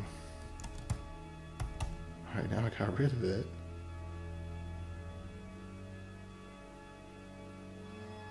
Okay, so here's the thing. Let me just run this.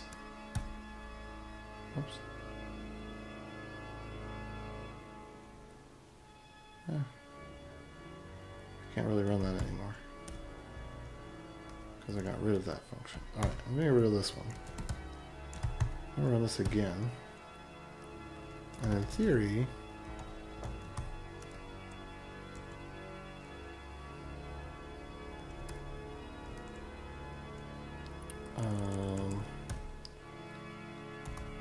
let's see, inspect. We're going to look at Memo 5.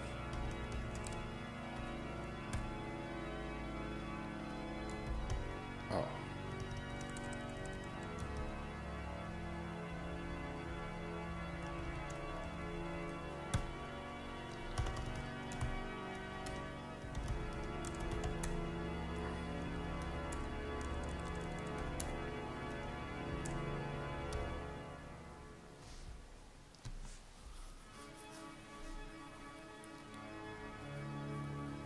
So these are different at the signatures as well.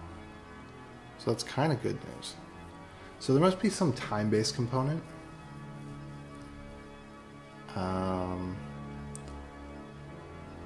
Because these have everything the same except for the signatures as well.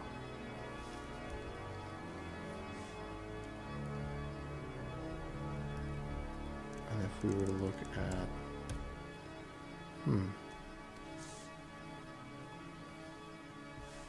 Okay, well, I think we're all good there.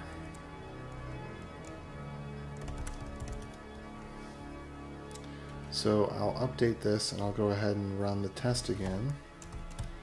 I think I already put in... No, I didn't update it with the latest TX, did I? Here's the latest TX right there. So we're going to go ahead and load that. We're going to go ahead and change what the total input value is.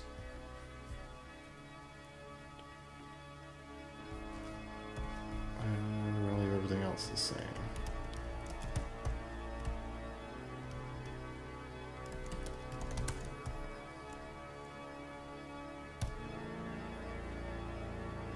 And then we're going to run dash site on the 5 there.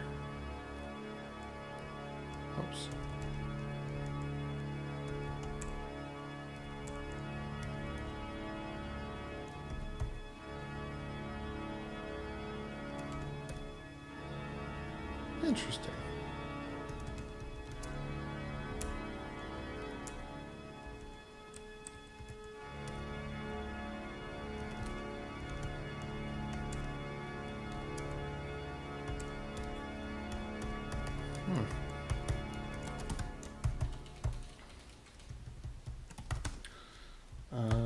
Let me just check out this helper console.info.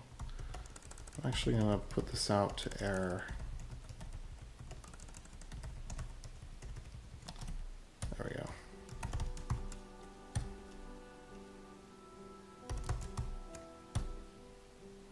Okay. Uh-oh. Uh-oh.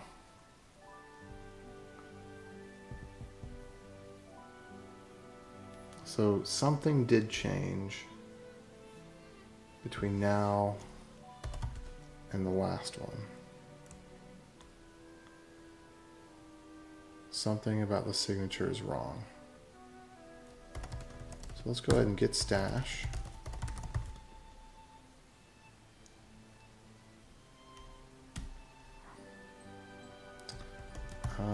Let's run this again. Okay, decode failed. Interesting.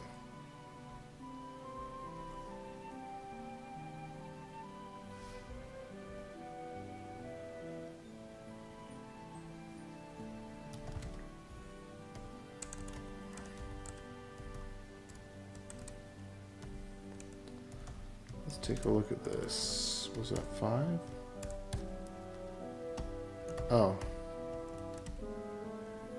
Interesting. I can see why that would fail. Because we've got some extra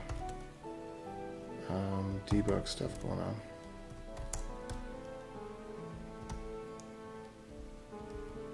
Alright, so let's do this.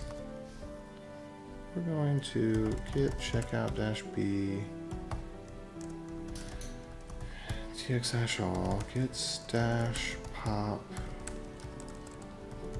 git status, and I'm going to look at git add tx.js, tx.helper, git commit -m, whip, funky, let's see, to consolidate. Okay.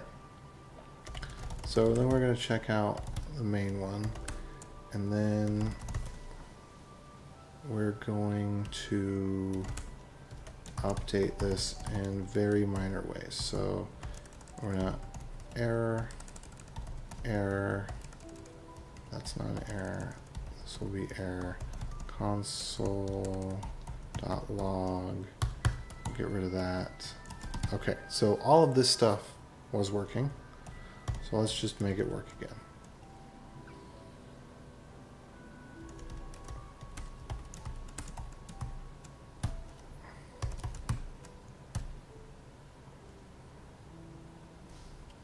Transaction already on blockchain. That's probably because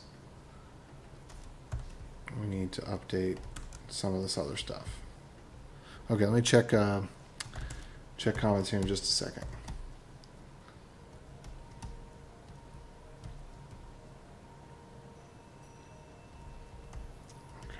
Good. All right, let's take a look at total inputs here.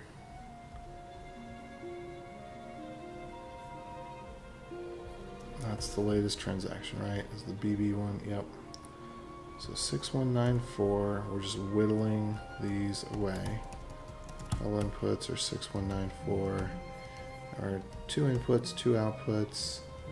Everything's the same. Nothing special. Are we still using git private keys? I don't know if we are. Maybe. Okay, so we started that change before.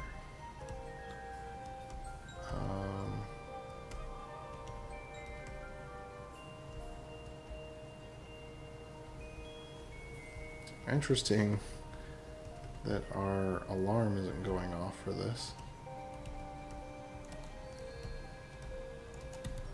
Let me check if that's still active actually. Get private. No. Okay, so everything is just in here. Get private keys. Alright. So this we could just get rid of if we wanted to.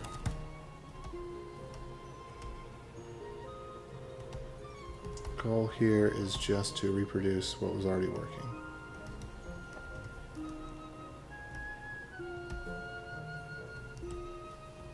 So shouldn't be anything funny or special about this. Plain Jane. Everything that we're doing here was already working. Okay, good. So that still works, great. Now let's try to pull this apart a little bit.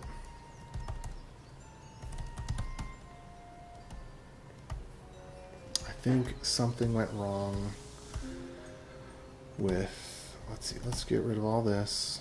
That's just garbage. Okay, actually, let's go ahead. And look at this. We're just deleting stuff. That's it, right? But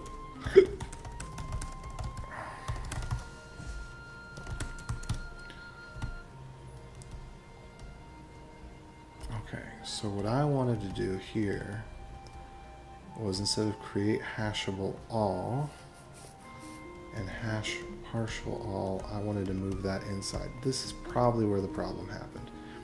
So create hashable all hashables. So what we should have instead is let tx hashable equals tx dot create hashable tx info and then the index value.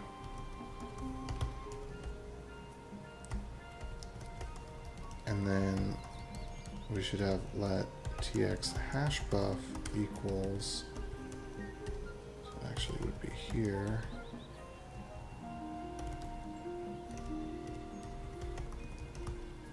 Equals tx dot hash partial tx hashable. And we wouldn't need to define the sig hash type. Okay, so that's what I was moving towards. So let's just make this change and make sure that it still works. So tx create hashable all. So this looks pretty simple. It looks exactly like what we're talking about. Create hashable is just going to take those same tx ops or tx info, pass it in the exact same way that I'm doing. Let's just double check on that. Sorry, I will get back to the comments momentarily. I'm in the zone right now. Create hashable. Okay, create hashable. Create. Okay, let's just make sure. Create hashable all. We had tx info. Same tx info in both places. tx info, tx info. Okay, fine, we're good. Right now, hash partial. With this one, we were returning create hashable. We're returning an object, if I'm not mistaken. Yep. No, we're returning hex.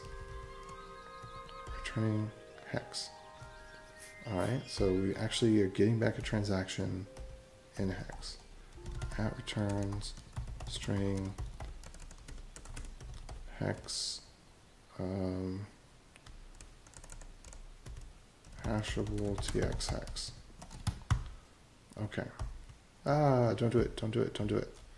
Alright, so then hash partial all was taking an array of strings and a sig hash type.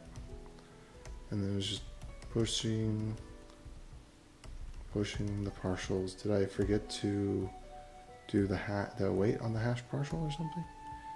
And what about this other one? Did it need an await? The create hashable? Didn't seem to. Alright, hash partial. So let's just check that out. txx sig hash type. Hash partial.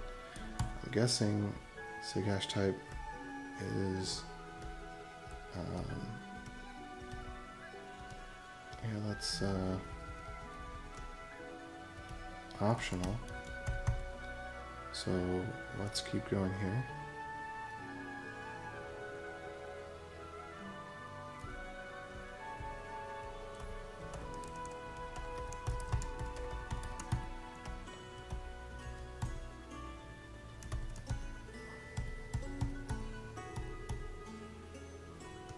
Yeah, that looks reasonable. Okay, so we move that down, we move that down.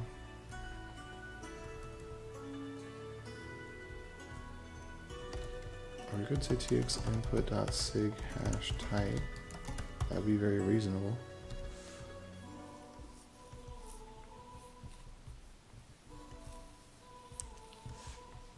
We need to await it. Tx hash buff. Hash sign. I mean, maybe that's what it was. Maybe I just forgot. Let me do get stash here. Get checkout. What was the other one? I don't know what my options are. Tx hash all.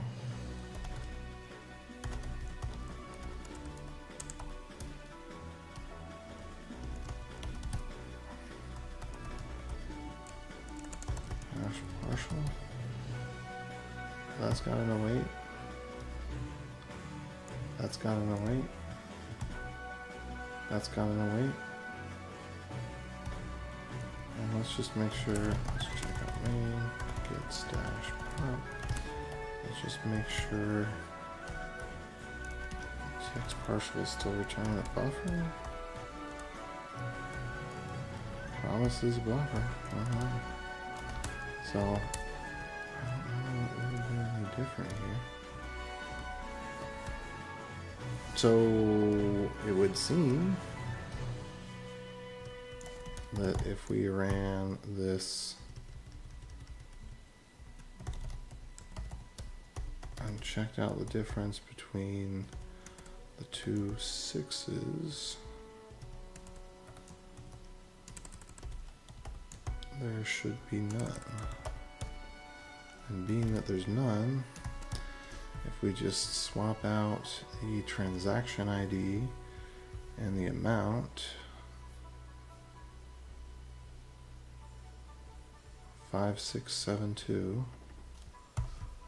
Remember that for me. I'll remember it.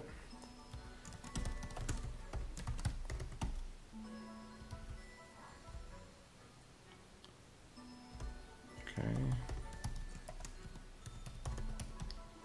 And then the amount is 5672. So if we run this out,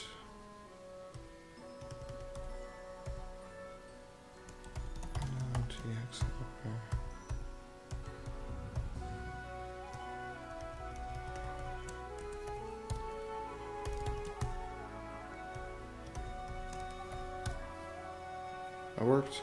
All right, cool.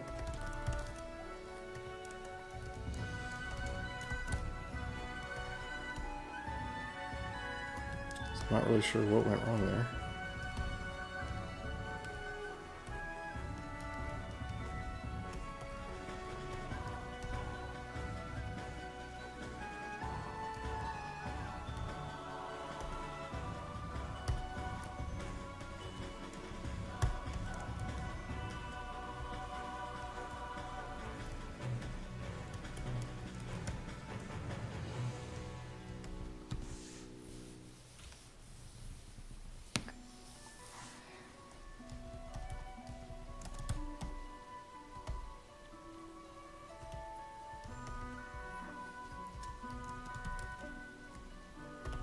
Alright, let me see what this is and then I'll check comments.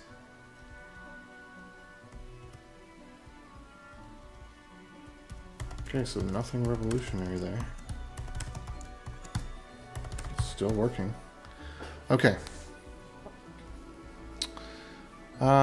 Resolution is 1440p, which is not supported to all standard devices. That's the reason you should change it to 1080p. But if I change it to 1080p, look, here's the problem with that.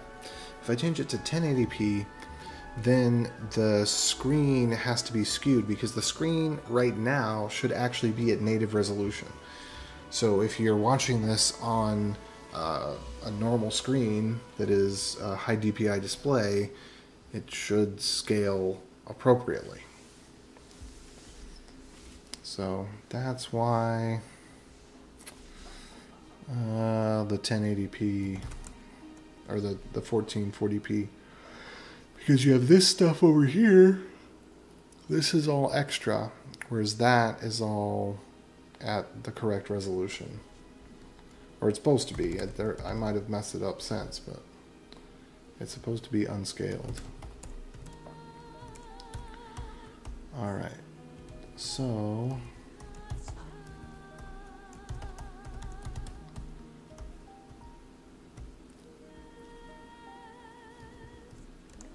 tx dot hash and sign all tx info my utils.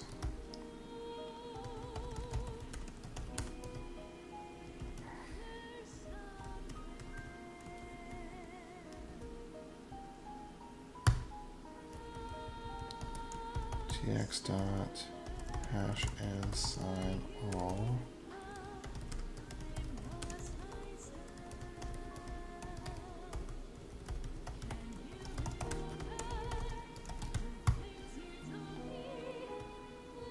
Okay.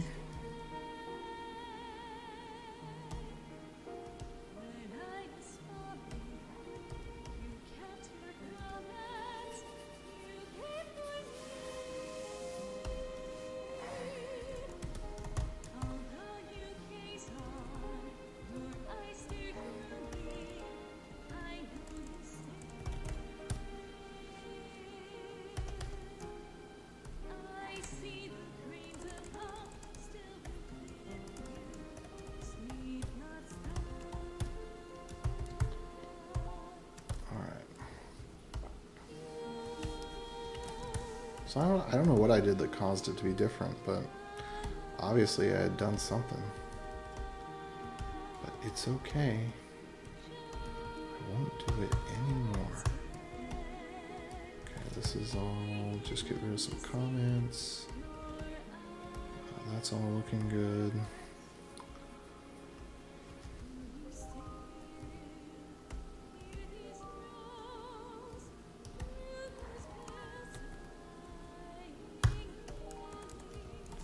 Now I'm going to move this into DashTx.js.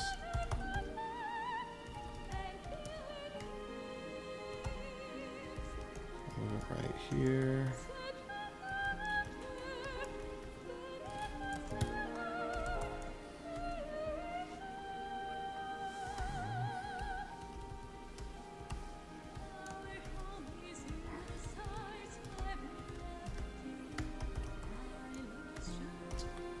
Maybe it's because I renamed something. Maybe I got a typo when I did ops to txinfo last time. I don't know. Alright, I gotta type that with some signing information. Let's see.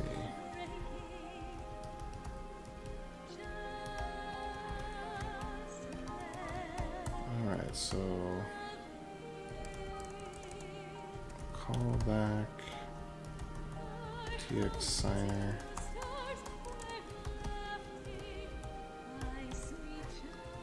And what it should take is param. Oh gosh.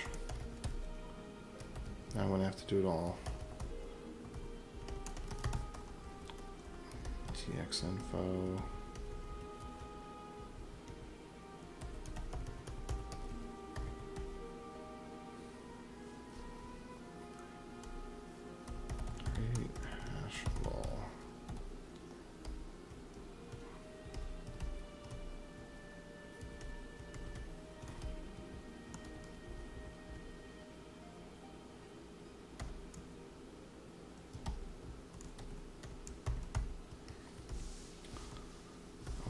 Type def txinfo.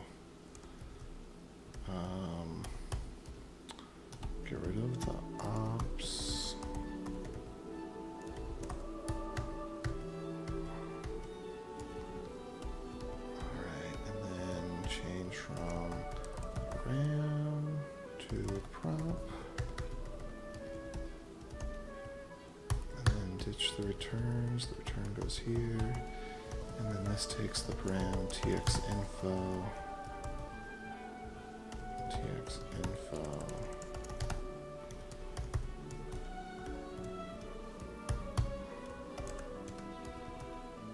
Alright, and this is going to return.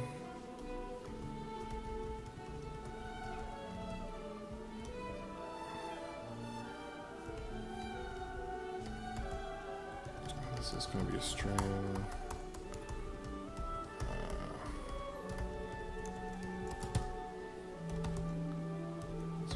Transaction signed transaction hex.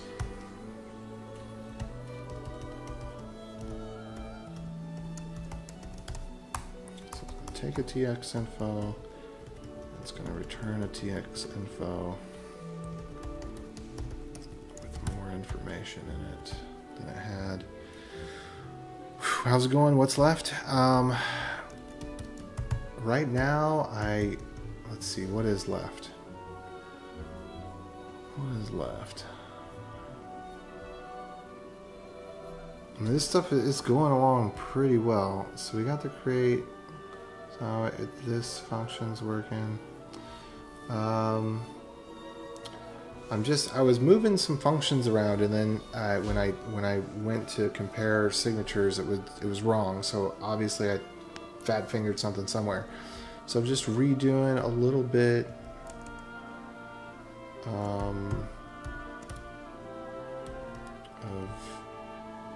of this kind of final move. Then I got to document the functions, and I got to publish it.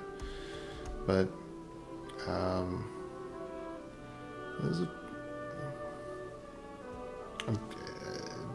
gonna add I'm gonna have some sort of layer.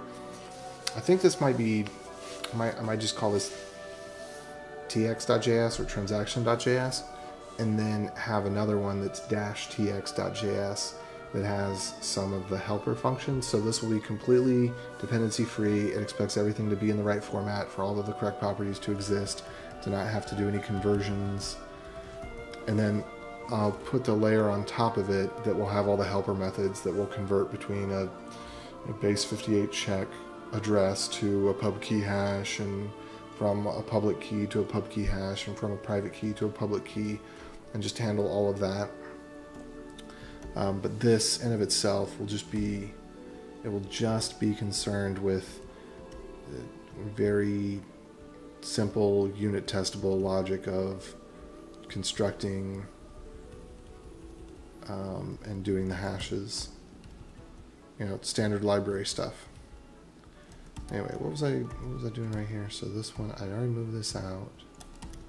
Okay, so we could do that, and I could say diff these, and they're the same. Okay, so no problem there. Okay, but I needed to make a callback and take this param and return it. And I needed to say that my utils, let's see, tx, okay. So I need to type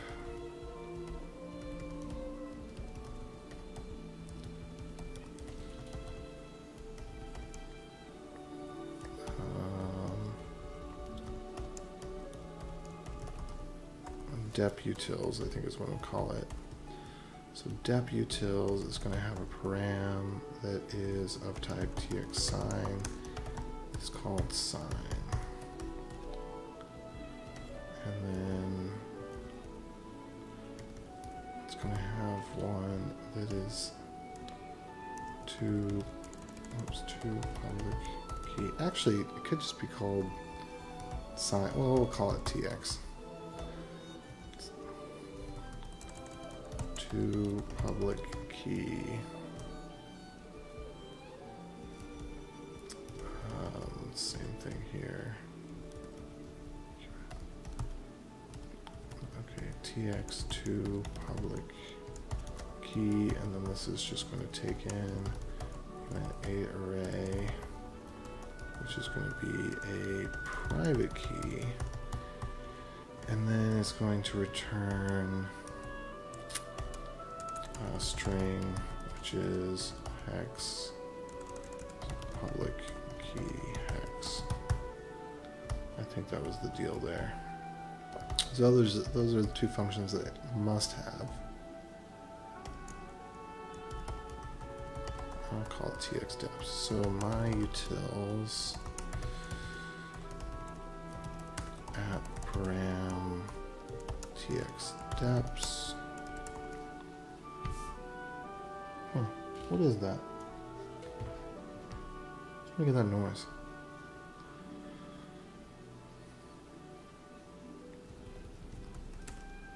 Utils. So add returns. And yeah, there we go. At param txinfo. Cool.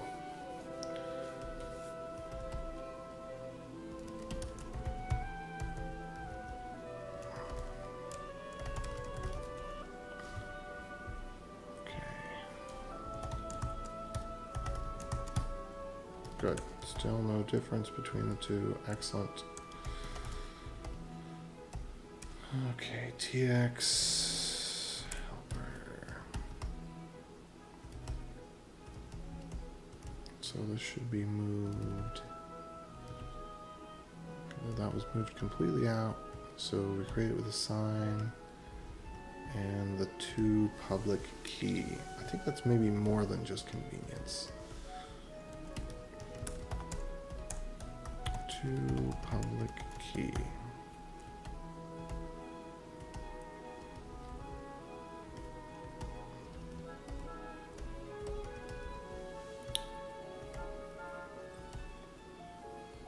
Okay, so it's not strictly necessary, but it's kind of necessary.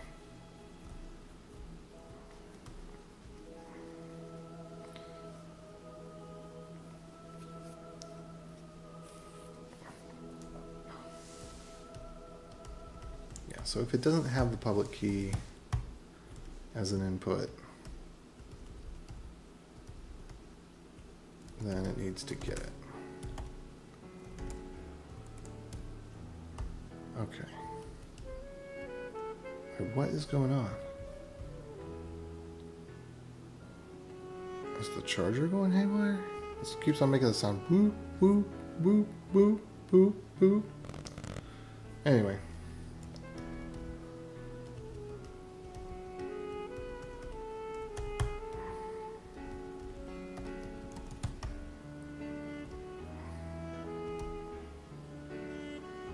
Yeah, I think that's what we're going to do. So we're going to have transaction.js. That's what this is going to morph into. It's going to be transaction.js. Zero dependencies, just transactions. That'll work for any, work for any blockchain. And be a nice canonical source for TX input information.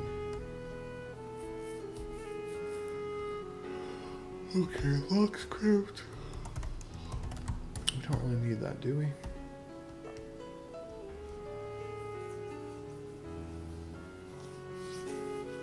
Okay, I do need to change this back to using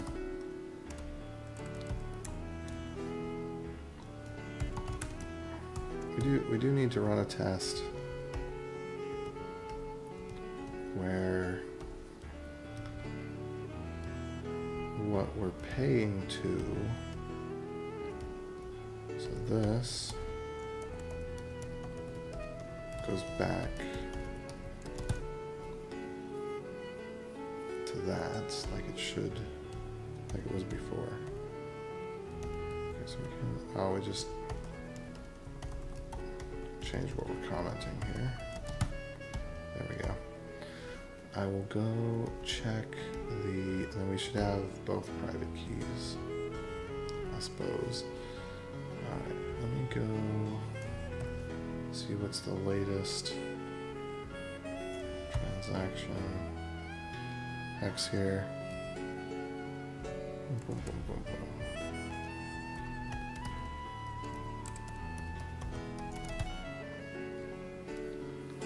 All right. And then what is the number of 55672? Okay, so we haven't broadcast this one yet.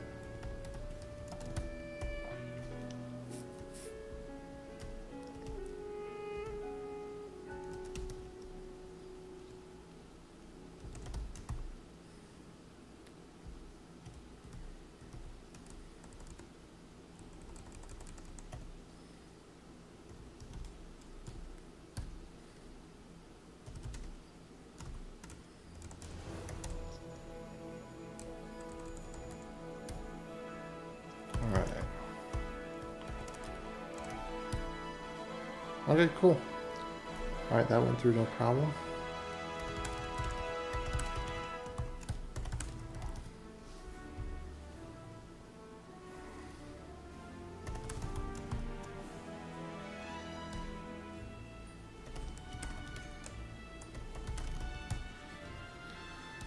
Okay. What do I need to do? Is this good enough as is now? So you pass in the version, you pass in the inputs. There's a get private key. So Shimnik, if you're still there, I don't even know how to pronounce that. There's another issue is to do a little bit of bike shedding to get the names down right.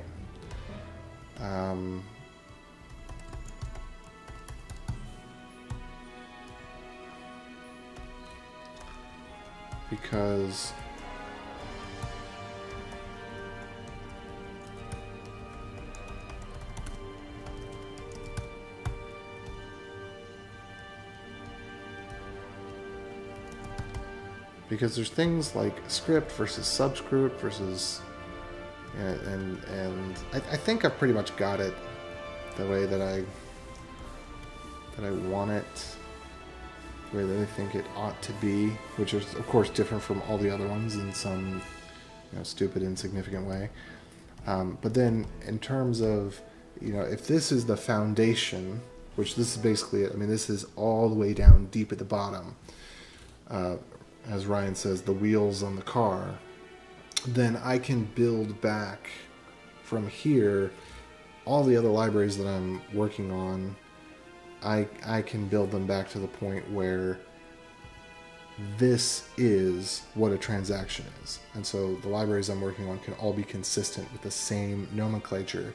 And then in the documentation, reference the 6 other ways that you could say it.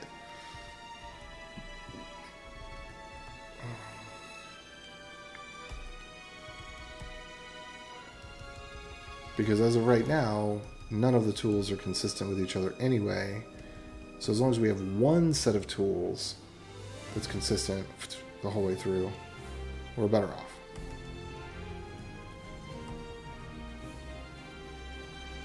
I don't know if this should be base unit. I don't want to use value or amount, because that amount is used to mean both. So if we say, how many units, and I think the term base unit is actually a nice term.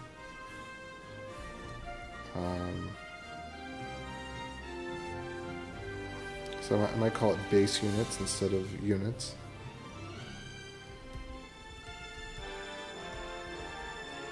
Okay, this looks like this is good. All right.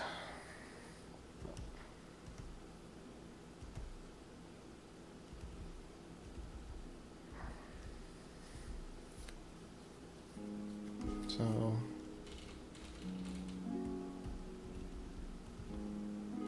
let's see. Okay, again, lock script is the lock script that we're creating.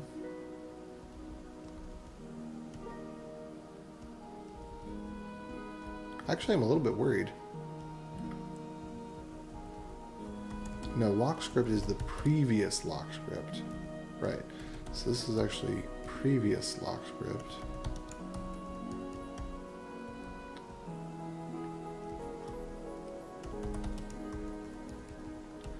So I should run this one more time. And I'm expecting that for this one,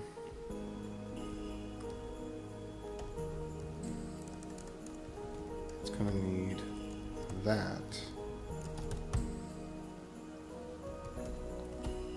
as the pub key hash.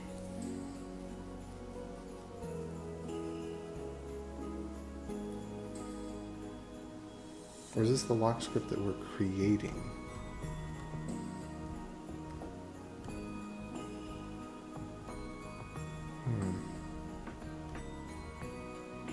I think that's actually the lock script that we're creating. But if that's the case, then I think I just locked that money.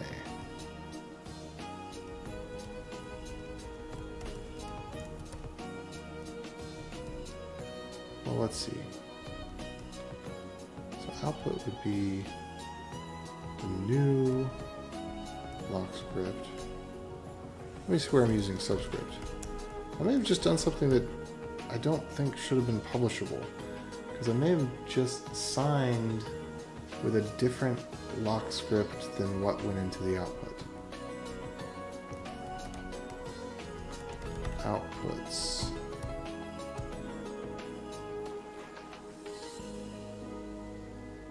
Let's see what that looks like in the debugger here.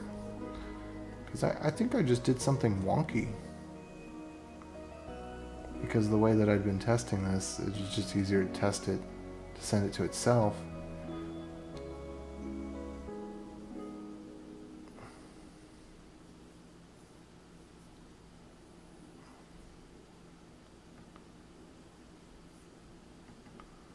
Okay.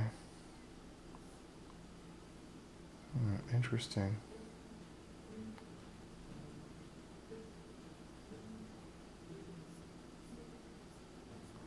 I'm a little confused about what I just did there. I'm not sure what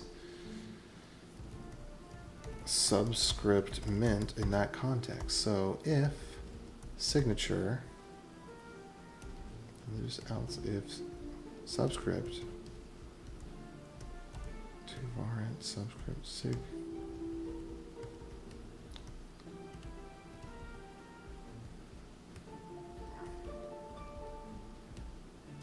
Else if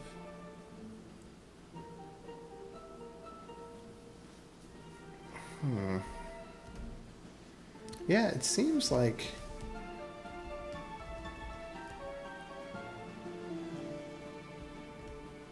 we'll see what happens.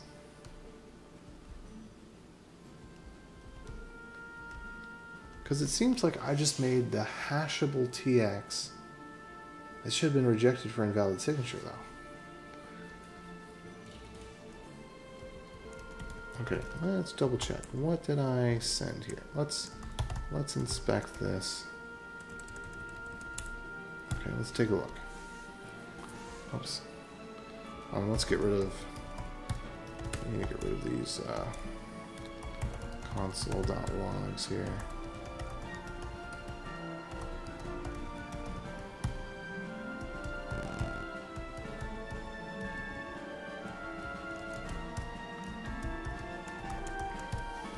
Okay. So what did this have? Lock script went here.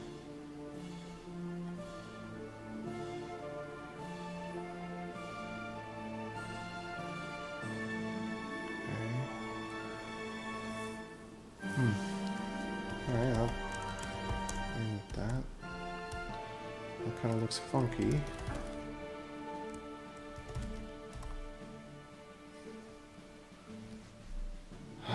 What did I do?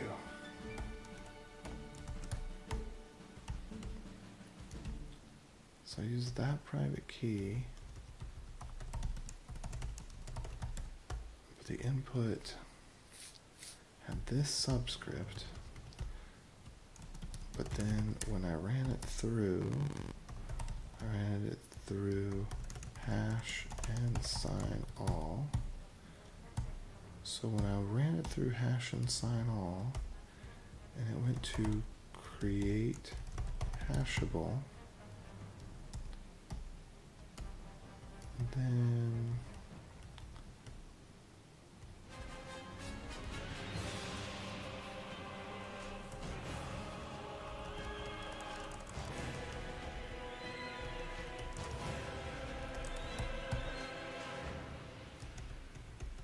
I'm just going to leave that one for right now, because this is where I was at when I messed things up. Okay.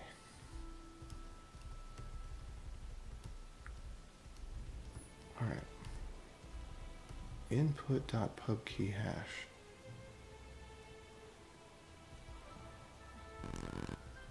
Input.pubkey hash. Let's see.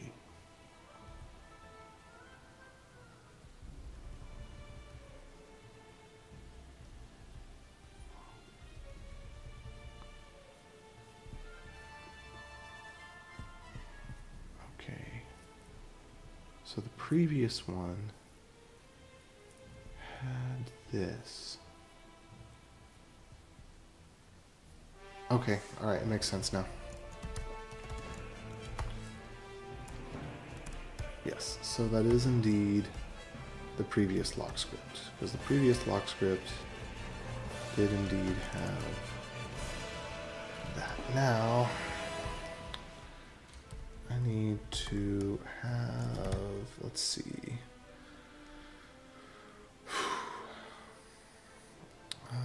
where is that private key at? I know it's hiding around here somewhere. I'm going to try to find this private key.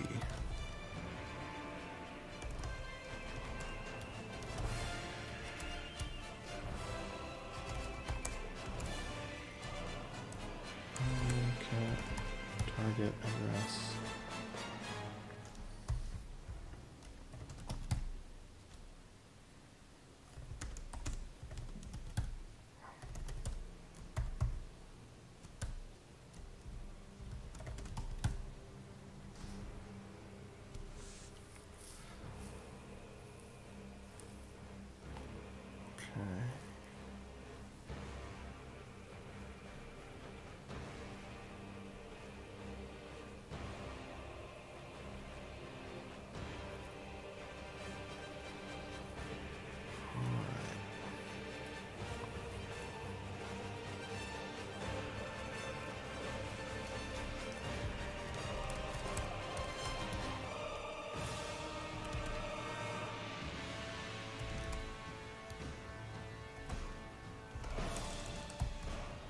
Dash keys, inspect.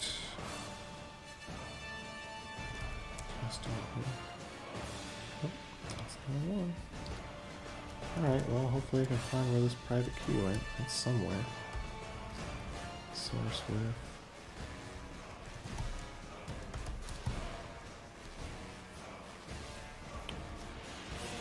Probably have it in the Dash keys repository. Let me just see if a search for it turns up in Dash keys.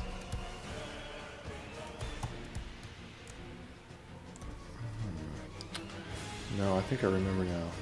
I did one that wasn't actually listed there. Let's see. With. Okay, that wasn't exactly with. Okay.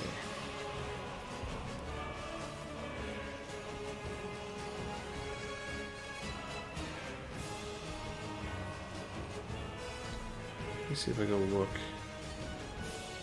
in this larger, where's that fixture stuff at?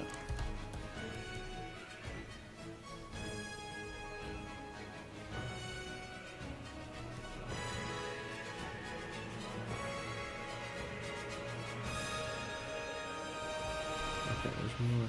So maybe if I try Dash HD.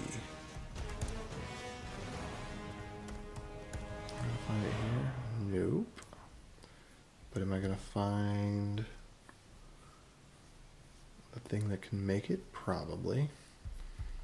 Let's see, fixtures. Is it here? Come on.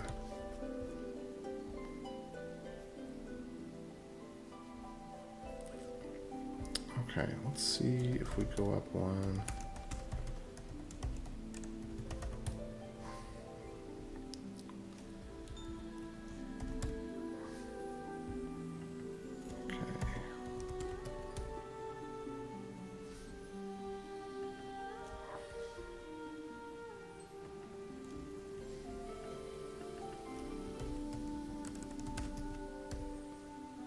Okay, so I know that I had the width for this because I transferred the money back and forth a couple of times. I mean, I did it recently.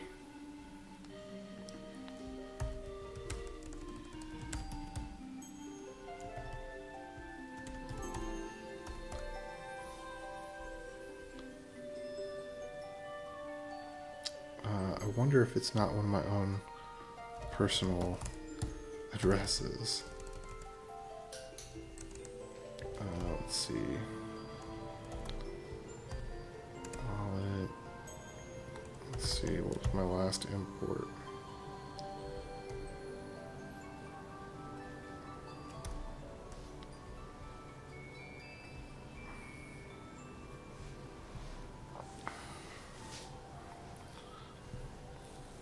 Okay, I gotta find. Where did that thing go? Let's see. What do we got in terms of priv?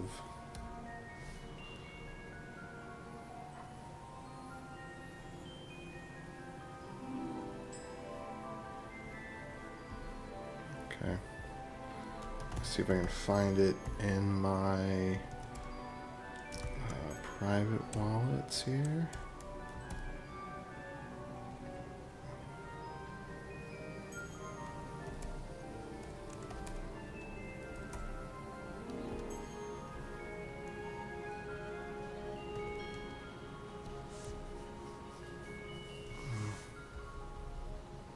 Well, that's really interesting.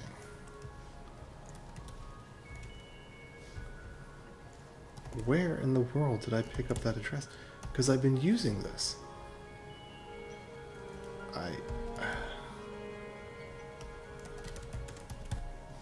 Okay, let's see. Where all have I been using this? What about...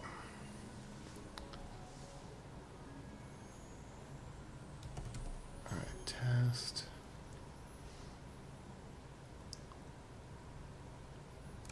Alright, how about XJ? For E, where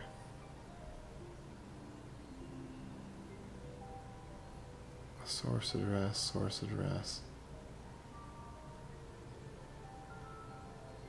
I mean, just yesterday I did this, didn't I?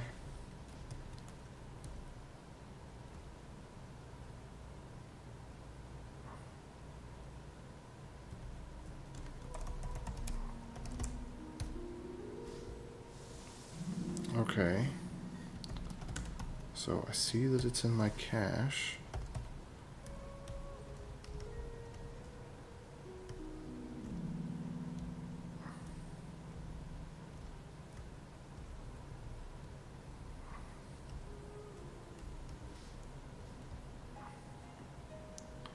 Okay, this looks like it's just one of my wallets.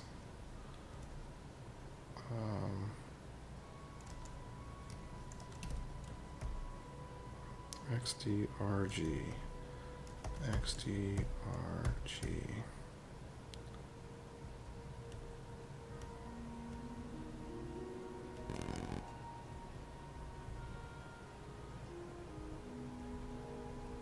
Okay, which wallet is this? Okay, so do I have an export command for this yet? Okay, export XDRG. Okay, there we are.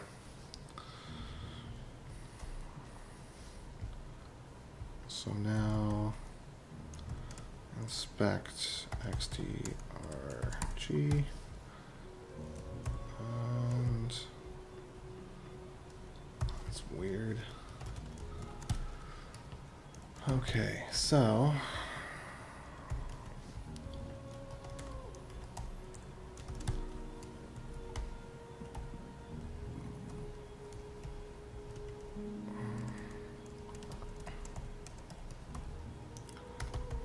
I know that I've been dealing with this 5D3 recently. Okay, 5D3. That just can't be it. Whatever. Okay, so now we've got a private key. Let me go get the latest transaction for all these doom baubles. Oh, oops, no. Refresh. Okay, there we are. And then it's now this one. Wait, it's final balance. It's 515. Oh, 5150. Duh.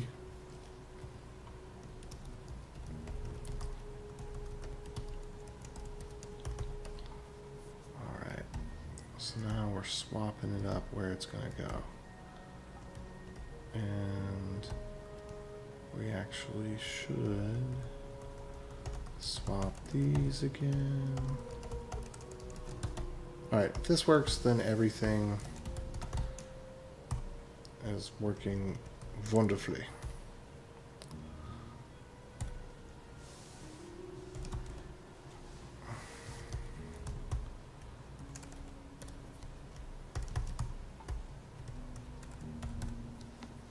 Okay. Min relay fee not met, and I know why that is. The reason that that wasn't met is because I forgot to set the value of dim coins. 5150. Boom. Boom, and done. Okay, cool. So once again, winner, winner, chicken dinner. And then let's see if I can get, there's two bits of code that are a little complex. I go ahead and put in here check, and if we're looking at test 9, there's no difference between them. Good. So now if I go make that change with the -1, so create hashable input index is required. Get rid of this because that was stupid. Alright, then if I run this and diff test 9 star.hex,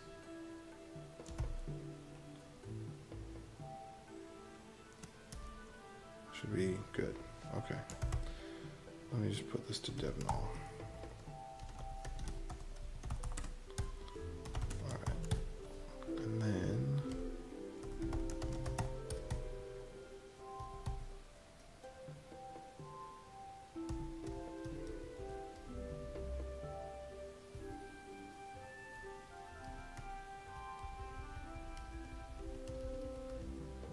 oh, yeah, this doesn't take, so this is at param txdeps IHLs. Okay.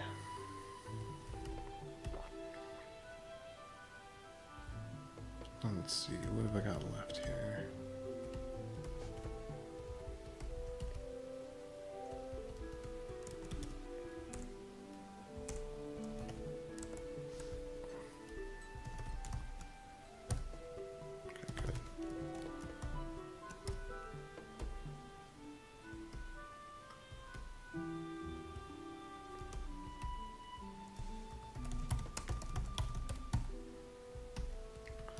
hashable all. We should be able to get rid of this.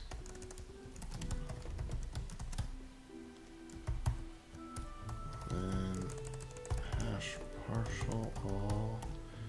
We should be able to get rid of that.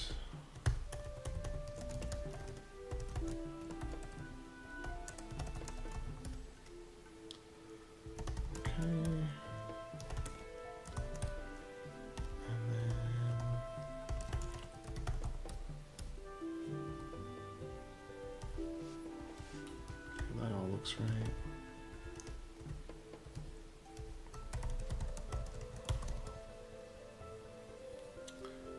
And create hashable.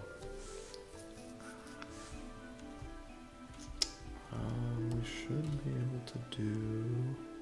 Oh, I think I know what went wrong here. Maybe. So.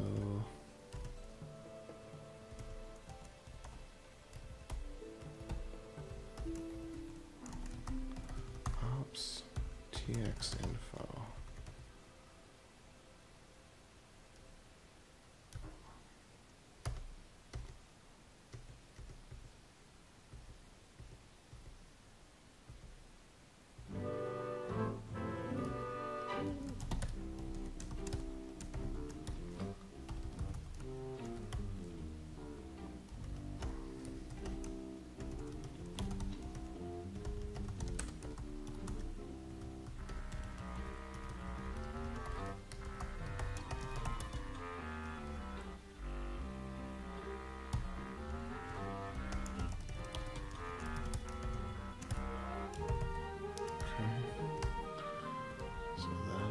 Good still.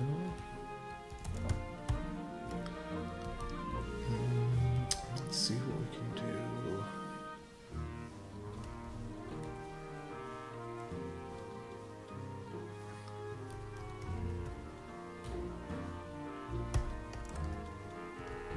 TX info here. Got typed out for TX info down here. And it does have inputs, and it does have outputs, and it does have optional version and optional debug. Okay.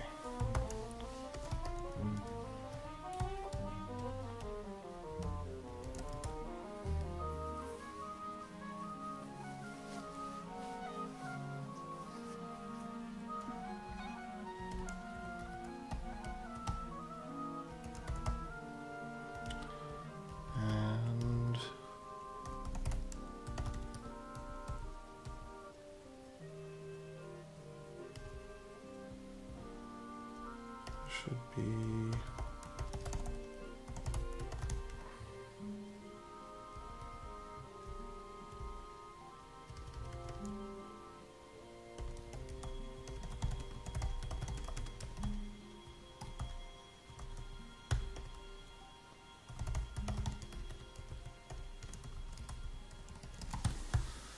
txinfo.blockTime. Is that right?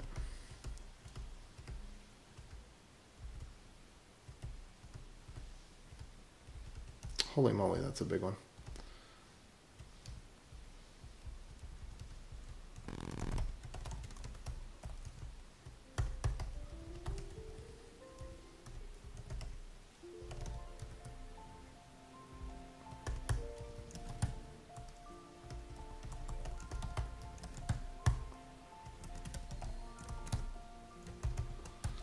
All right, so these are not changing the outputs at all. That's good. And then we get an optional block time here. Number block time.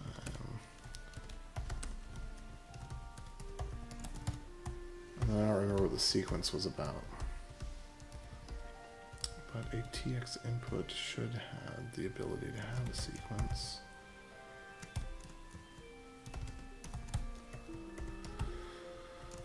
Okay.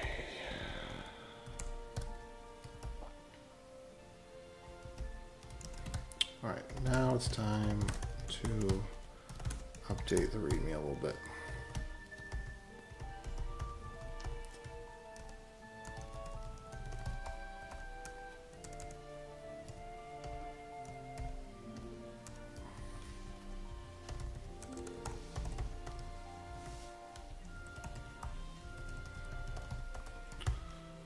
Okay.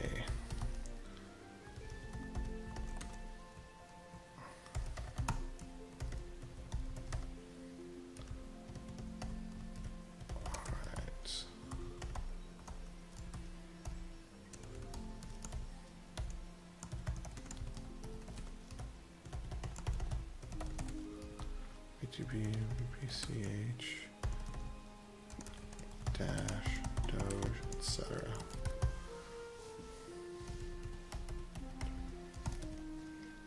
Okay.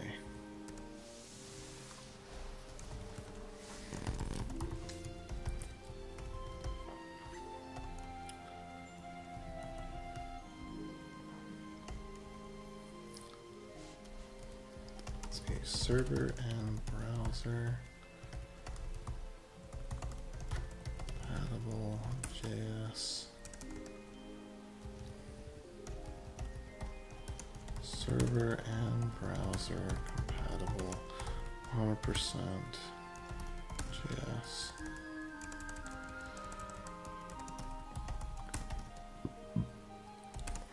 Zero dependencies.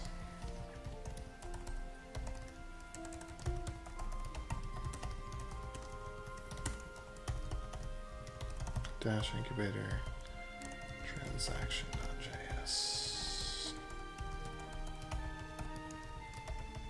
Let's install usage.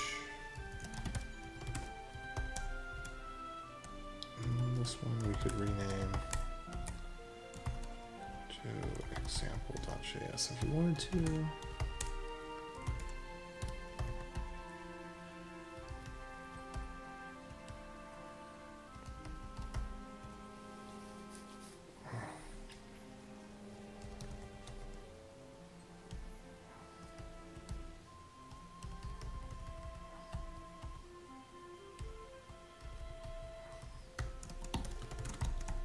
Let's try to get this pared down. So let tx equals require dash incubator transaction.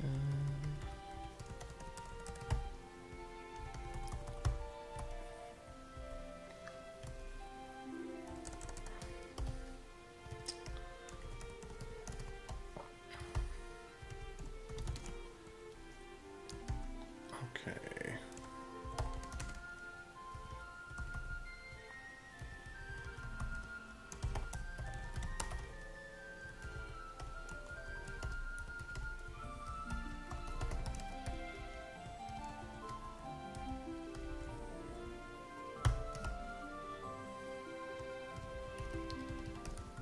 Let tx steps equals sign. Oh, whoops. Oh, I messed it up, didn't I?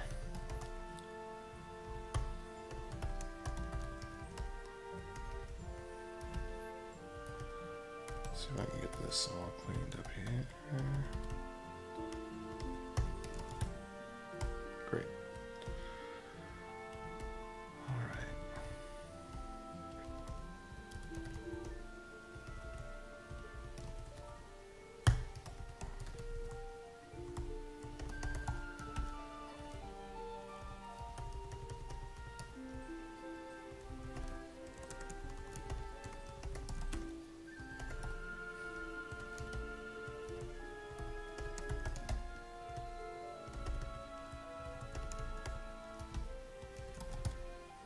All right.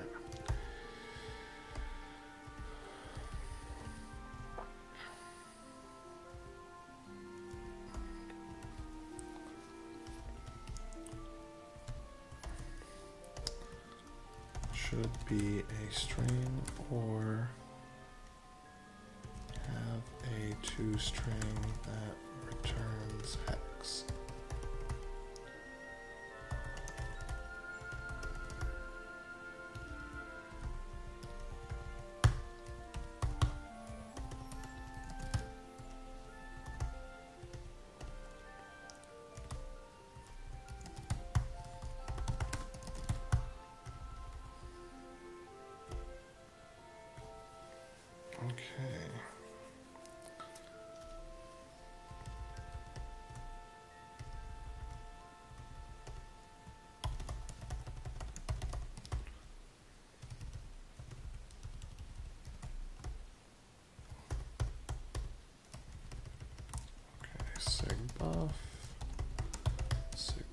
purpose of this is to be an illustrative example. Alright, so we don't need to worry about sig hash type. If we do, that's right here. Previous lock script.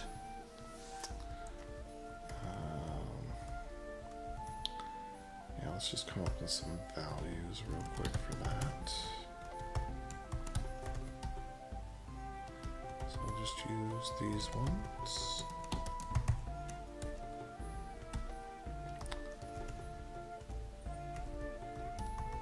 I kind of think that probably should be previous TXID, prev TXID. I don't know.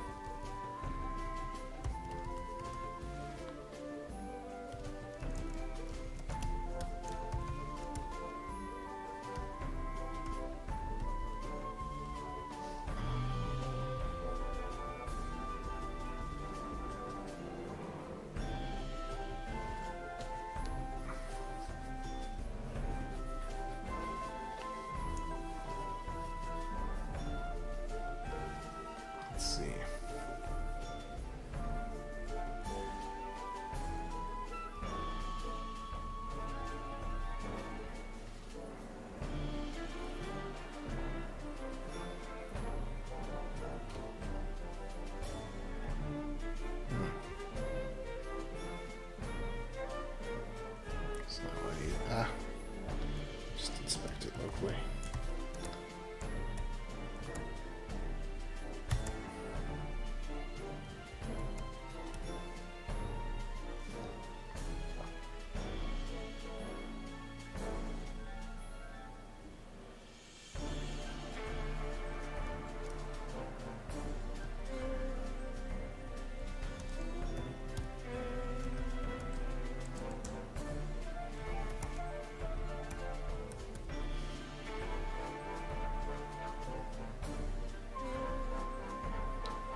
Okay, these ones reversing.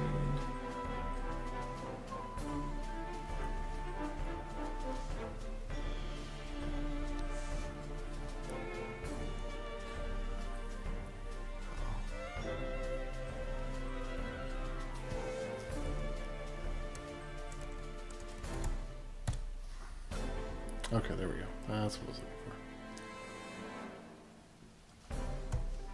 This one. So now is it?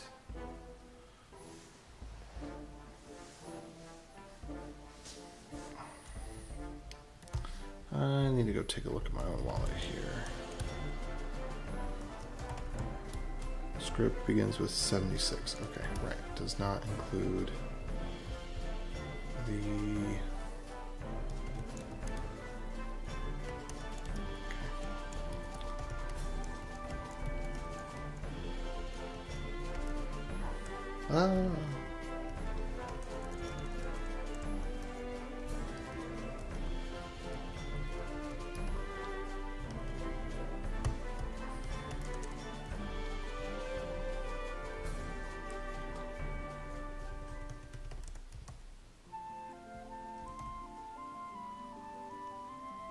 let's see here.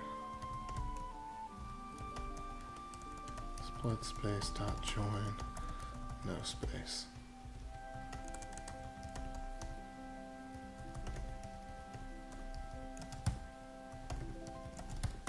Okay, sig hash type. Get private key as a function.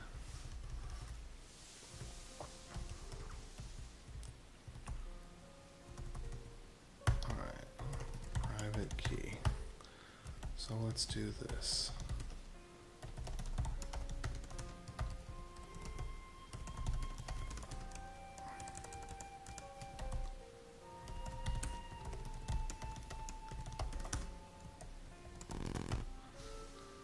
Okay. What was the private key hex on this one?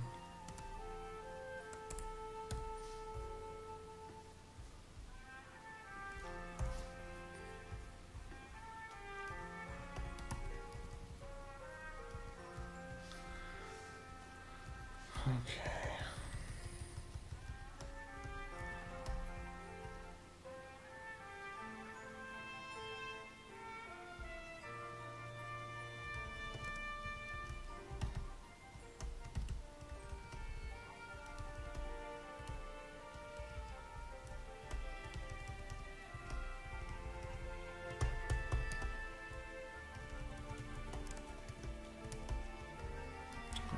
and then this output could go either way.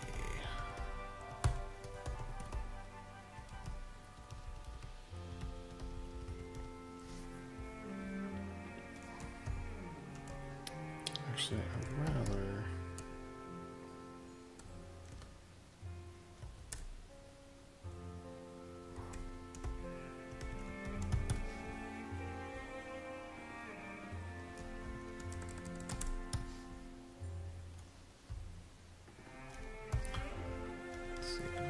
put the private key here.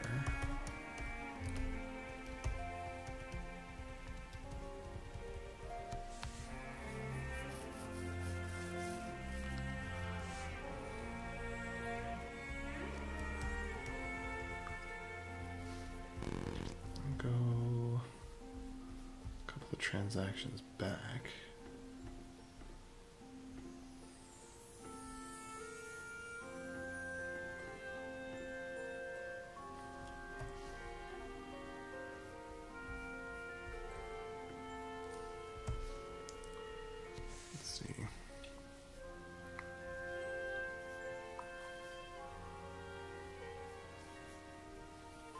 See where this one was a source and the other one was a destination. See if I can recreate that. This one is a source, that one's a destination, which means this one. Here we go. This is the transaction that I want to recreate for the example.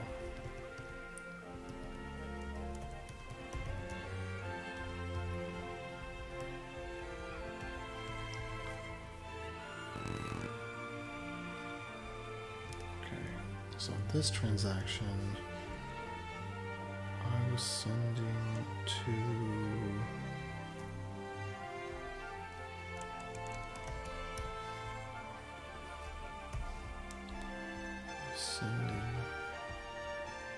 let's see, this was the unlock script.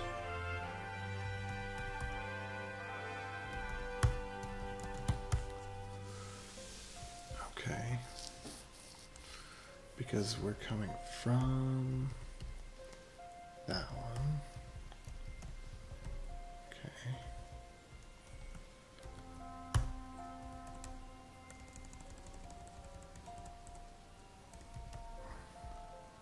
Okay, we don't need any of that. And we can use this. So get rid of all of these. Well, let's see. I think we do we need that? I'm not sure if we need that one or not. I don't think we do.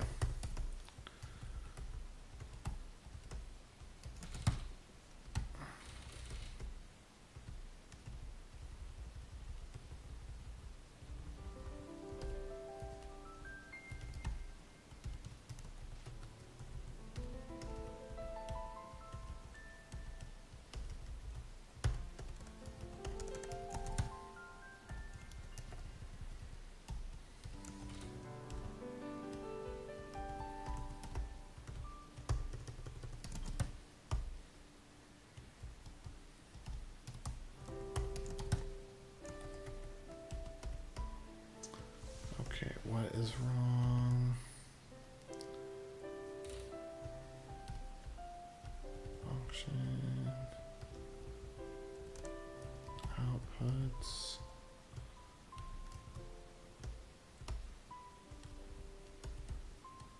Right, it's coming from this one.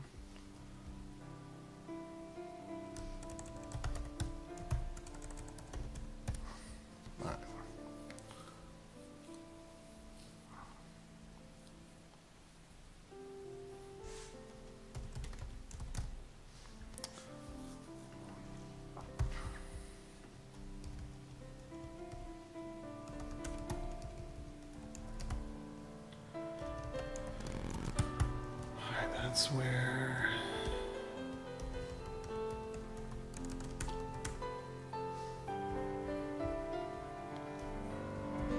it's coming from.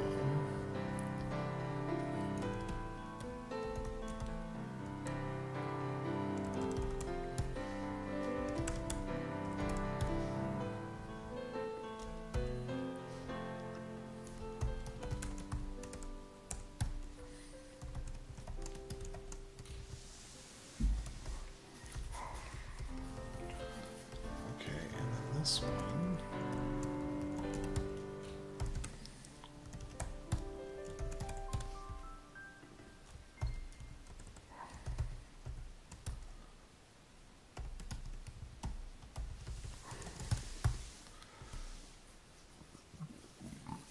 Let's see, private hex.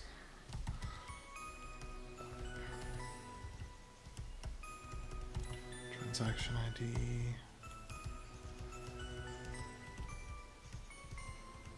Private key. Output. And it's going to be this one. And then the units would need to be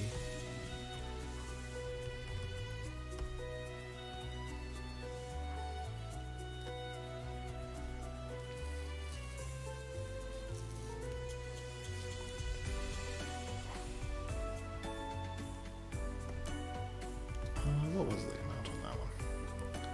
Let's just check and see.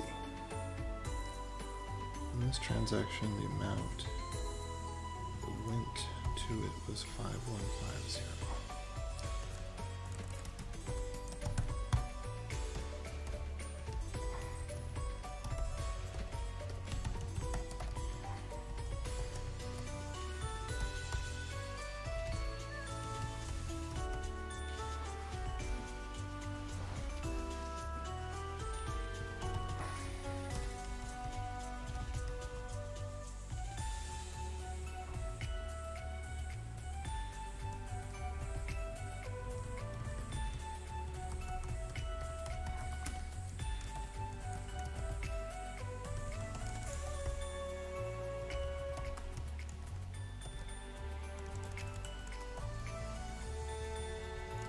There we go. That was my problem right there.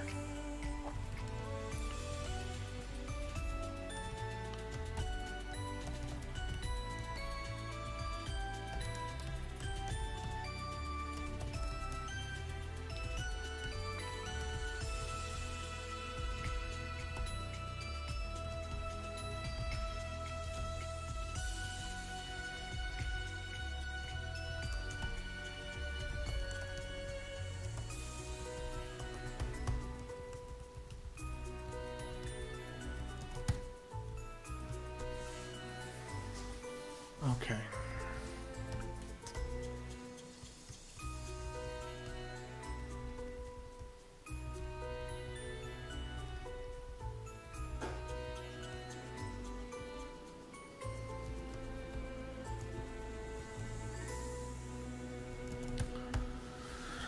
Okay, so for the sake of the example, I actually don't want to show this happening twice. Once is sufficient. Note, in the actual transaction above, there were 2 inputs and 2 outputs.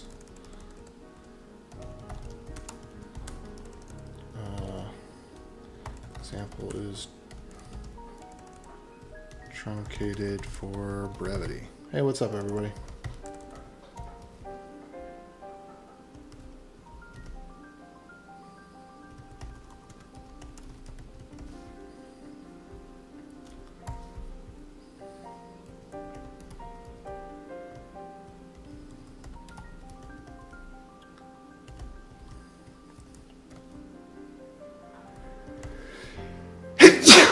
Woof.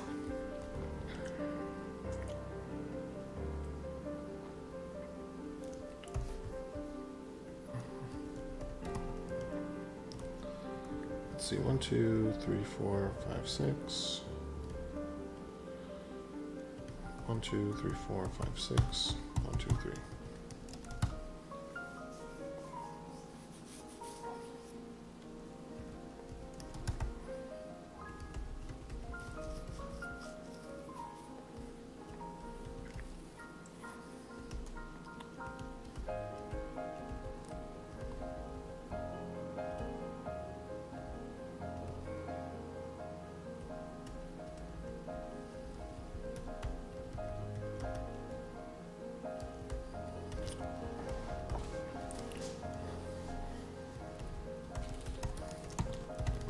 first. Meh.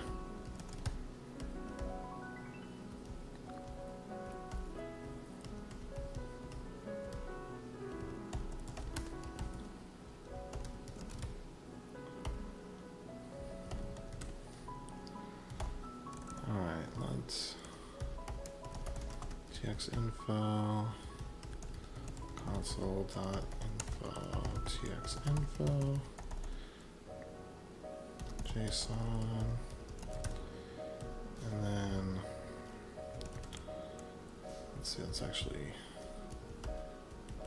do that.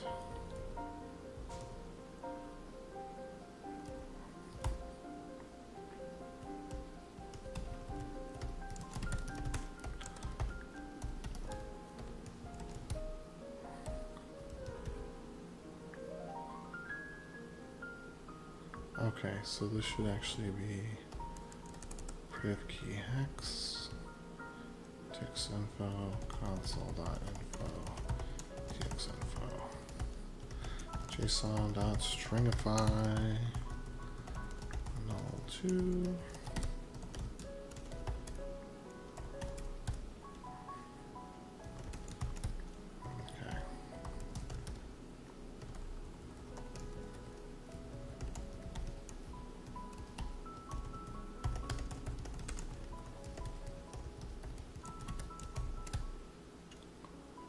Oh, come on. Oh, right. Can't find Dash incubator transaction because here it's DashTx.js.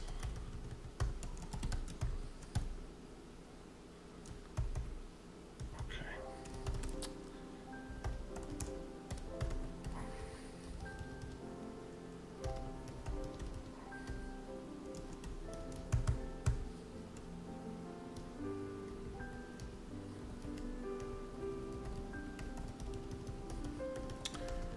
Should probably show the setup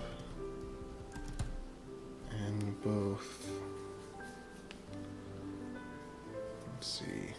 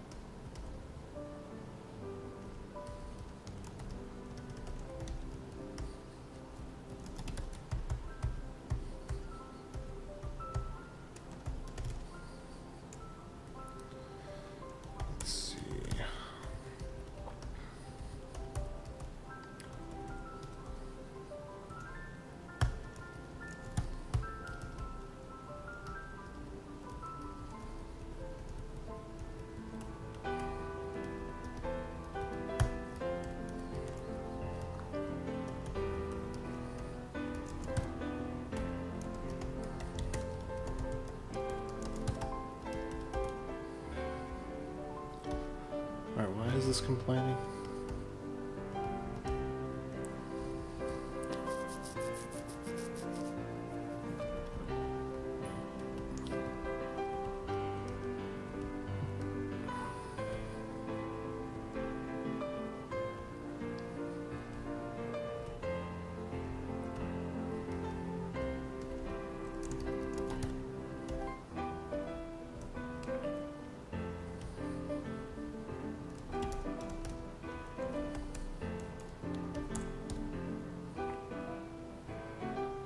Expected a valid hash message, not undefined. Okay. Sign private key hash. Utility. sign tx hash buff.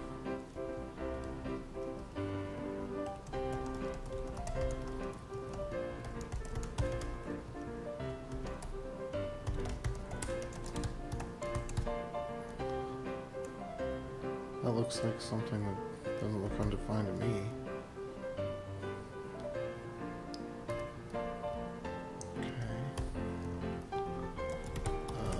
Maybe it's because in the example, sign tx doesn't return anything? No? Sig buff, sign, oh, whoops, hash. Right, got it.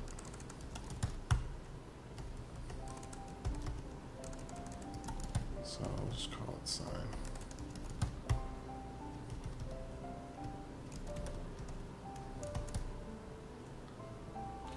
So toPublic key does need to be defined.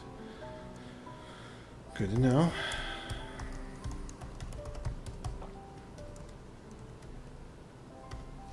So why does toPublic key need to be defined? Let me see if I can just toPublic key.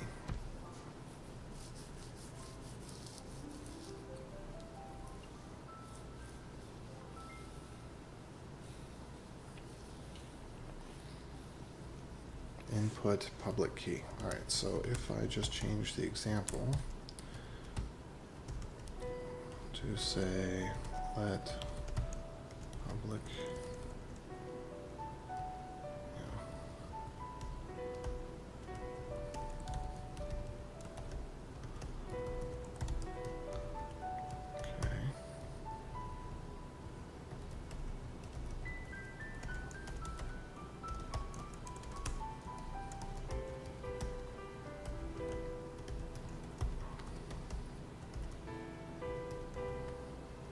oh, you have to be the full public key, not just the private key.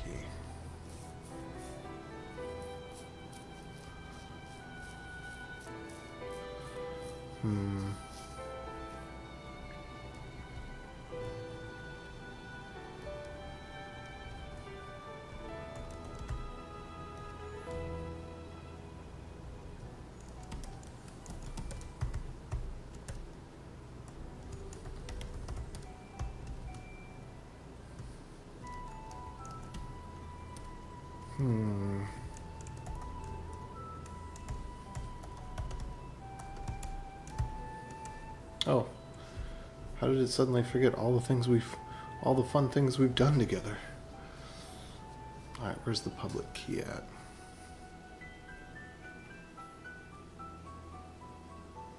Is this the public key? Or let's see. Yeah, I think this is the right public key there. Okay.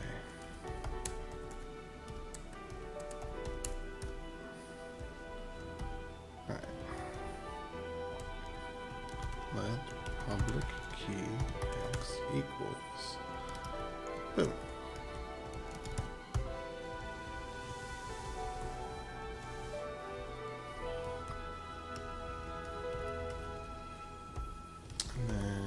Okay, so we have private key, and so then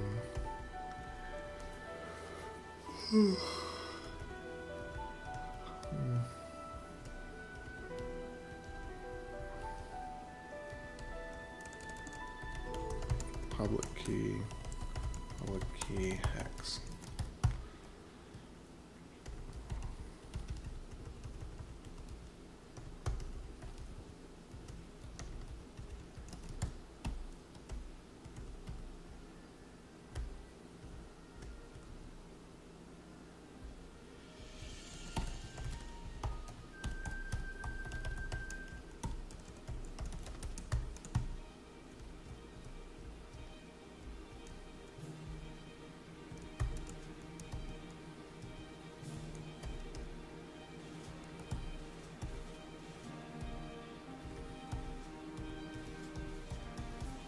Okay, string public key.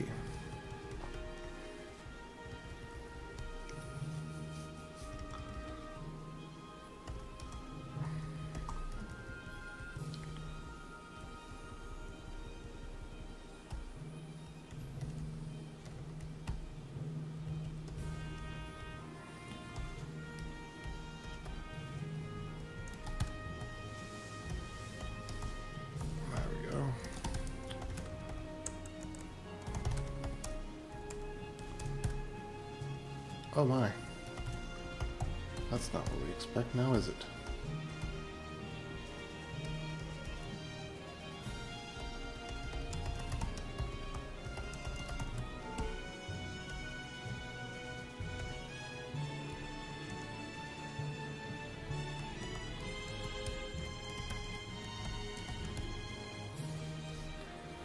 All right.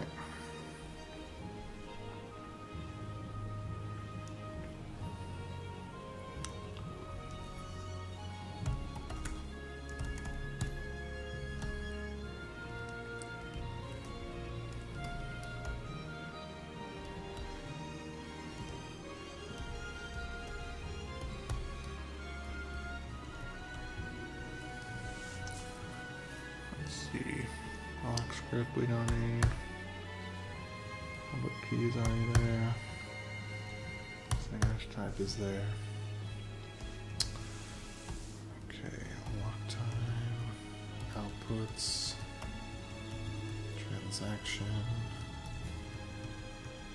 and then we could basically just make transaction there, and then just kind of truncate this one maybe. Say 1, 2, 3, 4, 5, 6. 1, 2, 3, 4, 5, 6.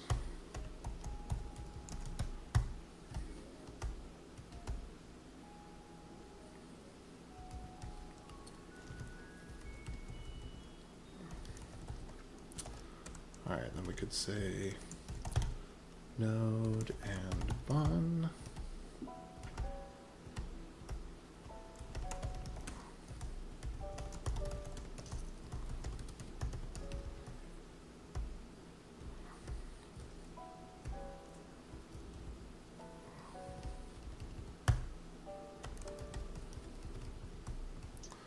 Oh, whoops. So right now, that works. So let's go ahead and take this example out.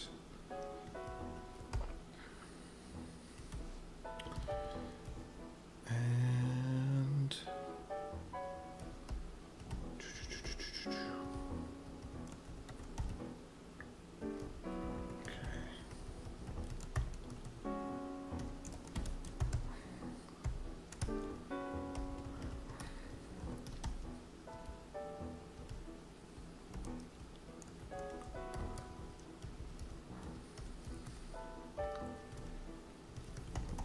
dash incubator slash transaction QRST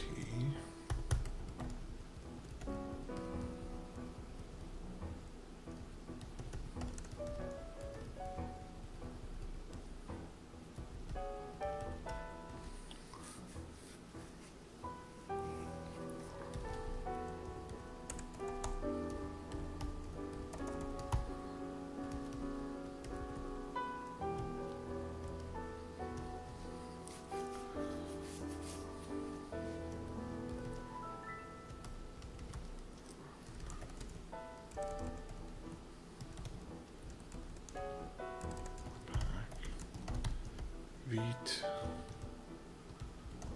Okay. Browsers.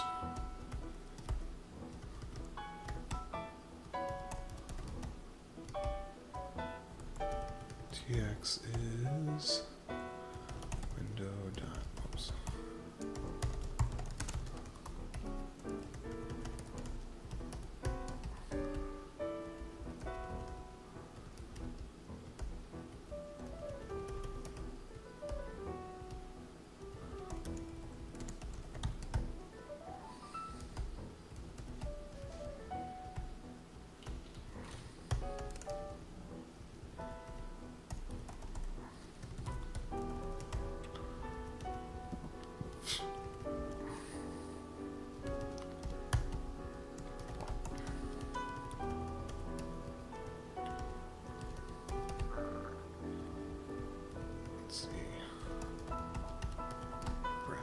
Ah, dang it.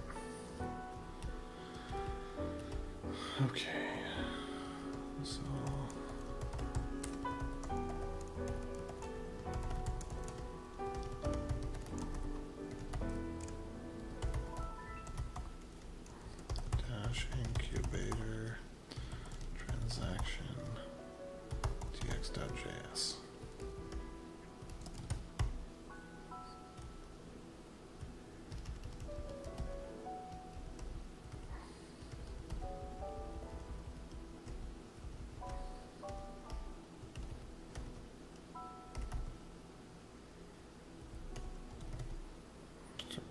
256K1.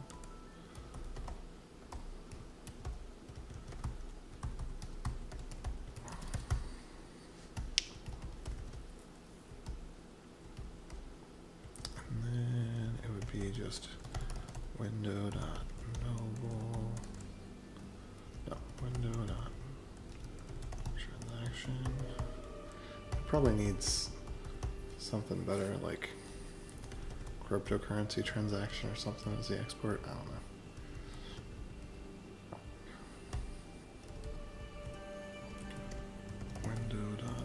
Window.noble set p 256K1.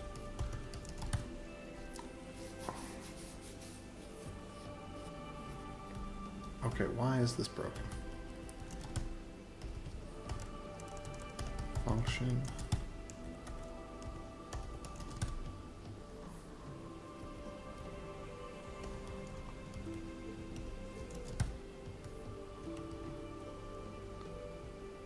Okay.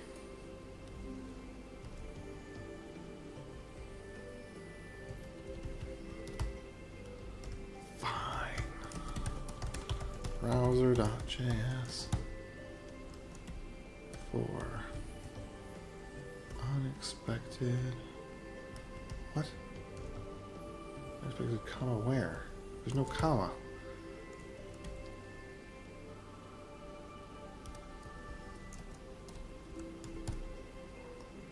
$16.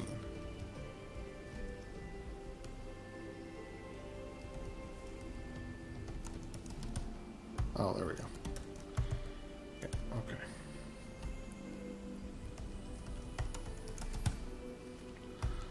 All right, there we go.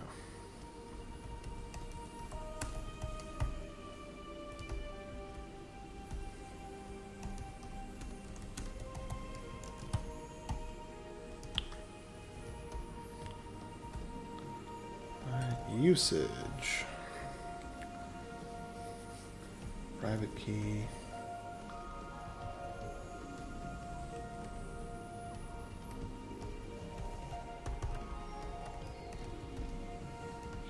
DashTx info. Wait.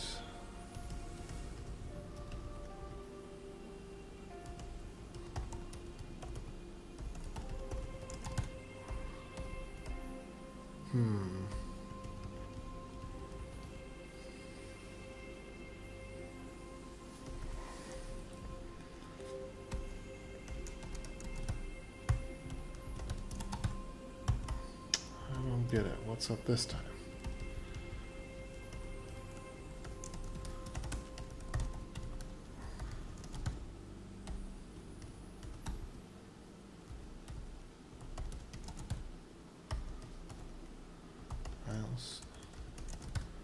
Not worry about the awaitiness of it then. TX is not defined.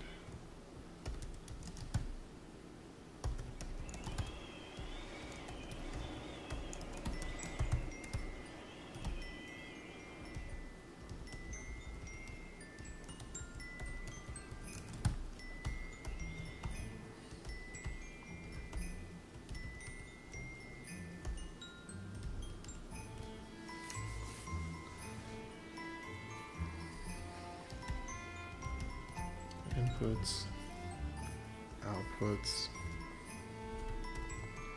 lock time. There we go. Let's go ahead and do the awaiting, make a wait.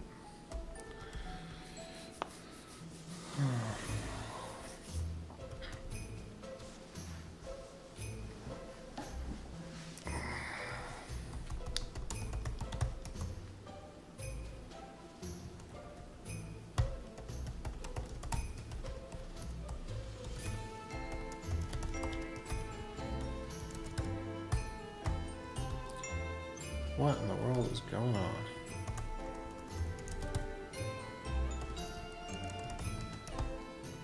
Did I not put this in a JS block? Oh, I didn't put it in a JS block. No wonder. Okay.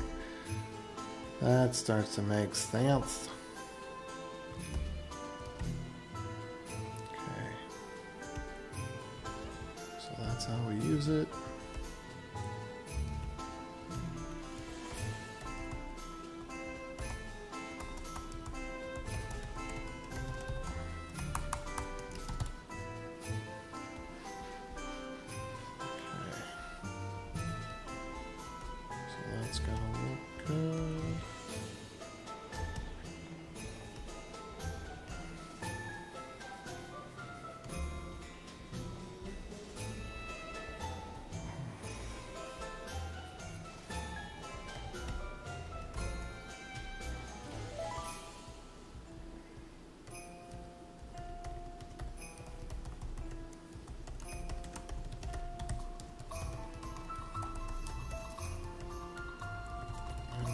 install, save, dash incubator, transaction,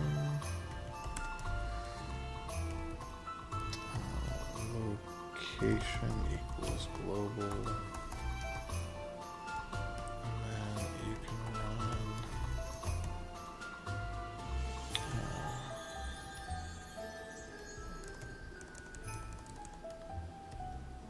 tx inspect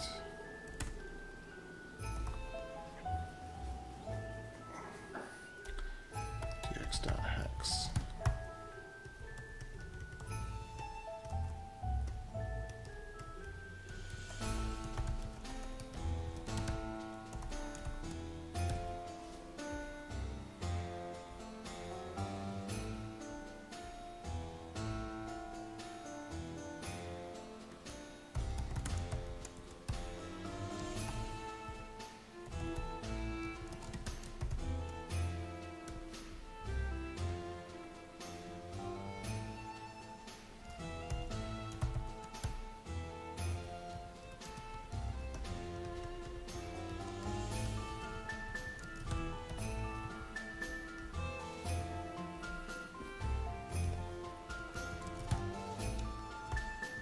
Zero dependencies.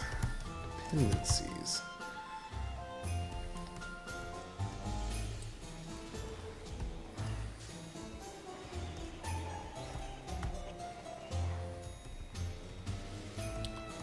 Okay. Table of contents. So, install node bun. Node Vite Webpack browsers usage CLI debugger.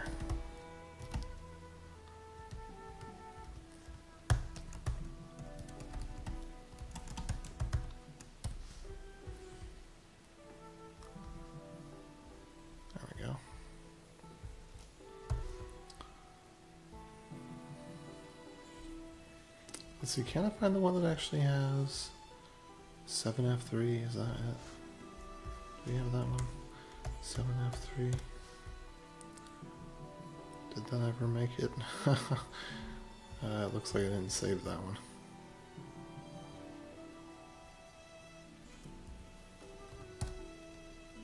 Or maybe I just need to walk it backwards. 7F. Ah, there we are.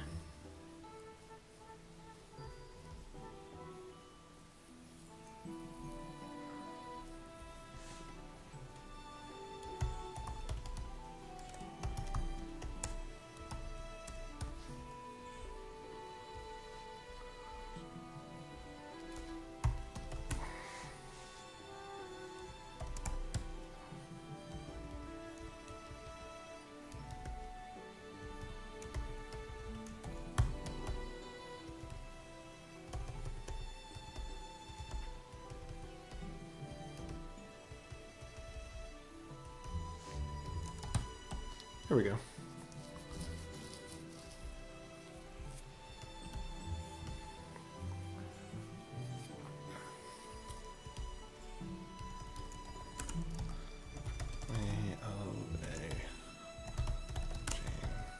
Transaction. C.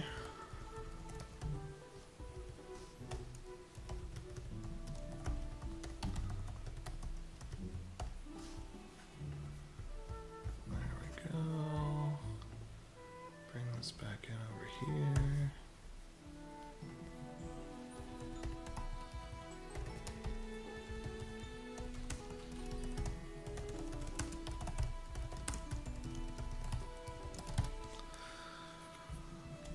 Okay. All right, README's looking better.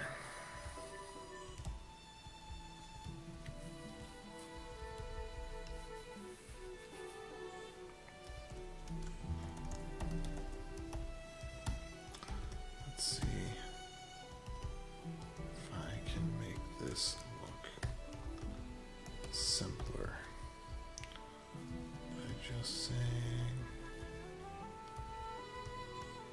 let's get rid of all that. Let's just say 1, 2, 3, 1, 2, 3, 6.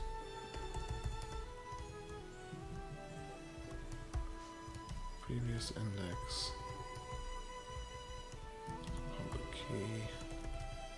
X. Sure. 2, 3, 4, 5, 6. 2, 3, 4, 5, 6. BCD 0. 5. BCD. 6, 9, 44.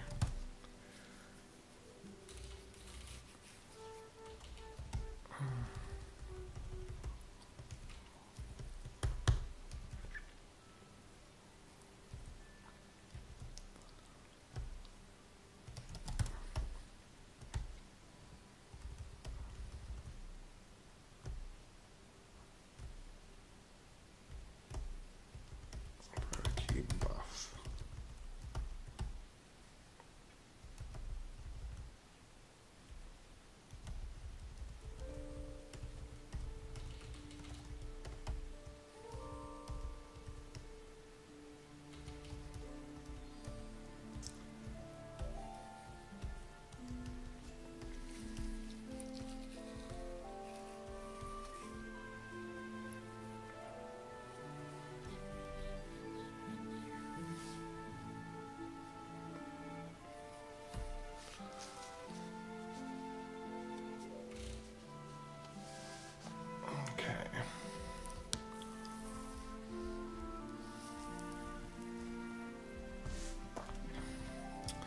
To keep this library dependency free,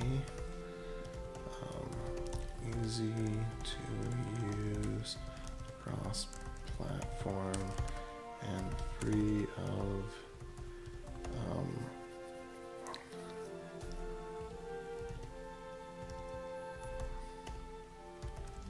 transitive dependency bugs. The input should be in must contain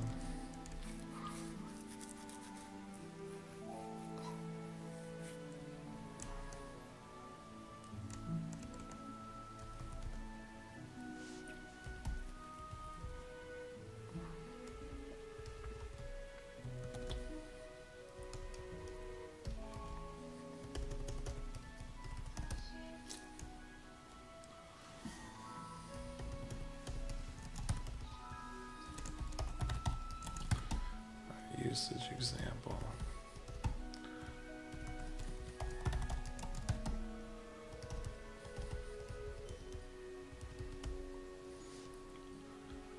Okay.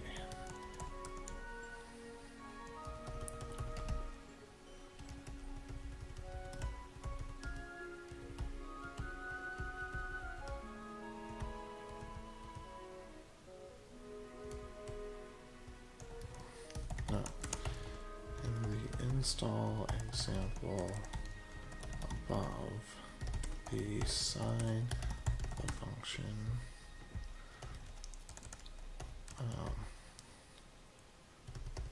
You must provide your own sign function. The one in the example above will works.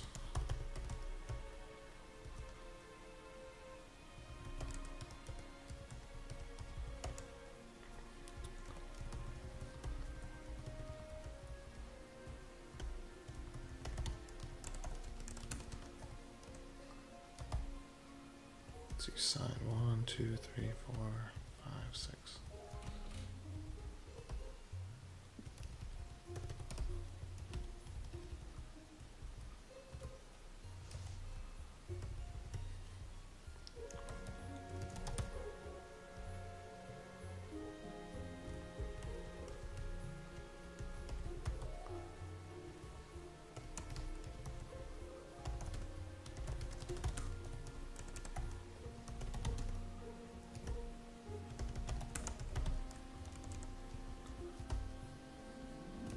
Can I get away with that?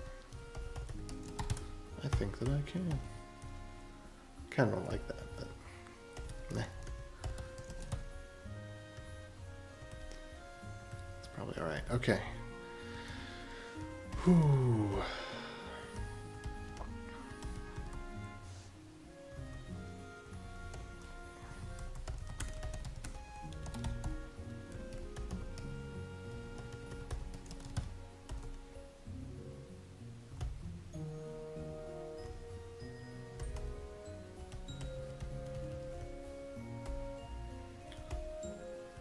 Let's see. Install and initialize.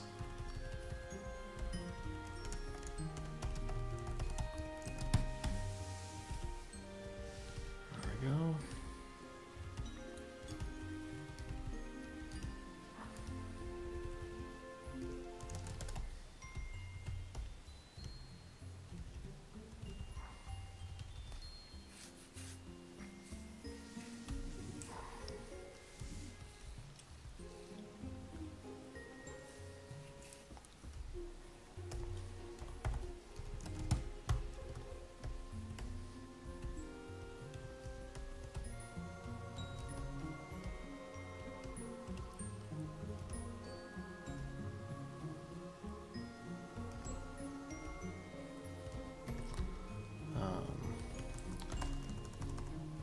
Example usage, example output.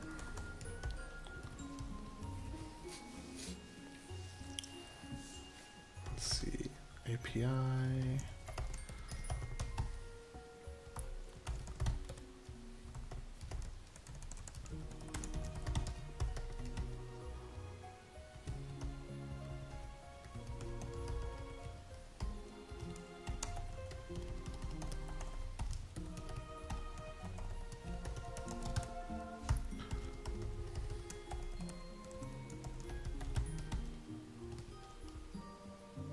Wait. Is that right?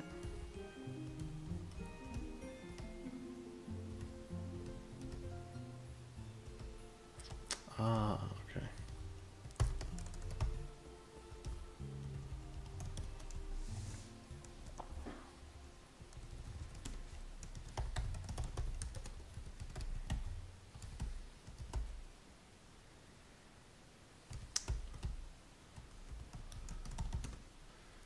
See sample.js.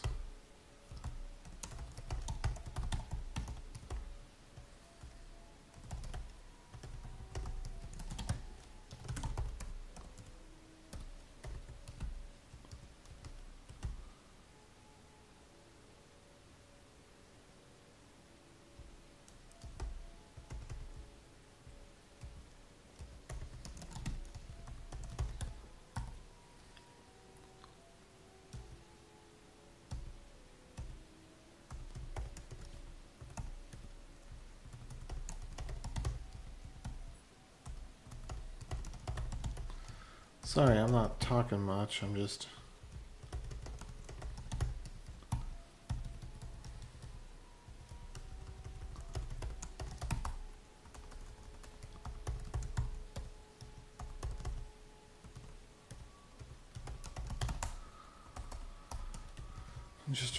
running through everything.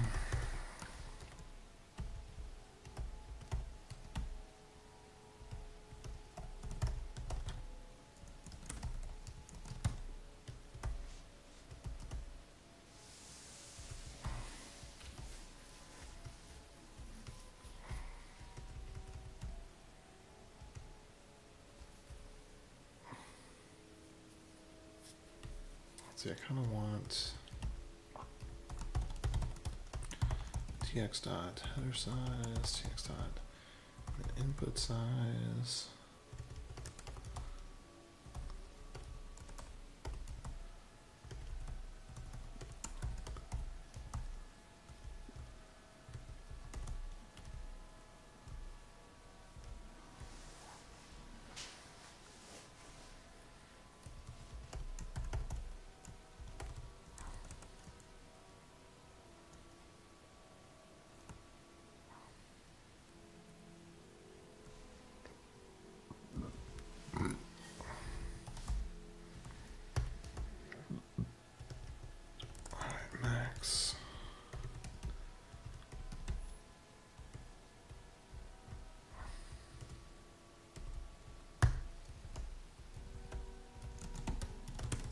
DashTx.js.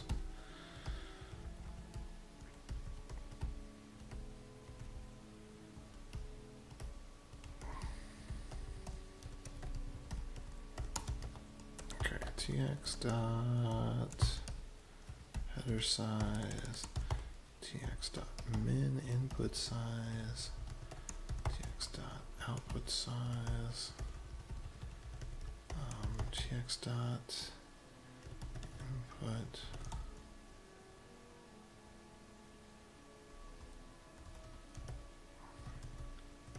Let's see, what should I call this? Pad input size.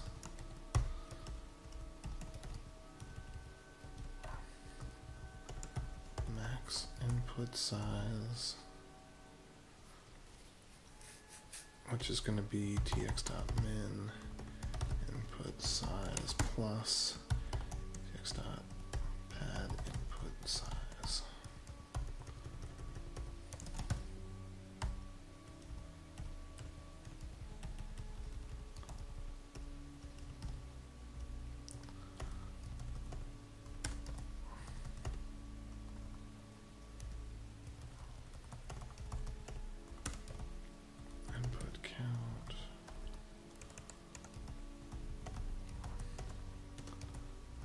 Count, lock time.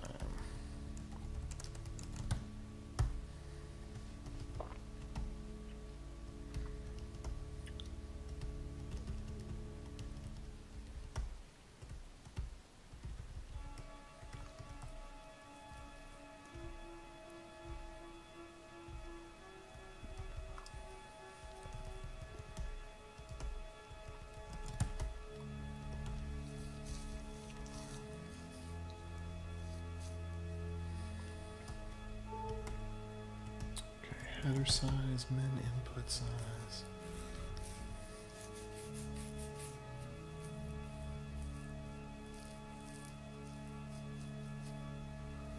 I don't know. Could we actually? I'll have to keep my eye out. I could be wrong about pad input on the public key. You just have to generate a bunch of public keys and find out.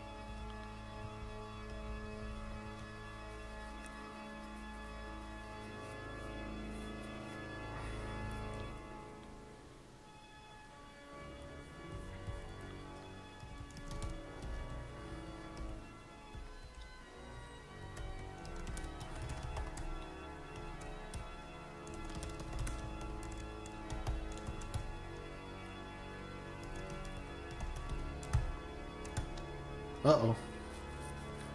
Broke something.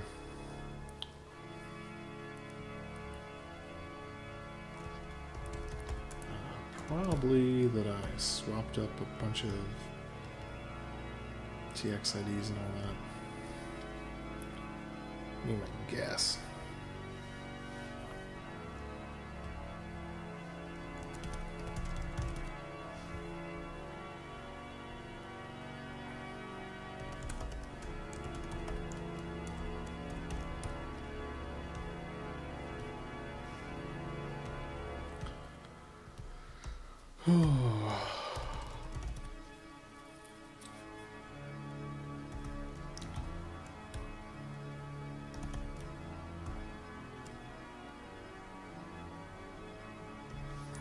So if we took all of this, let's see if we took that TX ID.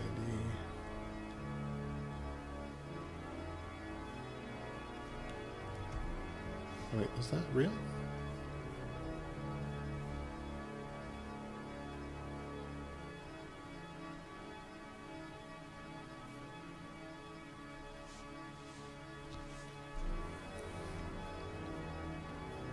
Is that one of the TX IDs? Oh, man. Oh, yeah, it's the most recent one, right? 416, okay. So then, one before that,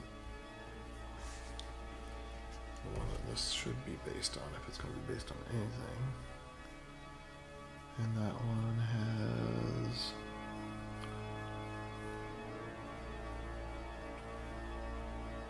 Okay, yeah, that one's sending in the correct direction.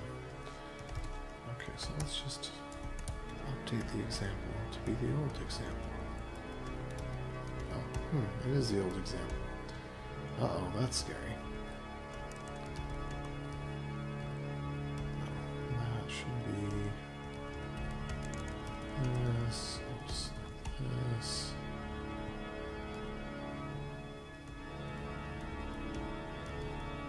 Outputs go to that one.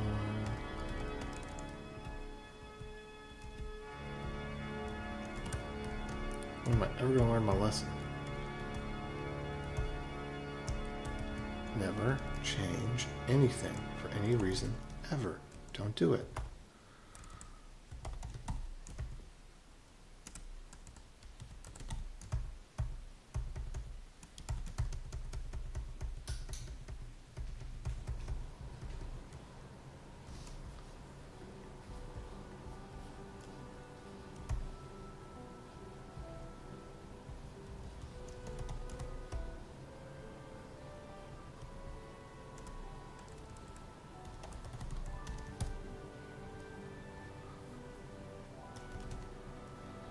Oh, dang it.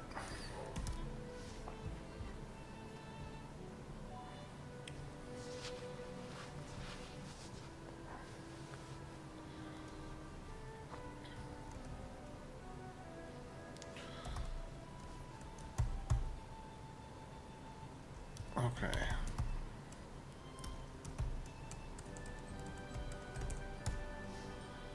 Okay, 4995, 502.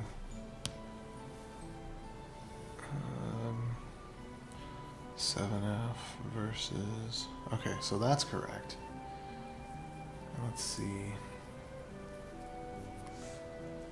Get diff tx.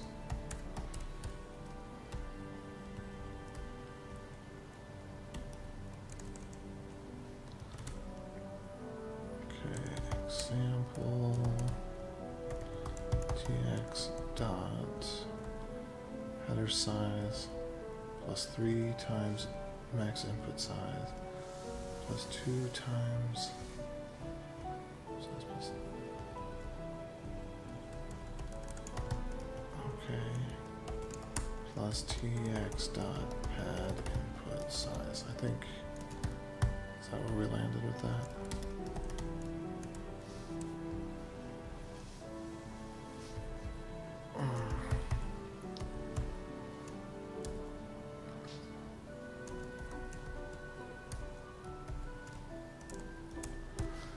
Alright, what was the difference between these two? Are you okay? It's like the 4th stream in the last 24 hours. Oh yeah, man. I was just wanting to finish this up. Because it's, you know, it's the last mile for the last 100 miles, you know? Okay, 6B. I don't ever want to do this again.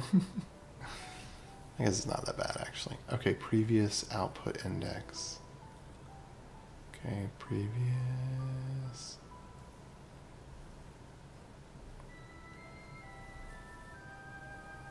Oh. I need to put these two up side by side.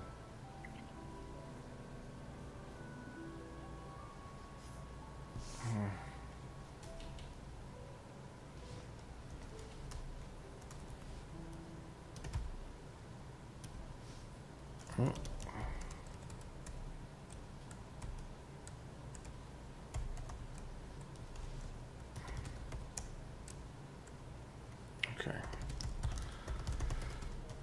Let's see, what have we done here? We haven't really done anything different here, right?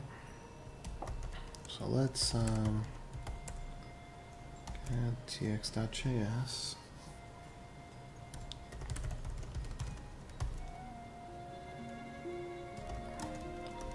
And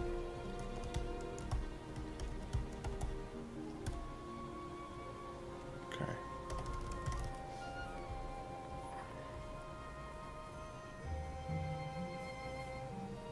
Oh, whoops.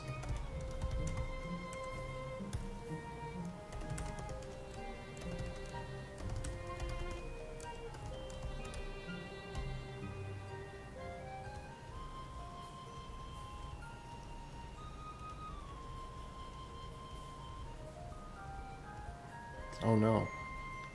Okay, but all that information, all of that stuff, I had tested.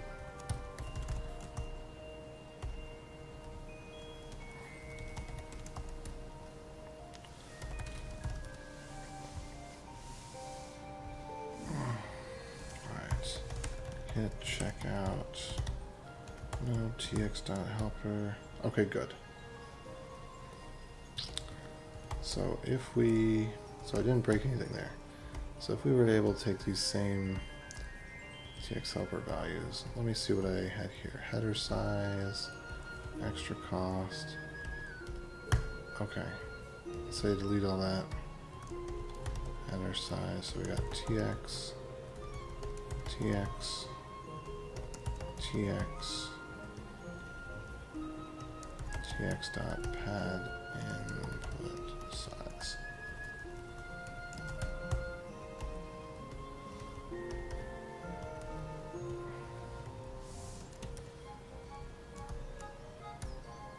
Okay, good.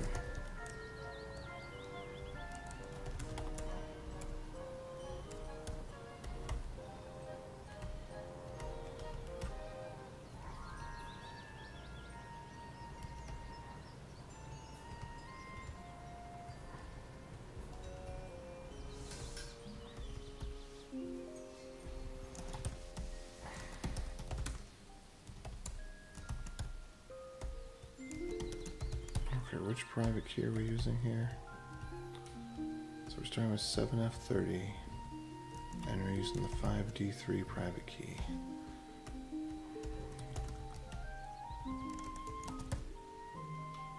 Okay. And then outputs are going to 5BC, okay.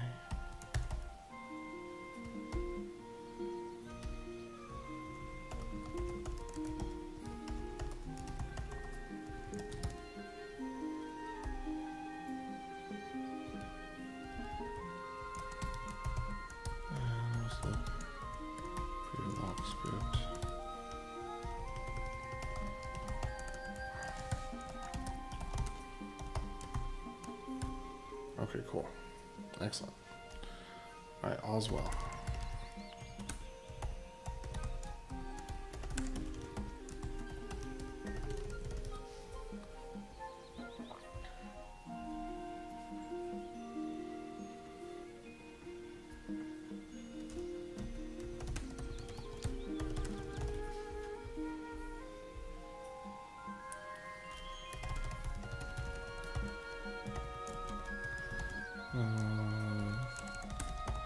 Example.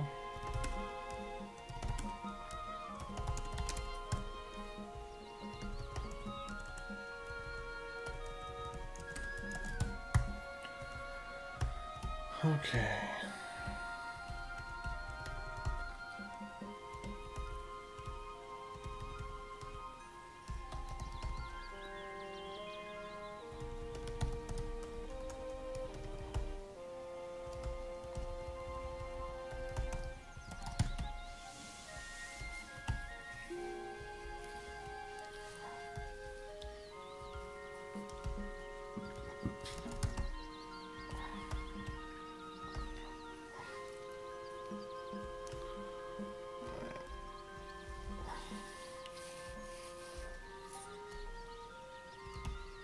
Example output. Okay. API, anatomy, CLI debugger.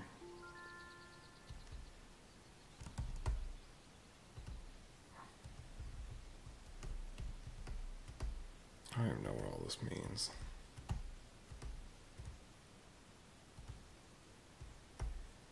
Oh, yeah.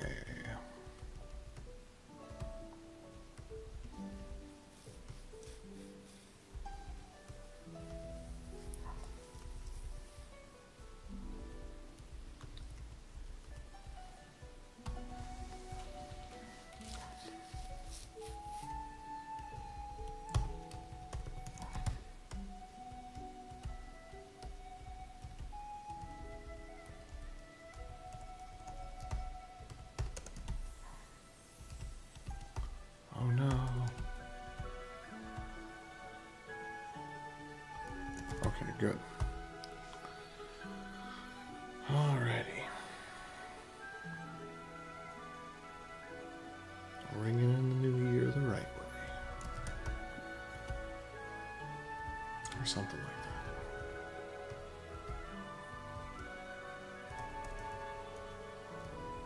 Four-wheelers don't buy themselves, you know.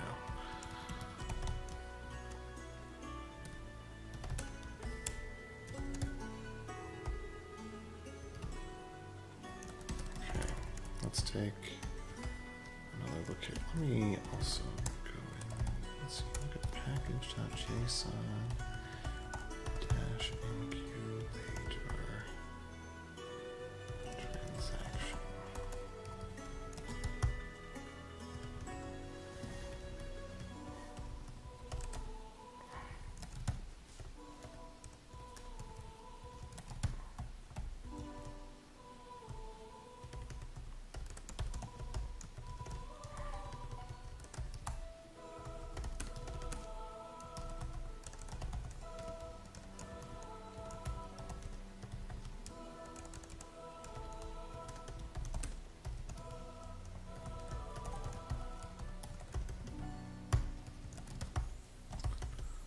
So this is DashTx.js.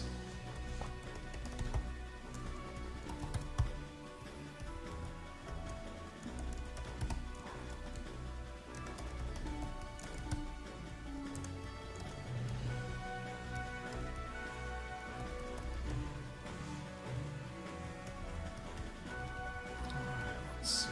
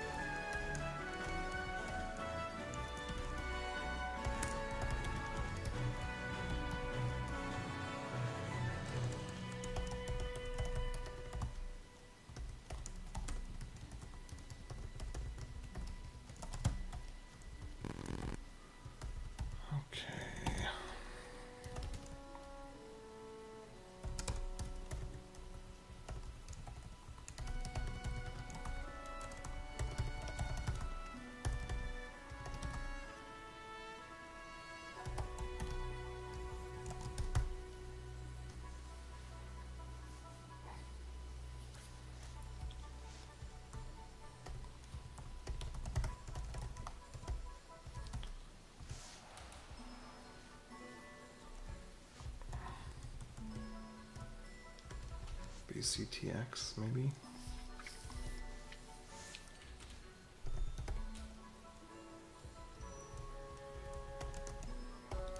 BlockTX, maybe?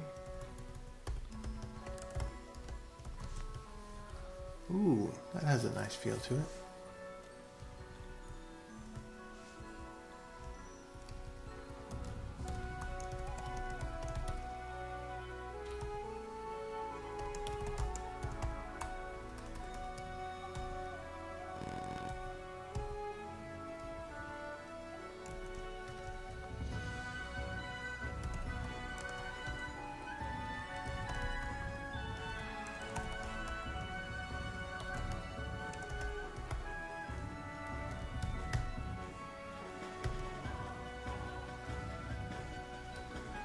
Okay.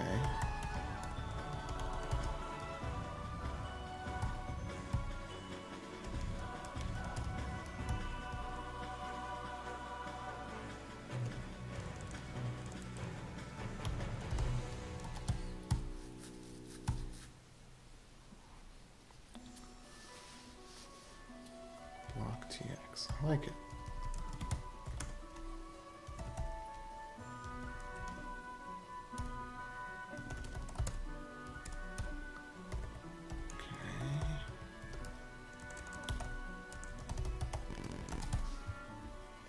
Rename this Mojanker real quickie.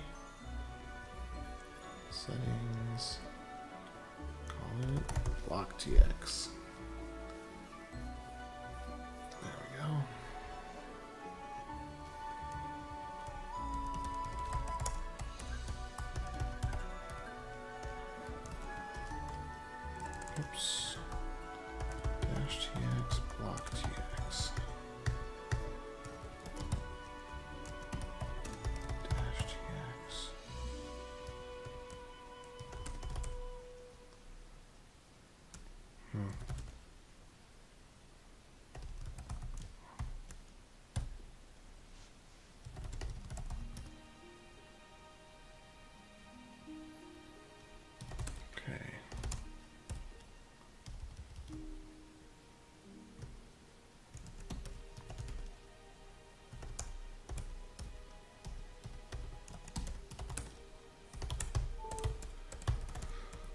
Let's see.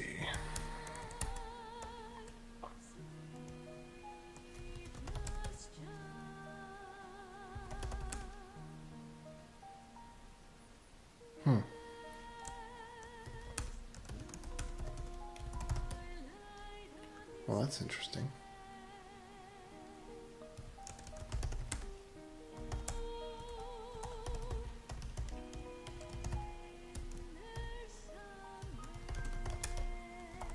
Dash incubator block DashTx.js. There we go.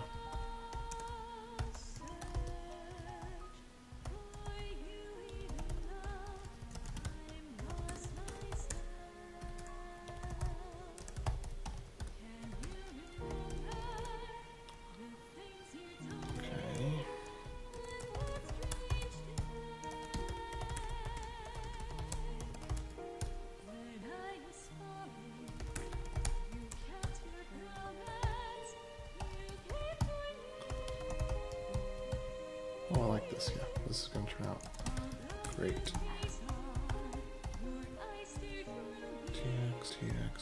TX.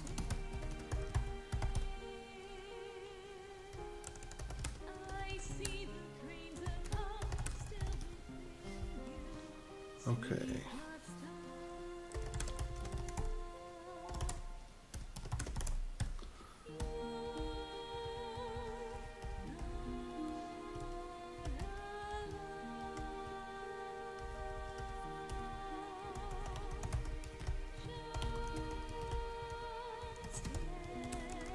npm install.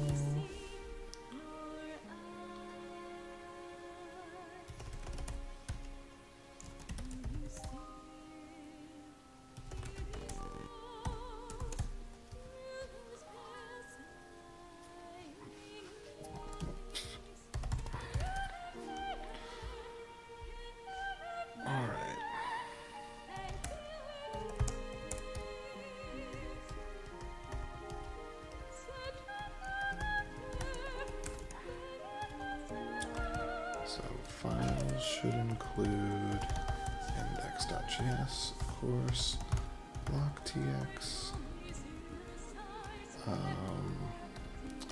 lib, and shems.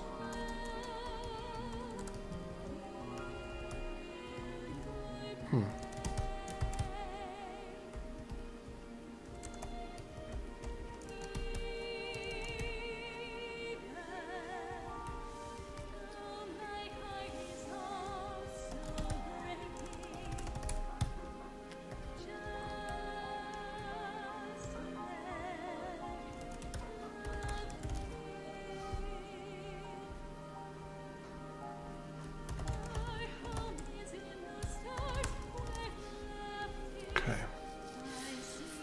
What else do we need to do here?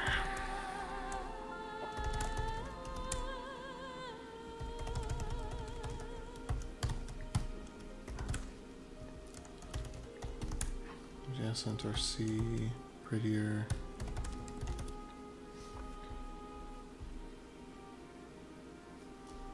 And commit -m initial commit.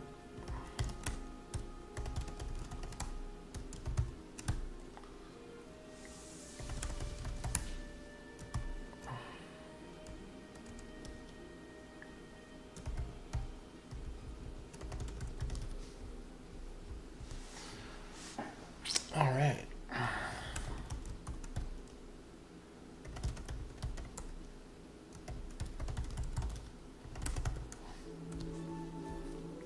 C types, typings. Let's see. Get ignore. So yeah, we use the dash site.getIgnore. That'll be good. Or better yet, the crowd node.getIgnore. What? Oh, interesting.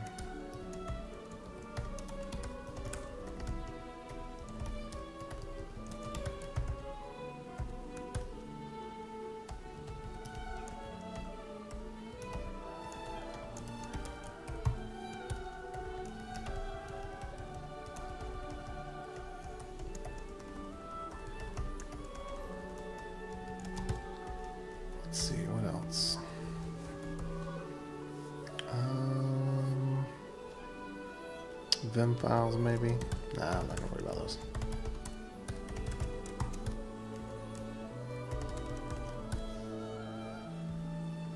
Okay, browser, this was just junk.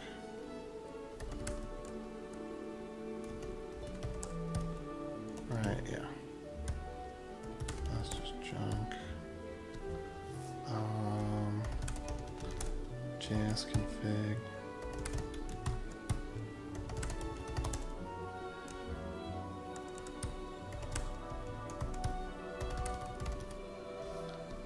Let's see, utils, usage, test, target, package lock.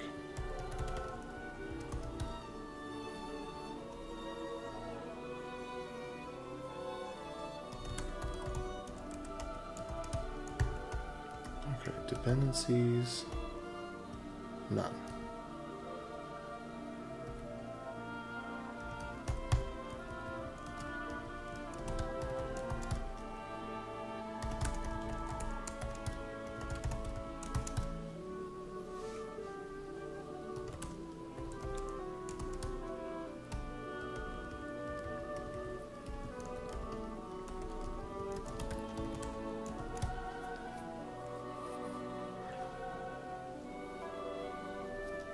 Okay.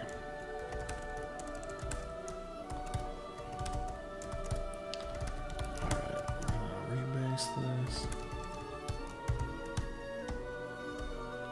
Just all of these. Pick F. Oops. Oop. And then, let's see. Right there, nothing. I'll put this up with initial commit.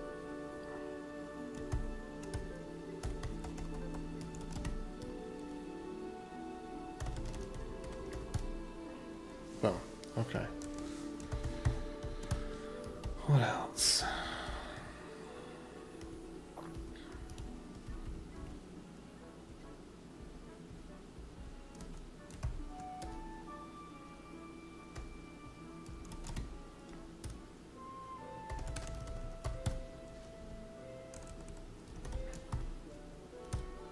Oh no.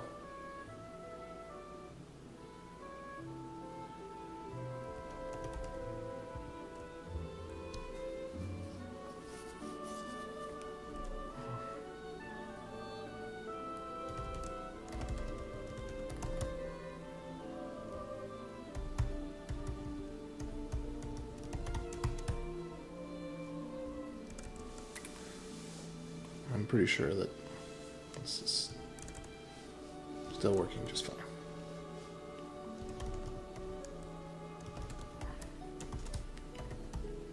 Okay. Change that one. Got that one. And got that one. Let's try. Oh no. What have I done? What have I done?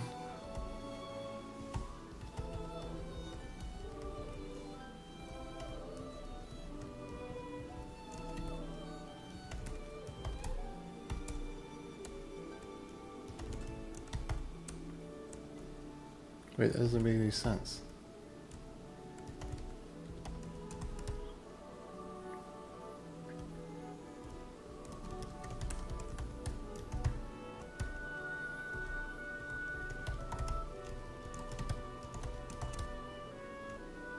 Okay, good.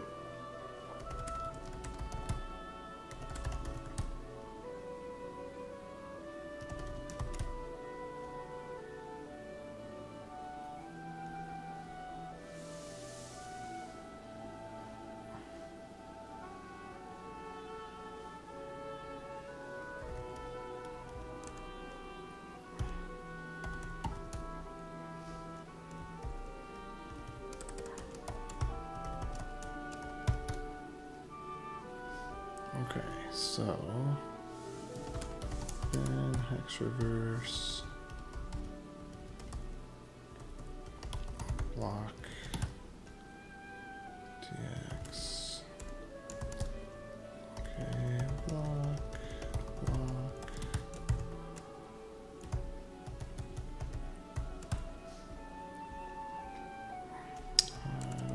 much about that one anymore. For the sake of keeping this alive, we can do that. Then inspect DashTx. Inspect. There we go.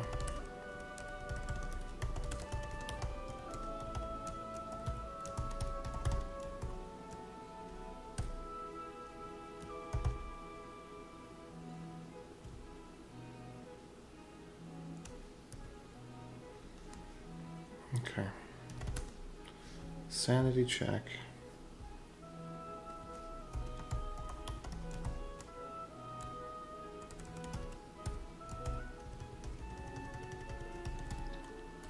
Four, 1, 6, 4, 1, 6.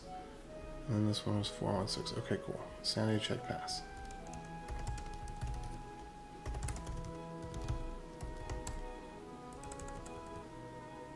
What is it? Git add test Memo 9 star F.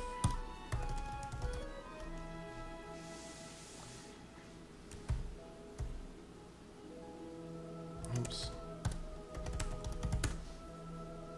I already said this one.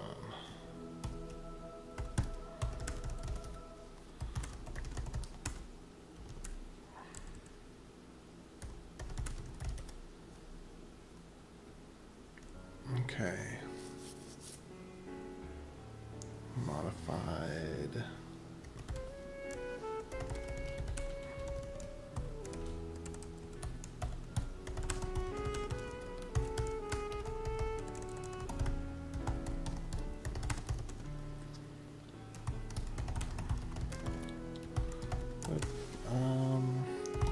Check in.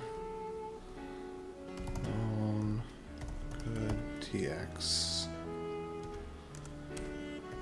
generation.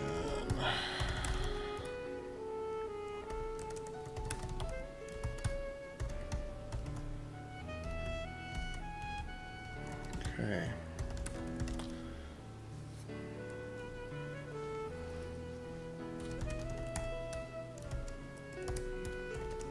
XJ4E.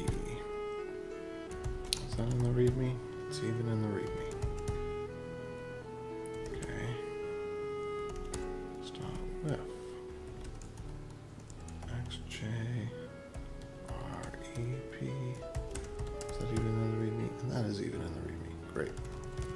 Okay, so I don't need this one or this one right now. And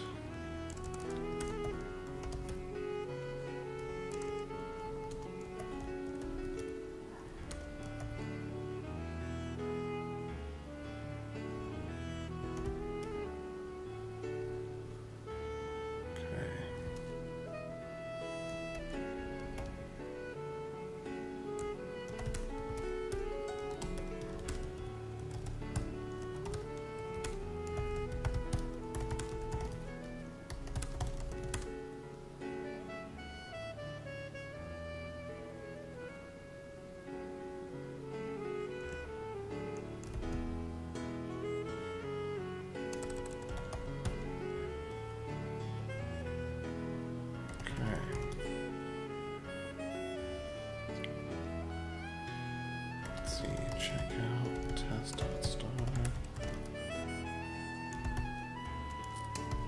Git reset test.star. Git check out. There we go. Okay. Let's take a look at the README here.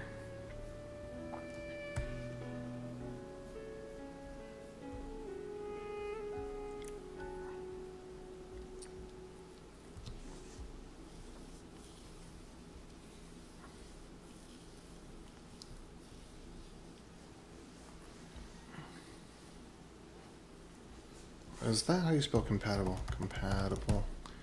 Where's compatible spelled with an A? Okay. Alright, that looks pretty good. that looks really simple. And that doesn't look terrible. Alright, now let's do API. Yeah. Let's add API docs. Also, let's just go up one level and rename it from DashTx to DashTx.js.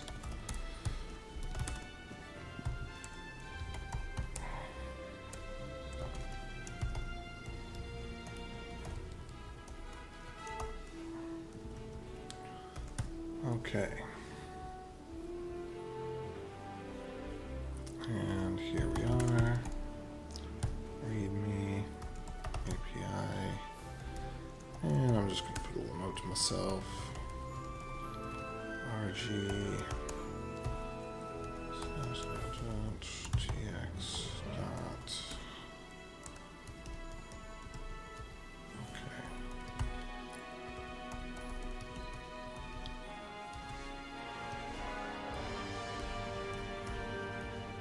Oh darn! I don't actually know what these are. Let's do require.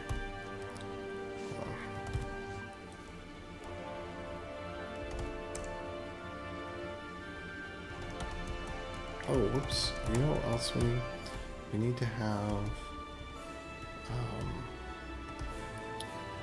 We need to have bin, and we need to have. Probably this should be below.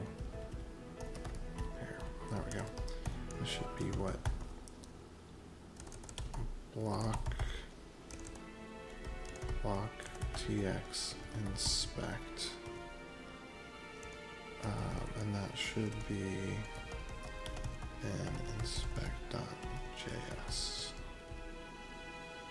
Right.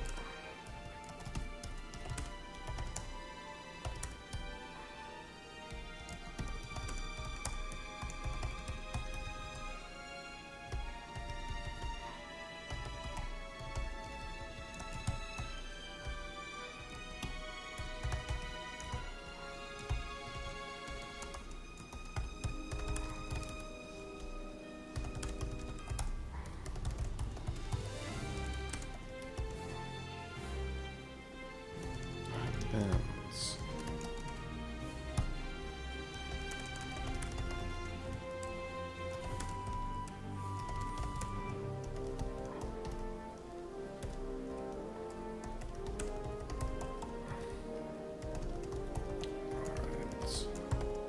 TX dot header size. Min input size. I guess actually we could go header size.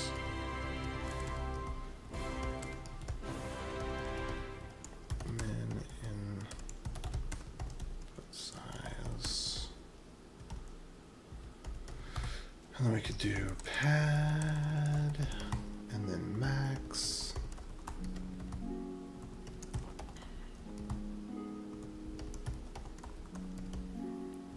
And then what else? Output size. Do we have any other sizes we need to worry about?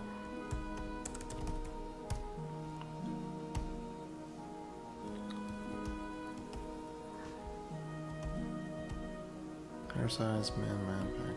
Okay.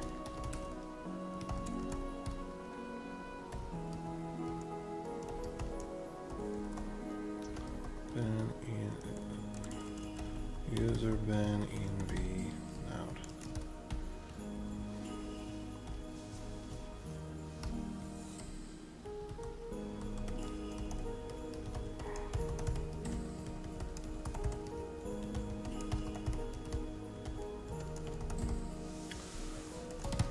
Okay, and then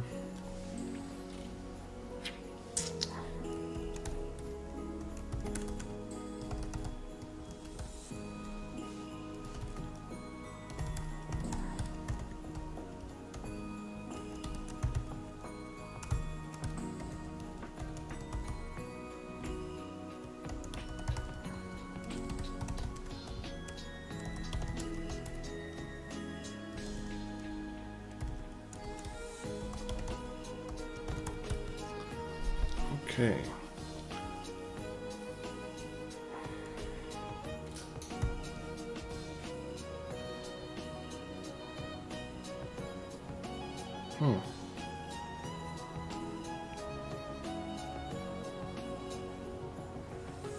Doesn't look quite right, does it?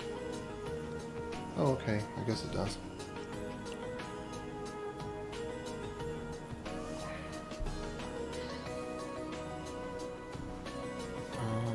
Okay. So...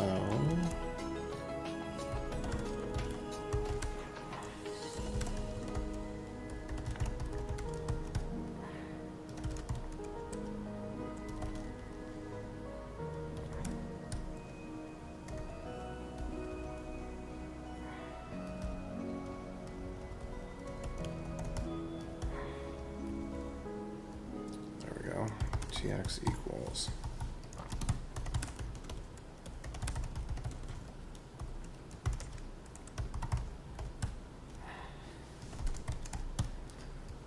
alright, API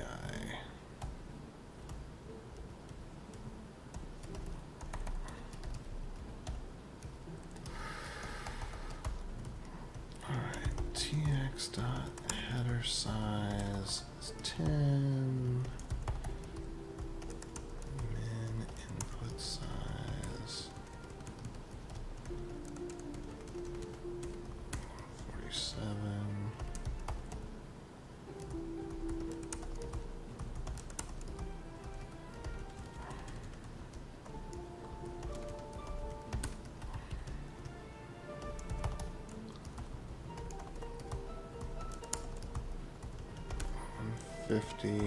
Again, I apologize for anybody who's watching. I'm just not really talking much. I'm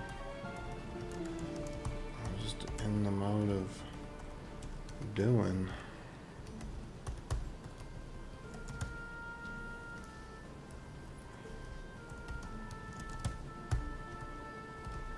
Oh, bother. That didn't work out the way that I wanted it to, now did it?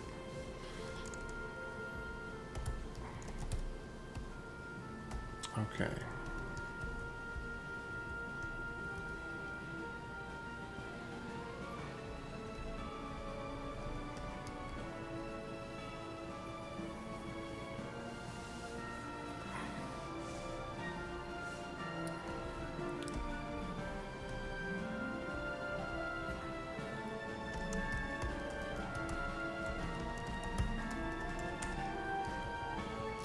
How do we do that? Let's change pad input size to max input pad.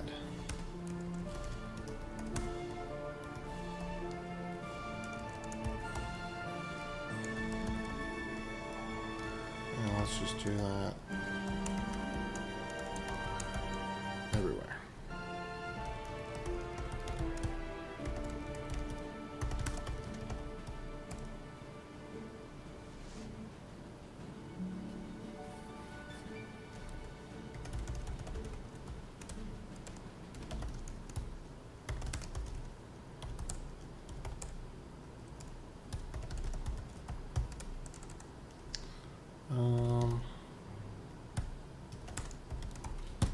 There we go.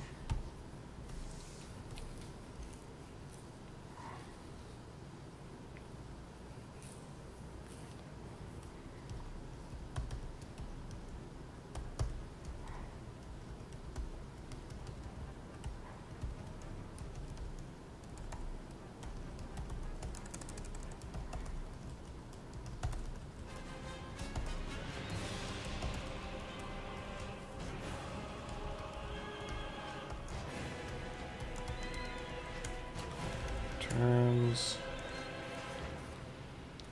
and as a 1, 3, 5, or 9 byte int.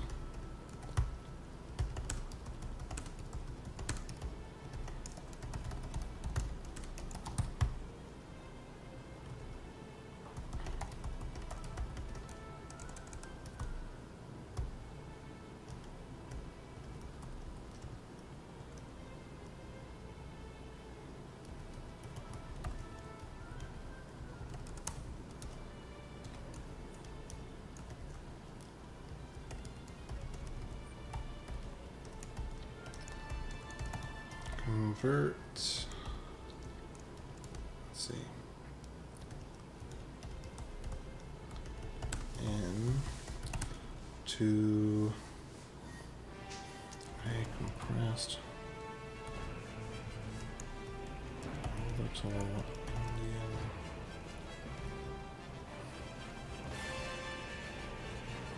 one, 3, 5.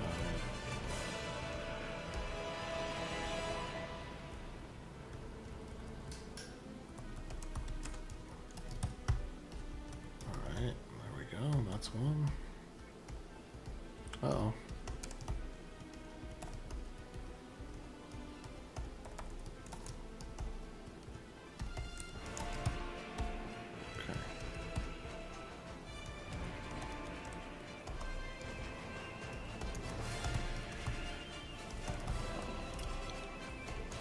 Okay, tell whether in will take 1, 3, or 9 bytes.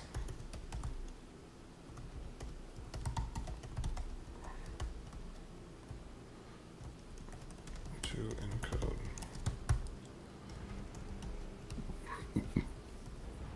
Okay, what's next?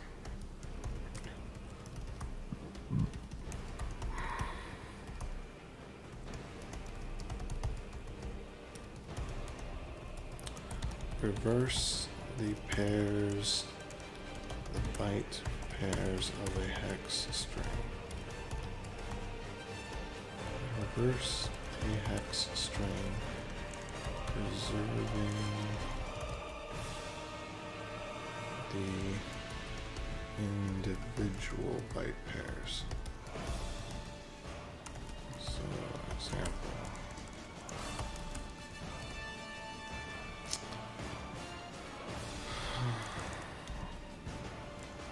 What was it?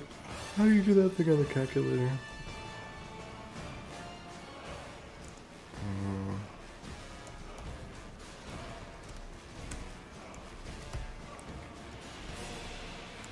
There we go.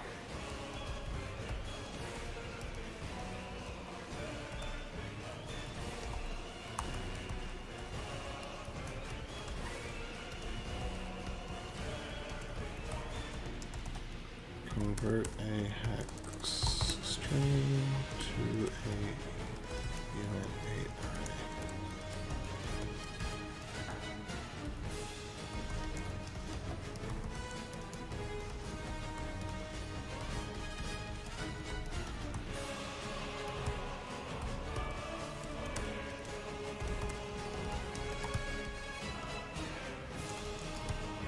Alright, cool. So that one's all together. Utility functions.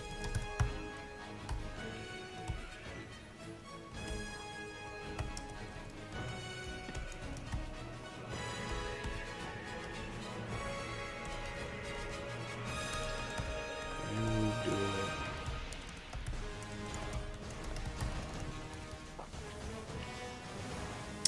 Okay.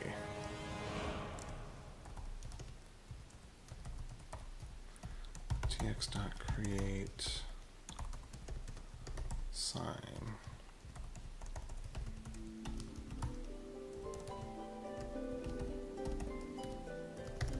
Pricing function sign.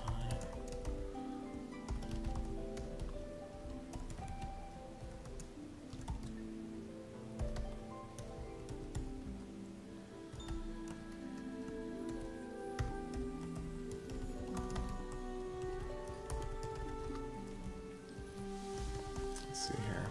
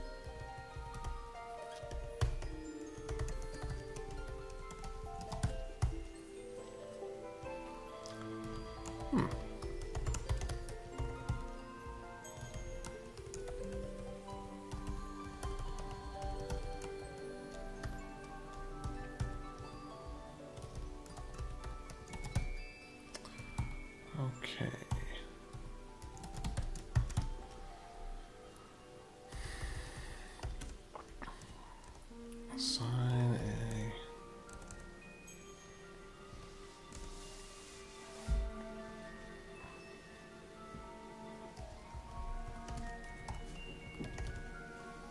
let's see, a 32 byte. Is it 32 byte or 256 bit hash? And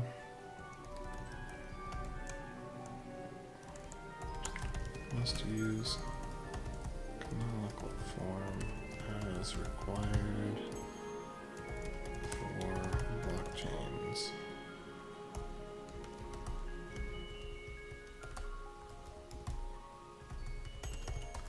Is required for blockchains and may or may not be the default.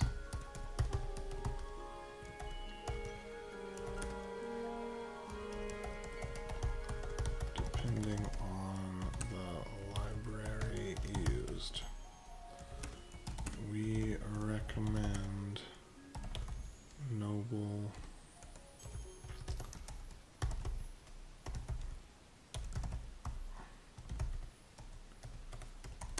and Noble.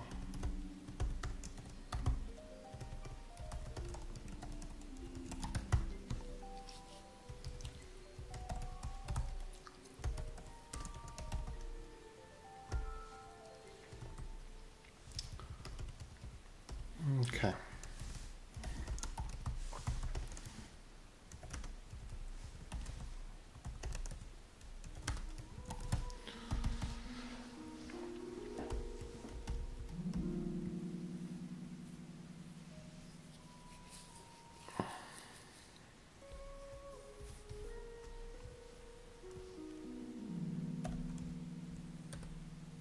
Let's see, at param, at 8 array, private key, at param, unit array hash,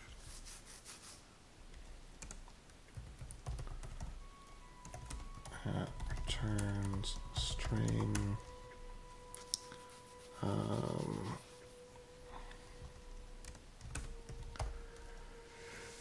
hex.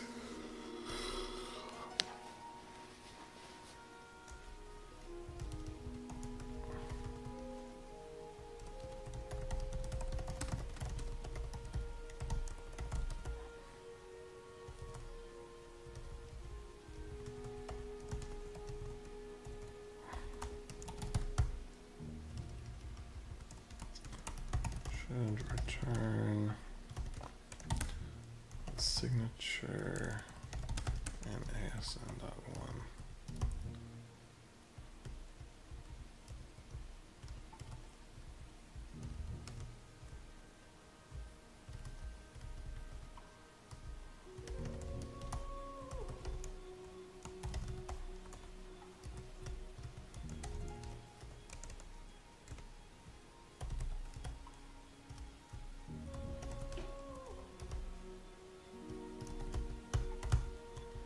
Must return the signature as an ASN window, which may or not be these may or may not be the default options depending on the library used. Okay.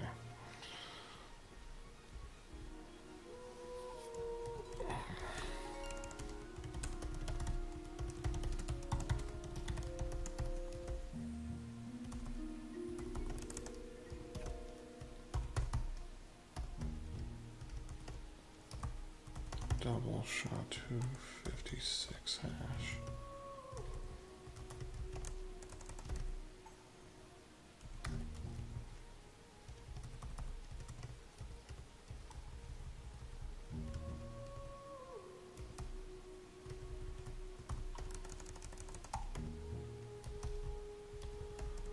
Private key.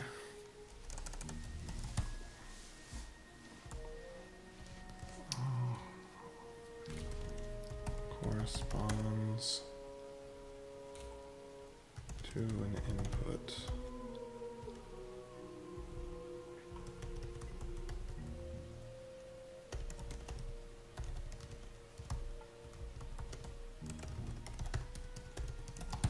All right.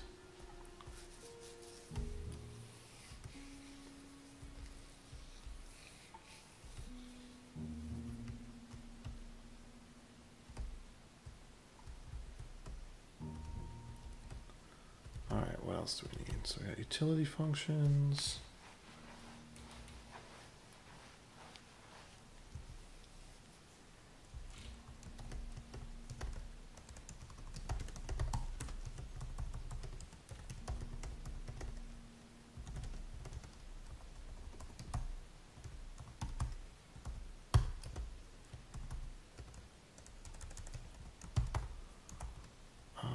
Hash and sign all.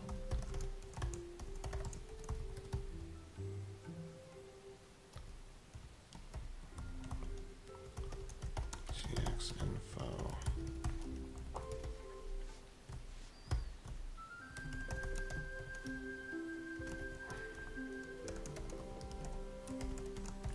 Creates a TX signer instance. Oh, hey, how's it going? Sorry, I'm late into it and just kind of going. Creates a TX signer instance.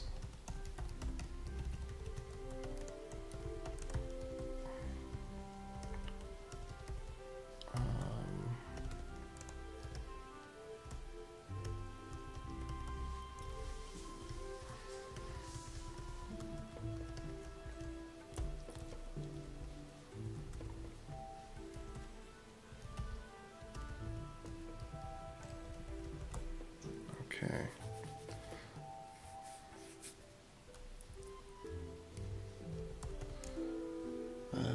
Let's see. Creates a variety of required hashable transactions. One per each input, signs them, and then constructs a broadcastable transaction. Okay.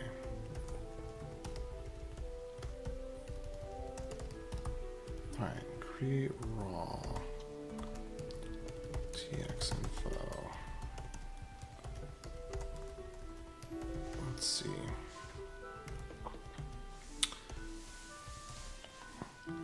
Creates a null transaction with minimal information which cannot be used for hashing or signing. This is really only useful for passing other libraries. Unit tests. It has. We don't know why it ever existed.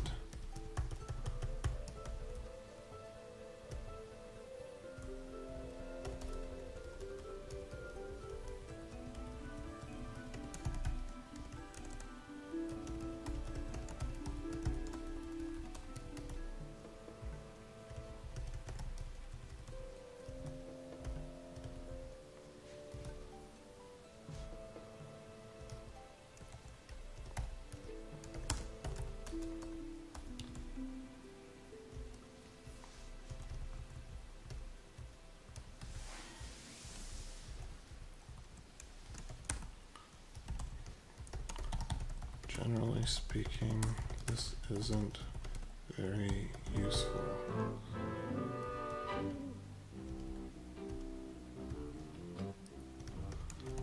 Could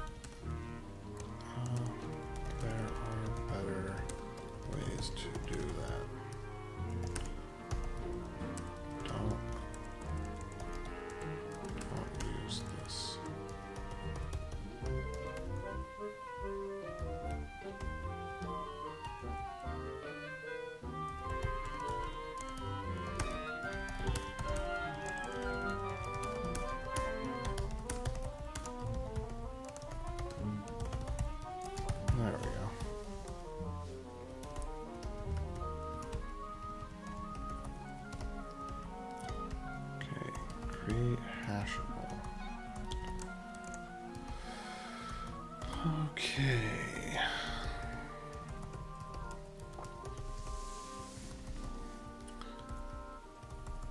Creates a single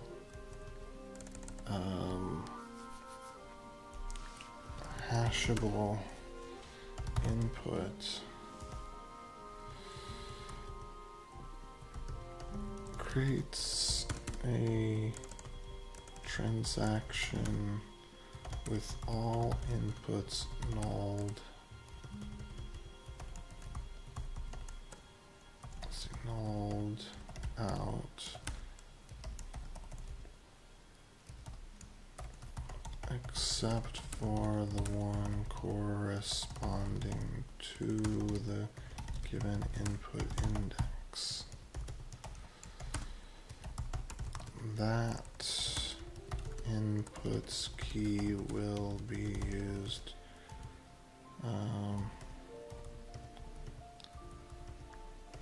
This creates a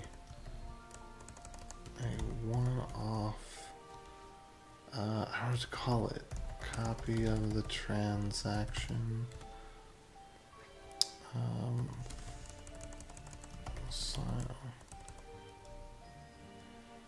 Which can transaction suitable for hashing for just that one input to sign.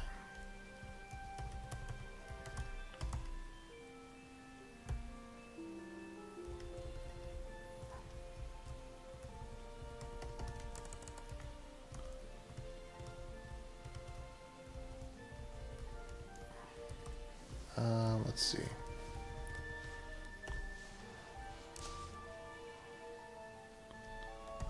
To create this signature that will be inserted into the unrelated final transaction.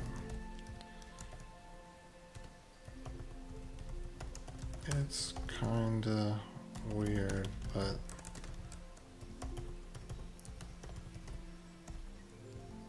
there we go. I don't know. Hey, what's up, Jojo Bite? How you doing?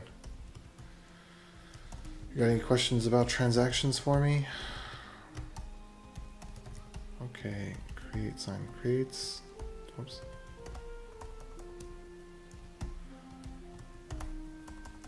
Creates a transaction that contains signatures from the one-off hashable transactions, ephemeral,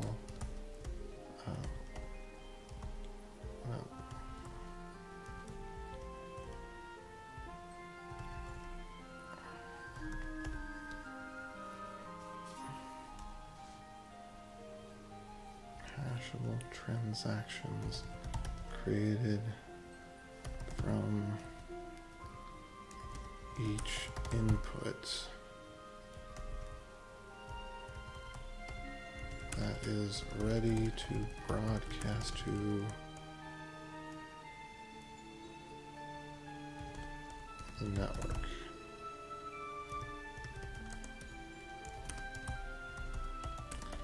It contains signatures from the one-off ephemeral hashable transactions created for each input.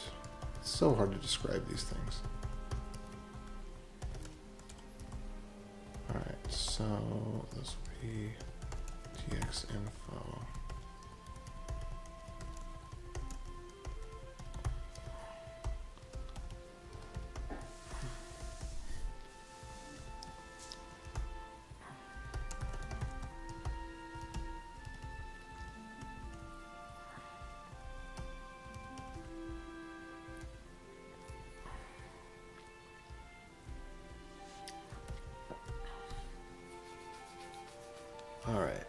have the getID functions. Okay. Hashes the signed broadcastable transaction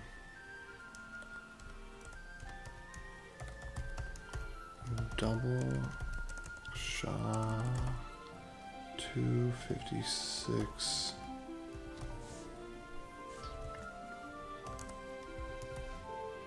broadcastable transaction and reverses the result.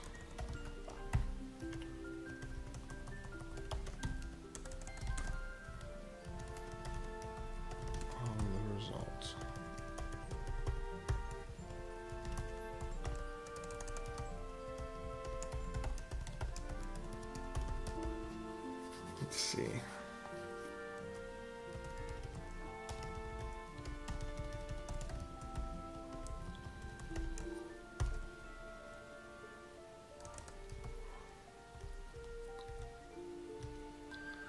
Hashes the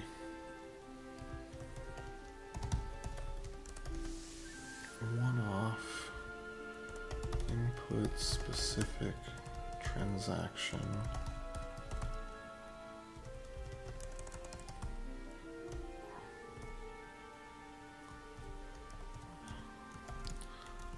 unlike some implementations, this does not reverse the byte order because we use a standard ECDSA signing function that expects bytes in the normal order.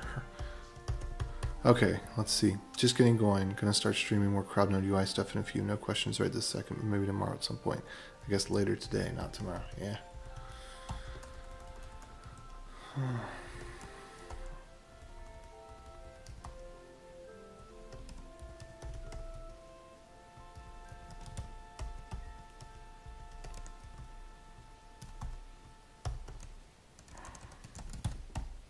Okay. So I think that's the best I can do. There's the API. Well, this is something that I'd like a lot of eyes and feedback on, because this is something that has taken an extraordinary amount of time and I don't want to screw it up.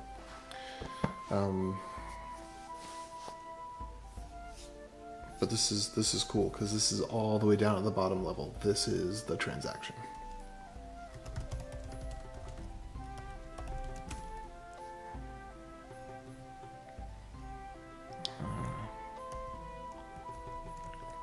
Document all the things.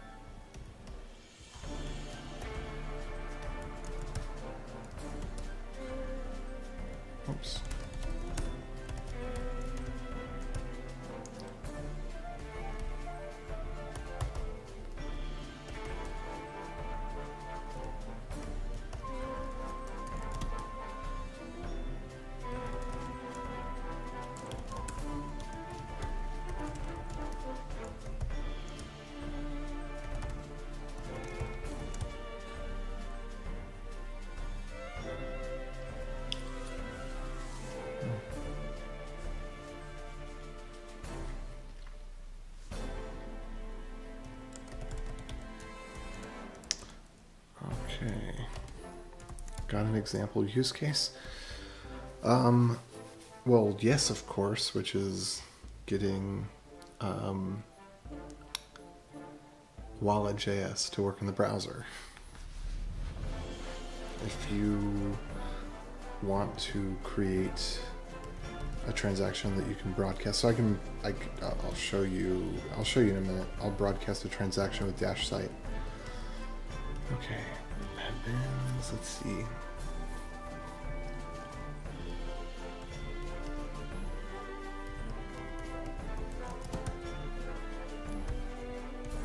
Right now I'm just screwing up the Git history.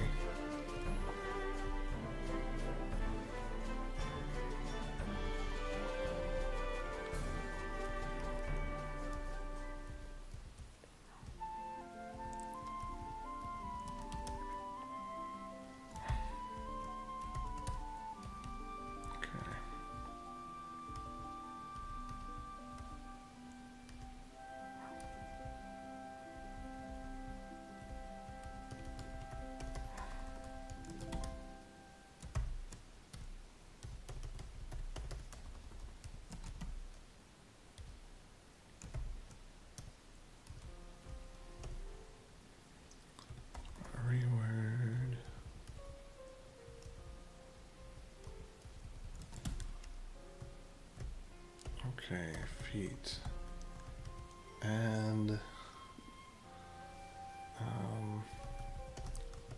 sizes.js and update package.json.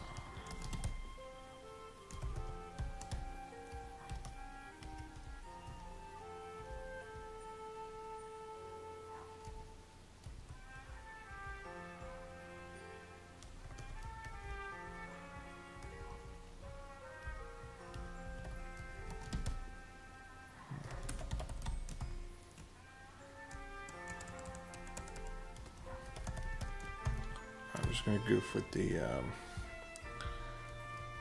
Git stuff for just one more second here.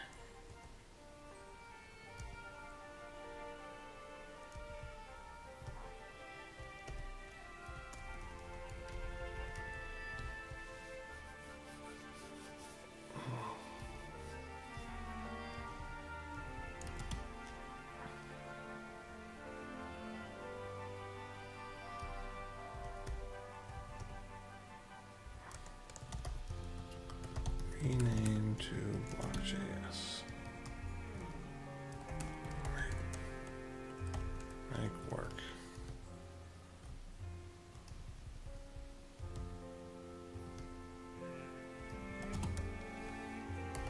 Hold on. At this point, I just kind of feel like, let me just get rid of all the junk files here. Let's get rid of this one. Get rid of this one. Let's see. Message TX. I can get rid of this one. Let's see, do we have Vim test.js? So this would be integer examples test.js examples dash core lib.js.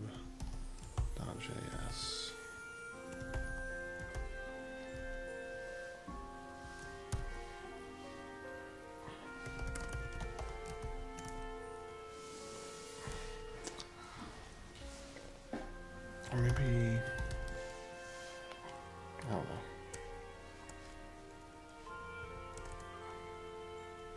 What do you call reference stuff like that?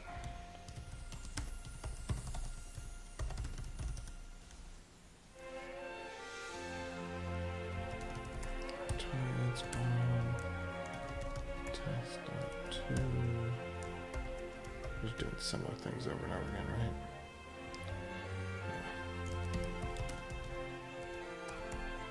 So we'll break that down. Usage.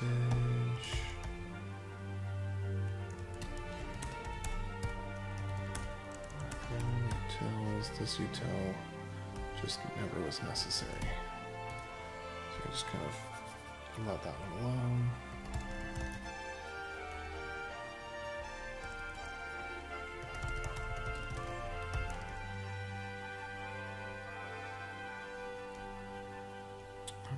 this would be something. Okay, get reset hard, no, root.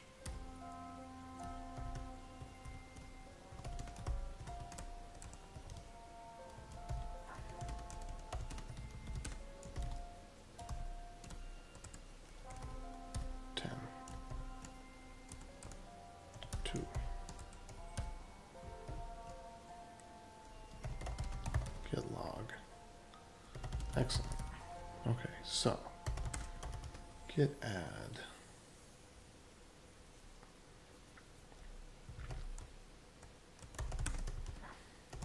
Index shims lib. Yo, what's up, David?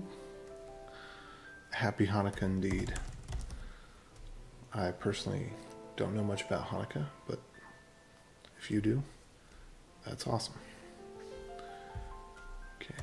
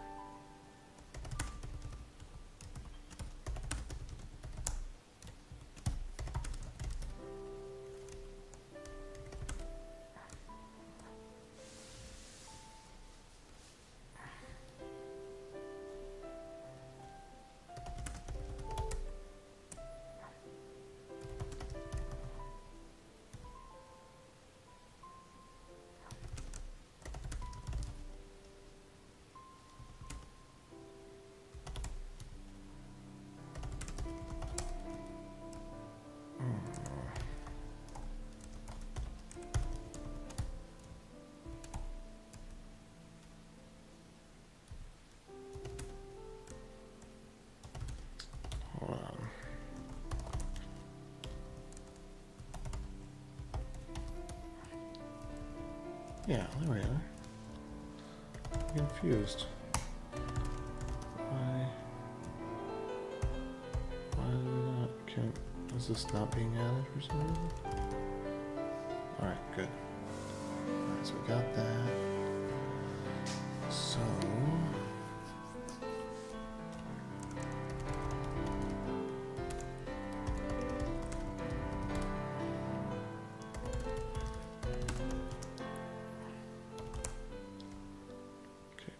DashTx example.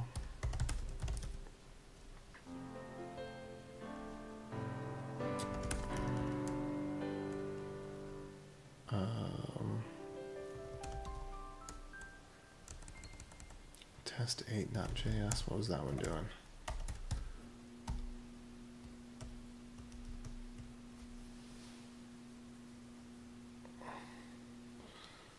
Okay. I see. So this is just another one that's sending stuff back and forth.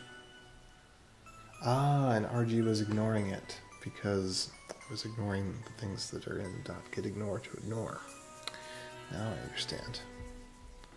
What's up, Chow? How you doing? Okay, I think I'm just gonna remove that one.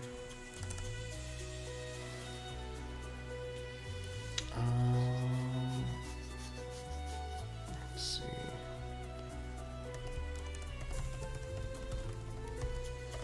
We can do all the things. Can fully hash, sign, and ID blockchain transactions.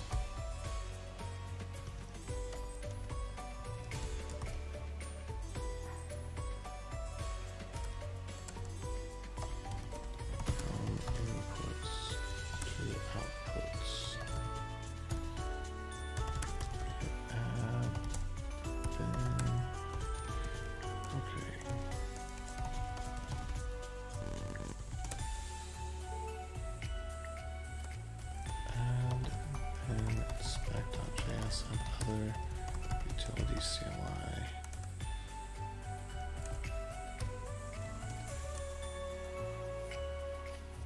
Okay.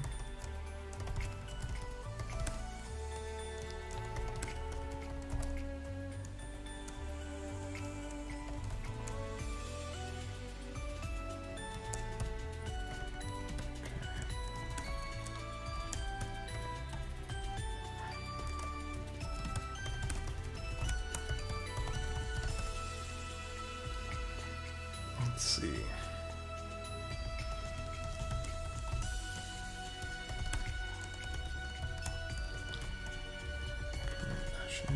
Docs, document, document all things.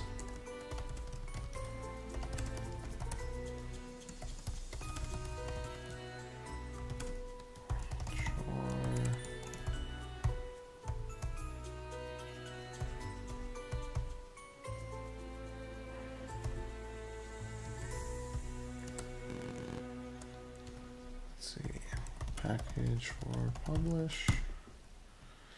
Okay, and then I think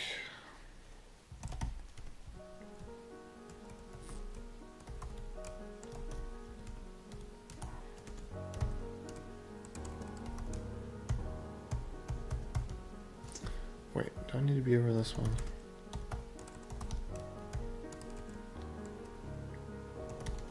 No, Ben.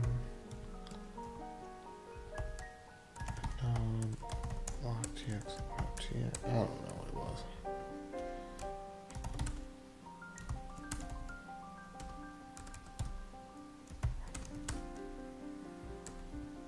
Test.memo9. Oops.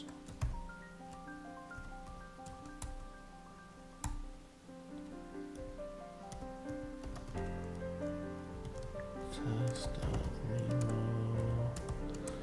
Sorry, I'm just so out of it right now. Okay, good. So that's all good. Everything's looking good, which means that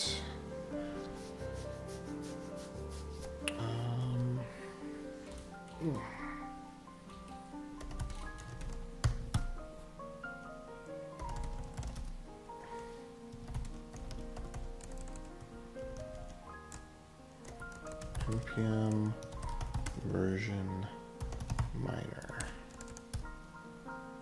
git push tags npm publish yada yada yada yada.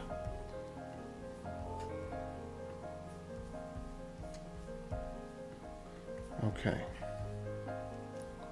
that's ready to publish. All right, now this could be used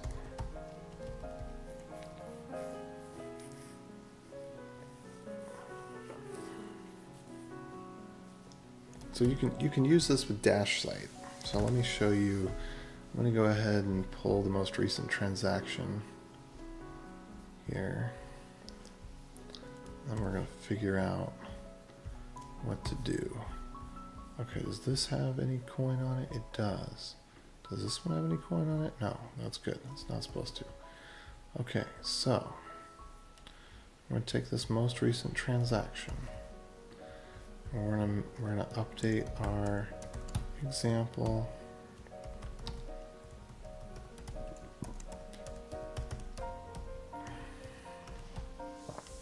Okay, and then I think this is the one. So this is from this one right here. There we go.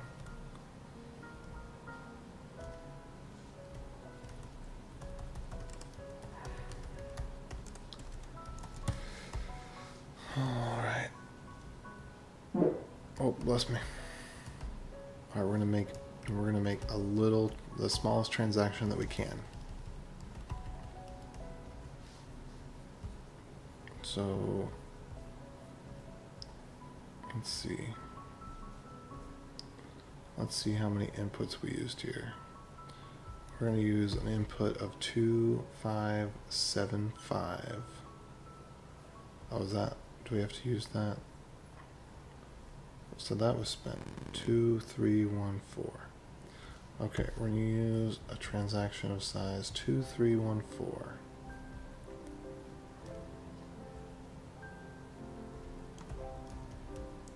Let's see.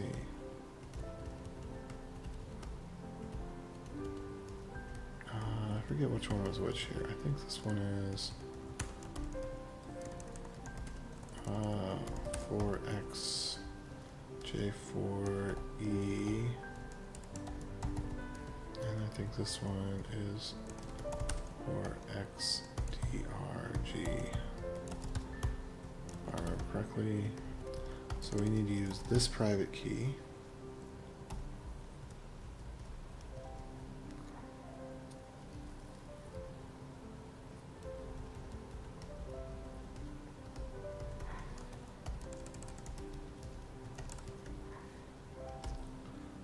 Let's see.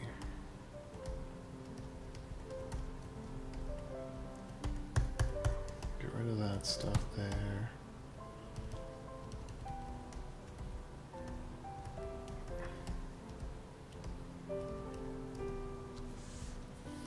Alright, we're not going to split the value.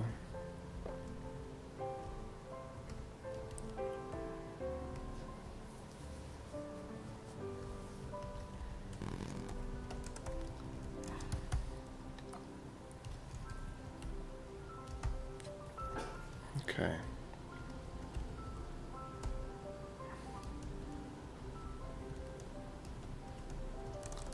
Let priv key buff equals priv key buff is what we'll return here.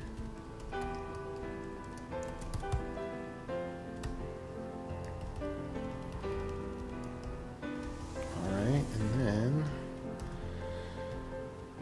previous lecture, we're just going to use one of these, not two of these. So I've already demonstrated we can have multiple inputs and outputs many times over. So I'm pretty darn confident with that at this point. Okay. Let's see. So 5BC. My outputs at. So that one would go there, and this one is for XDR, or was it XDRG or something? XDRG. XDR. Okay.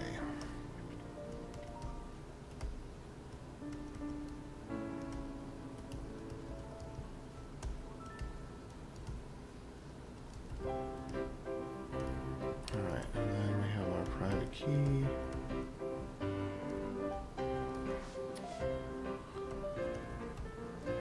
then we have, I don't think we actually used that one. I'm not sure if we used it or not. To public key.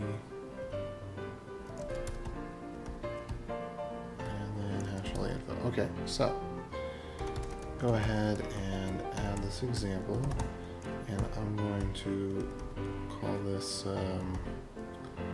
Nemo 10. Oh no!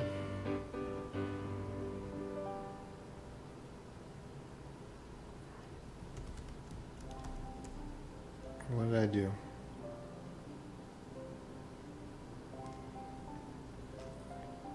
$4.24. Hex.length. Okay, where'd that come from? That came from 338 and 334. 338, which came from 334. Outputs dot for each.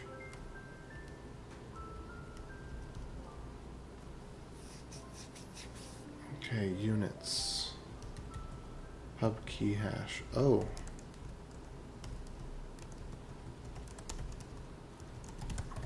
Hub key hash. Uh-oh, how'd this happen?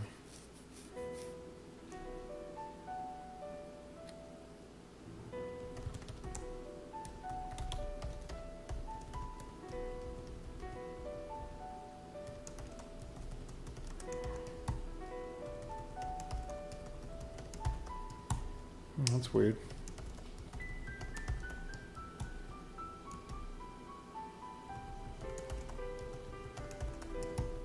Apparently I had a typo in here. Which, okay, I'd clean this up in one version. I think I see what happened. And it got left in another still. Let me see here. Pub key hash, outputs, pub key hash, pub key hash, pub key hash. Alright, so somewhere along the line that got messed up, that's fine.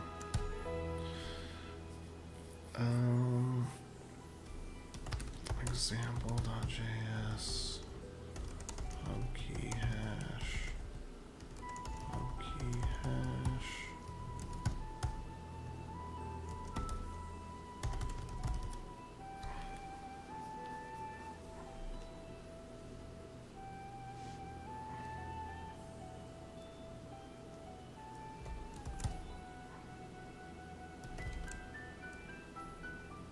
Okay, let's try this again.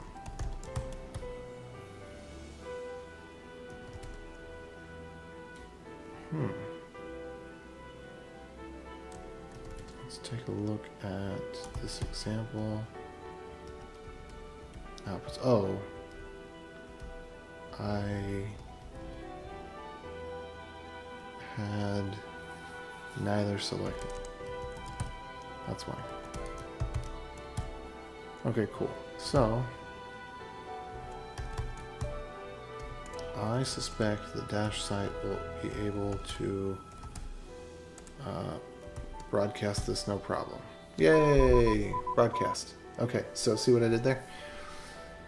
I wrote out this transaction to a file, and then I just cat the file and give it to Dash site instant send, and then it instant sends it. And so then I can go look here, and I can see that this now has spent that transaction. So two things are accomplished.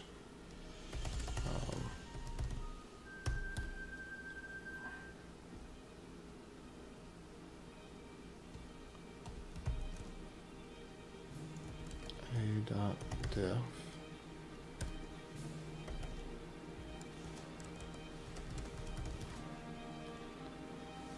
so here's something interesting.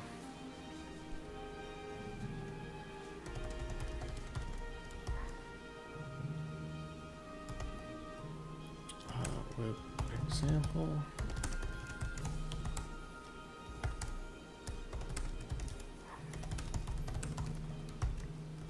Fix pub key hash, pub key hash.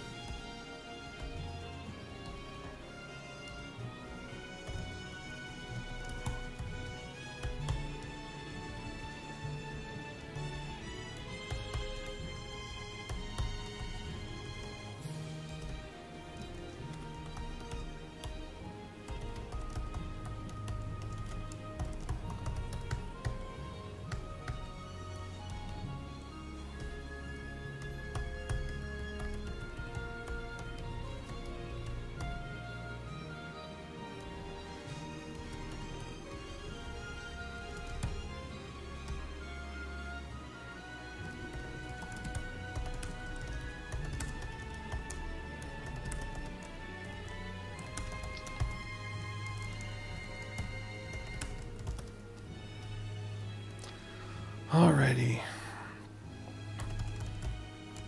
Oh gosh, this trackpad's killing me. It's just too big.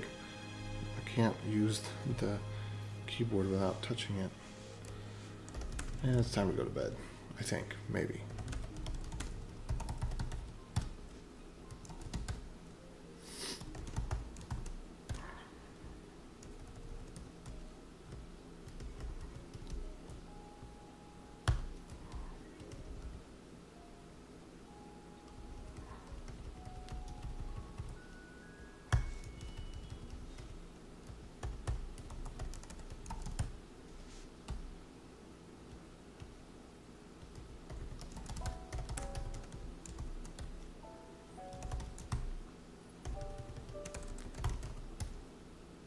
Oops.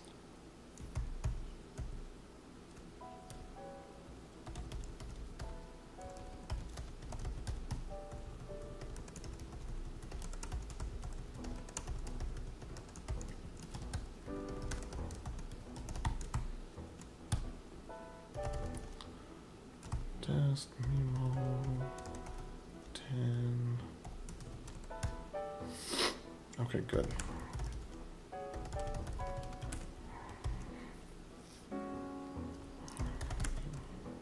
Get rebase. Continue.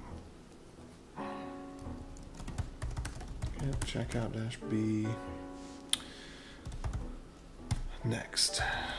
Get checkout main. Get reset dash dash hard. Head 1.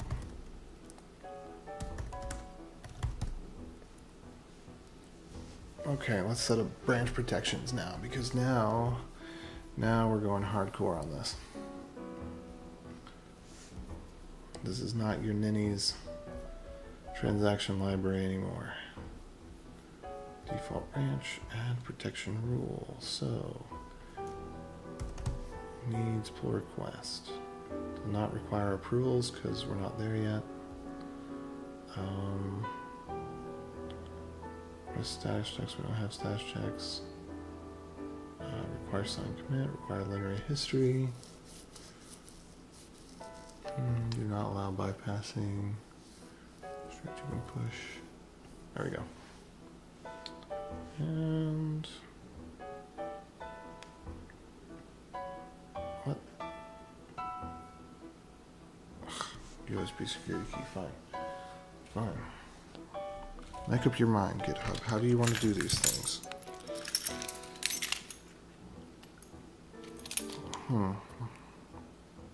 Well, let's see. I have to unload power to do this, but no big deal.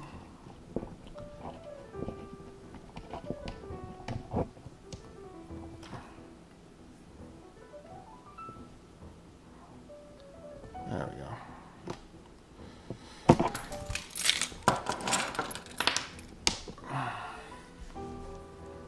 Okay.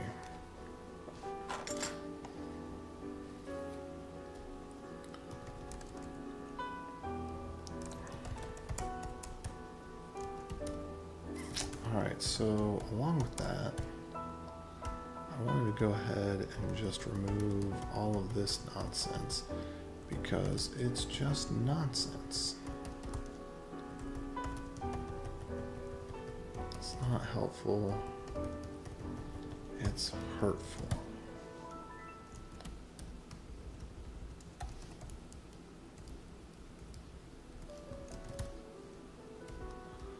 And we might want to rename subscript. That's one of the conversations that I want to have. Okay. This is it. Nope, that's not what I meant to do. Okay, yeah. Oh, that's interesting.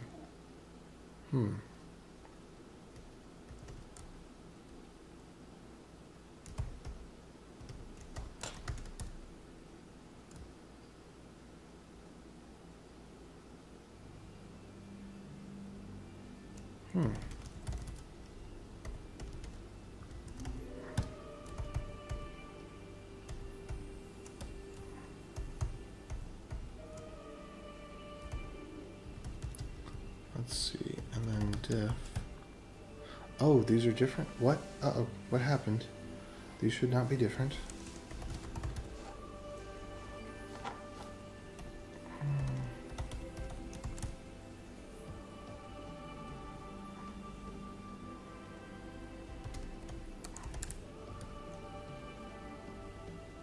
Hold on just a second. What happened?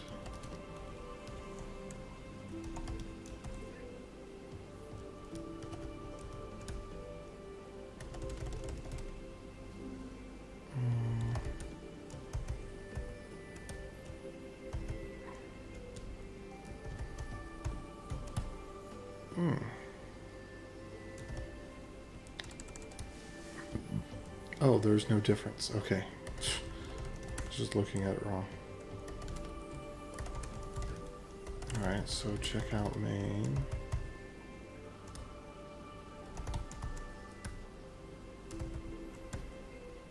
Oh wait, that is different.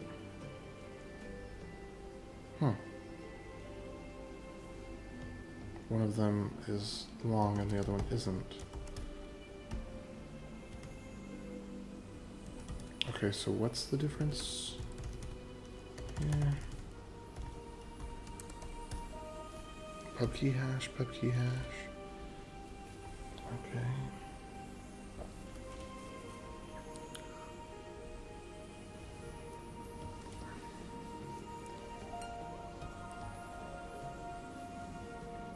That's weird.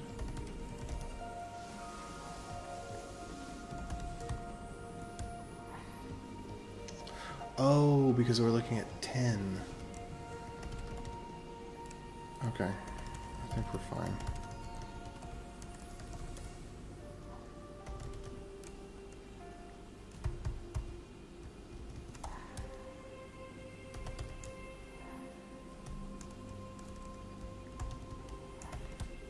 Alright, good. No difference between the two, as expected. Okay.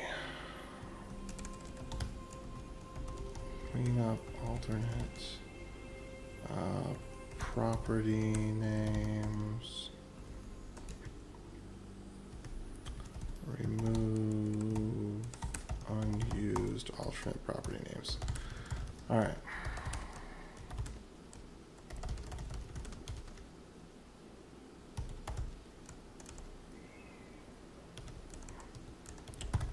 Let's do bump npm version patch npm push. Let's go ahead and open this up, make the PR, and then get this thing out of here and me to bed.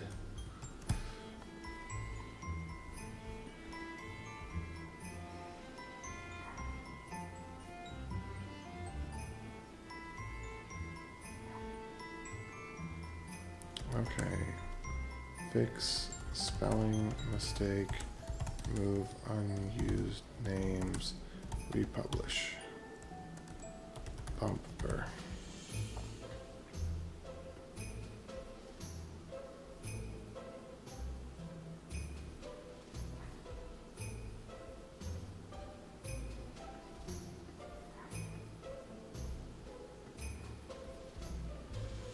Okay.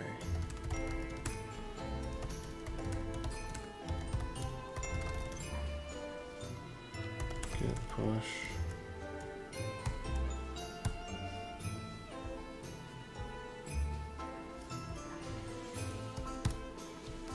Okay. Alright, so we shouldn't have too many junk files in here now, hopefully.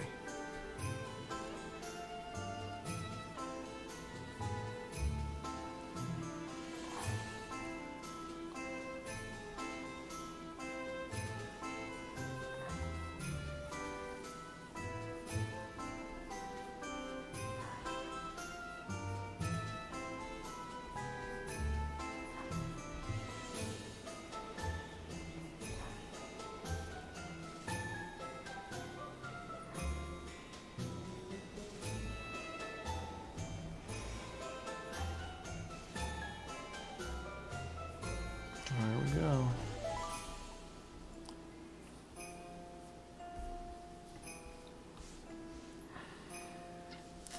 There we go. Okay.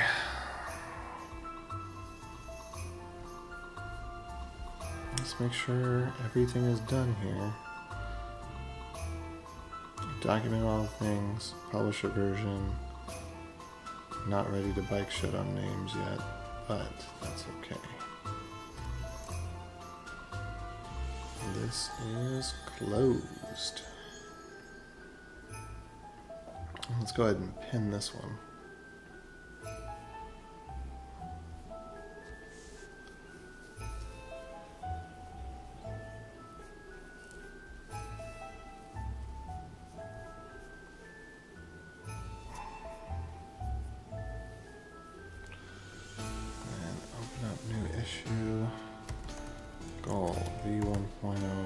proper. Subscript.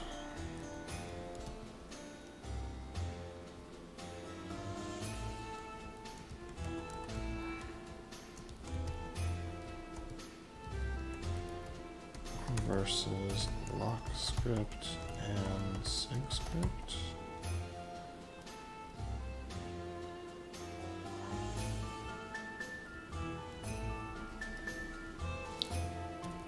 Okay. Replace dash core lib in wallet.js. Get a feel for the ergonomics.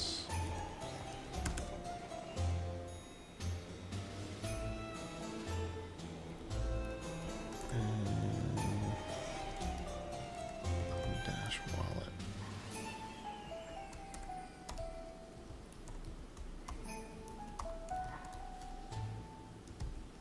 Dash hive.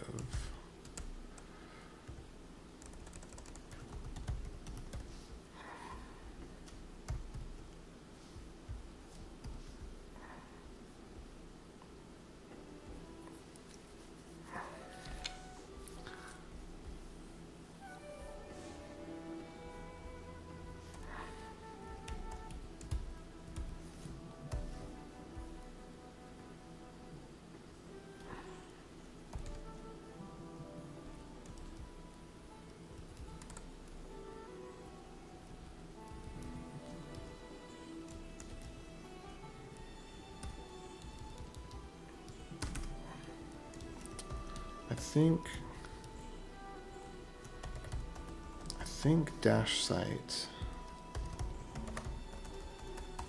could. I think Dash site, does Dash site use dash core lib? What uses dash core lib? CrowdNode probably does.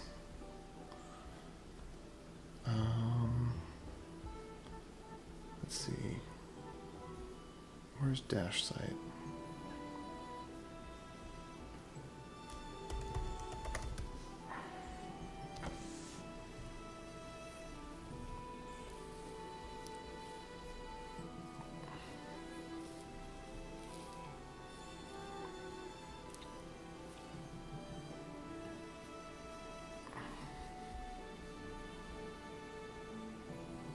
Okay, it does not. Let me see what's using dash core lib dash evo. Come on. Is it dash lib core?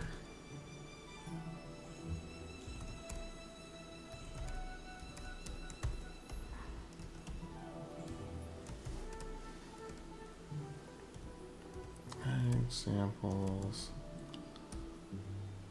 dash core lib.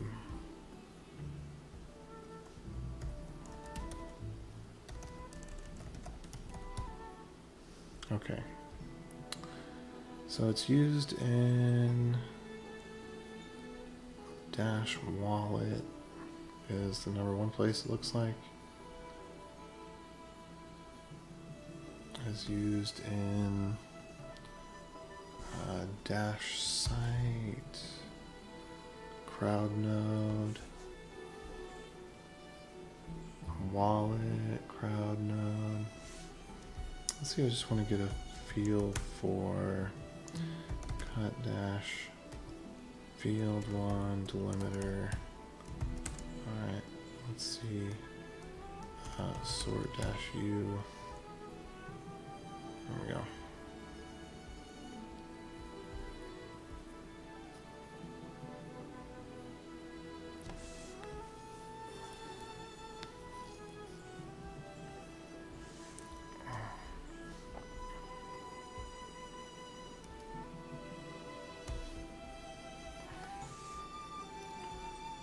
Okay, so Dash site, Dash wallet, CrowdNode. Okay, let's take a look.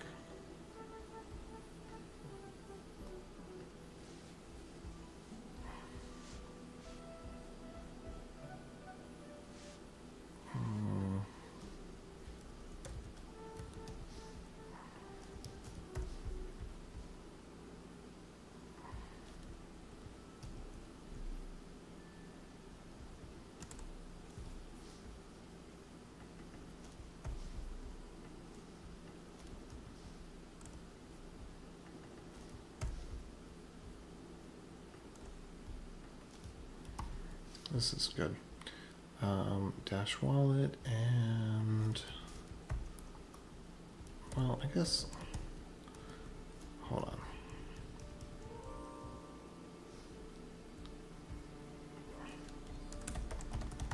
Samples. And then let's put it on here.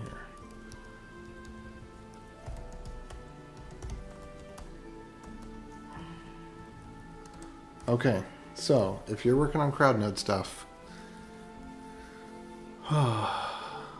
this is ready for you. Jojo Bite, if you're still on. Write it and go. Of course I want to write it and go. The problem is that I can't right now. So this right here, I don't know, I gotta go to bed. It's 5:30. I wasn't expecting to be up for, 8 hours working on this. I think I've worked a total of 16 hours today, or maybe 20 hours today. Oh. I haven't been talking to you, so it's been fine. But I'll just give you a little overview here. So basically, you need to use Dash keys and the Dash incubator secp 256k1, which I just updated to fix an issue that it had. But so this one, the transactions are quite different. It's just an object rather than being a bunch of methods that you call. So you give it your list of inputs. The one thing that is a little bit weird that I'm open to some suggestion on, actually I need to put this in the 2 bike shed about issue here. Let me actually open that back up. If I can get over to LockTX. So we're going to have DashTx as well, but DashTx is going to be higher level. It's going to have both the sec 256k1 and Dash keys as a dependency. Let me just make note of this real quick.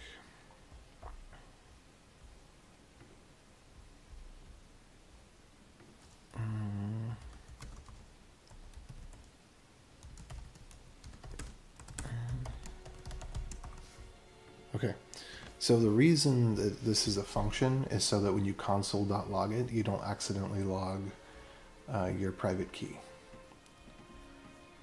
But this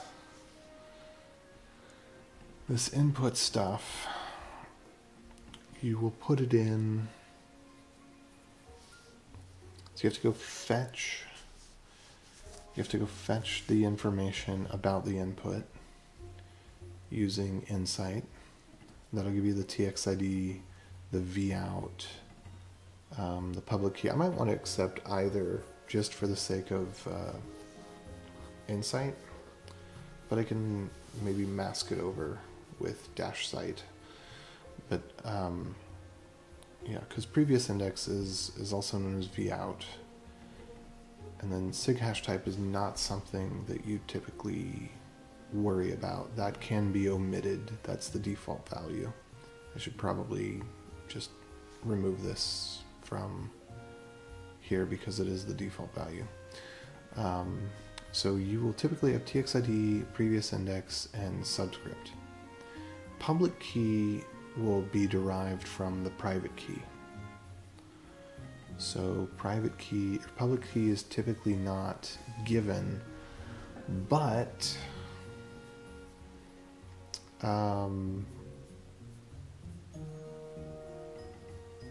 to change that, I need to document how you get the public key.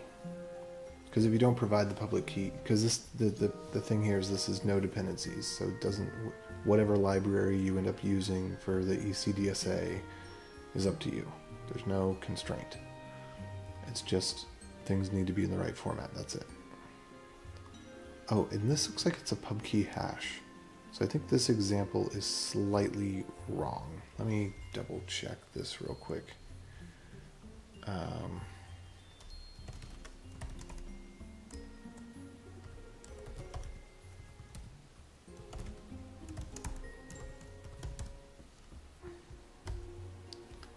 Input public key.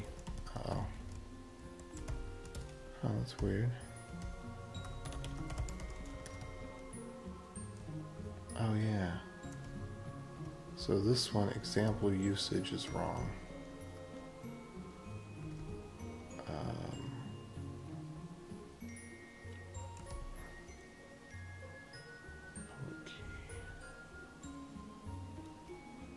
Okay. Anyway, I'll have to just make a note of that here.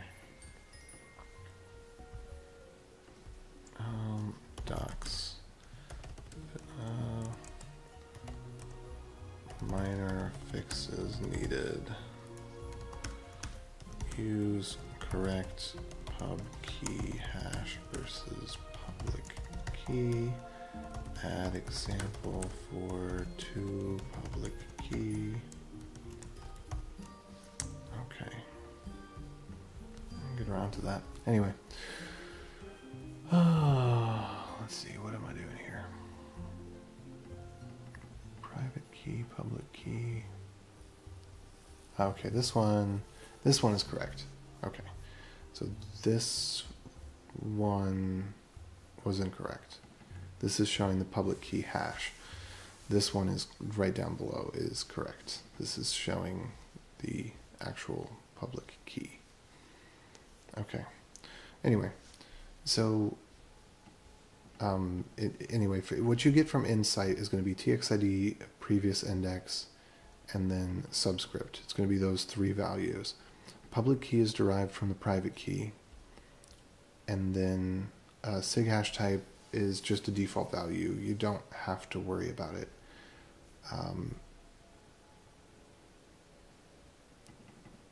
And subscript can actually be derived from the public key by virtue of pub key hash, because the subscript is just the pub key hash, which you can actually see in here. There's the 5BC all the way down to the 944, and then the output is just the subscript here is really just the previous output, because it is the pub key hash, but it doesn't contain the unit information, how many units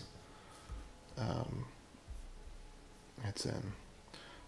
And then there's a lock time, which again you typically don't have to use, so it's just, and you don't have to supply version either, because that's the default. So it's just inputs and outputs, that's all it is.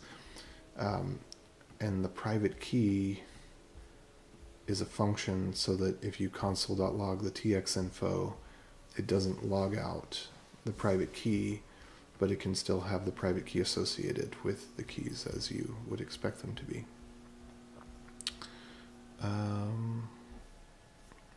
Anyway, so you need to create, let me get back up here. So you need to create a sign function, which would literally just be this function right here. And then you create an instance of the block tx object. And then let's see, does this actually work already? Let's see if this already works. This might work already. That'd be pretty cool if it does. Yay, it already works. Isn't that nice?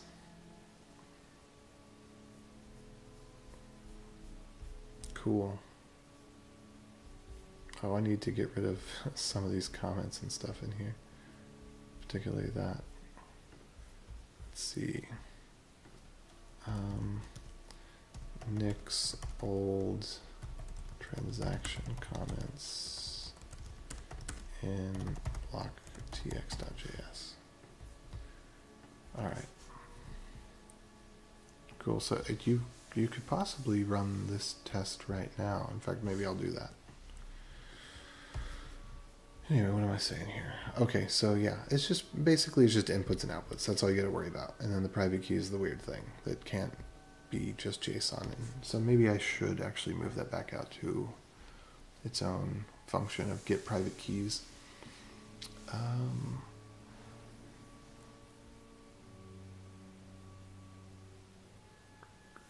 And then anyway, so what you'll get back is you'll get back, the important thing you'll get back is you'll actually get back the transaction that looks like this, the big long transaction.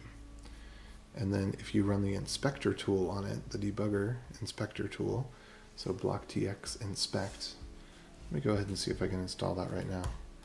npm install location global dash incubator blocktx blocktx inspect. Ha ha ha. All right, so let's see.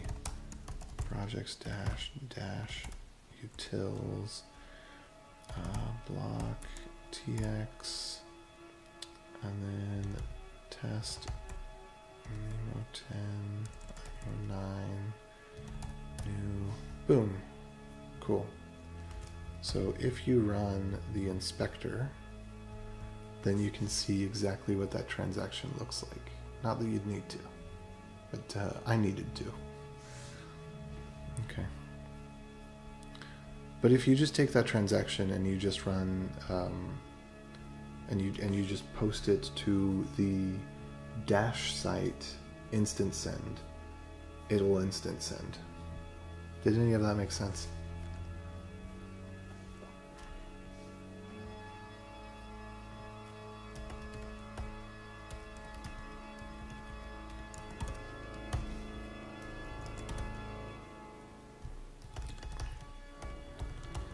Okay, I'm gonna try it one more time. You just take inputs and outputs and make sure that you return the private key and that you have a sign function. And then the thing that you get back, you can broadcast. So what CrowdNode is doing with Dash core lib can be replaced.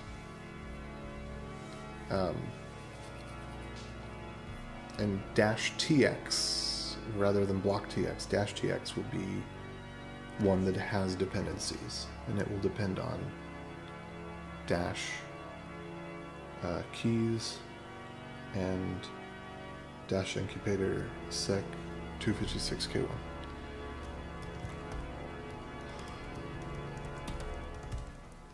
Alright, test.html. How about that?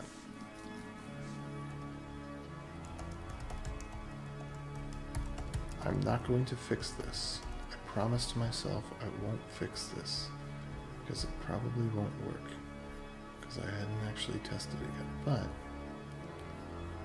just out of curiosity,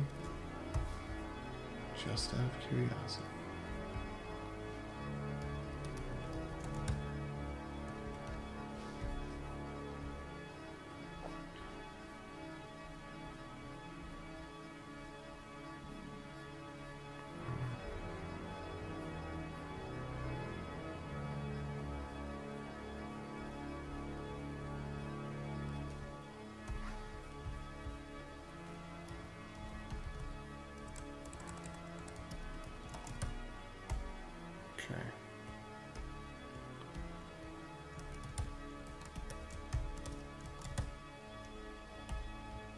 Interesting.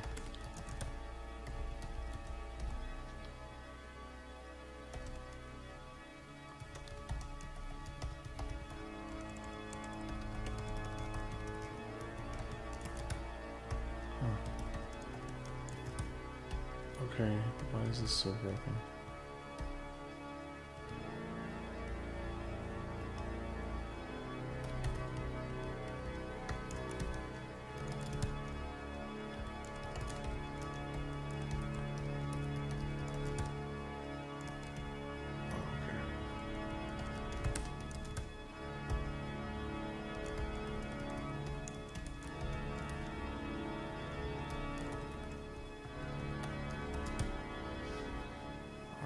Just gonna make note of that. Fix that later.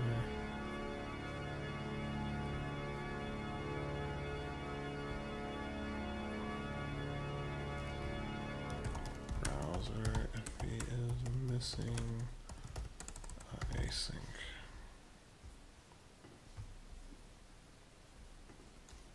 Okay.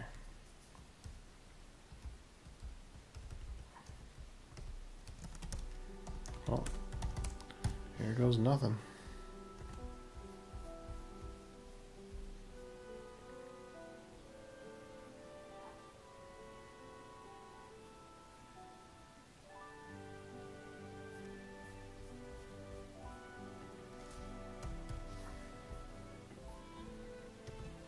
Let's see. Oops, no.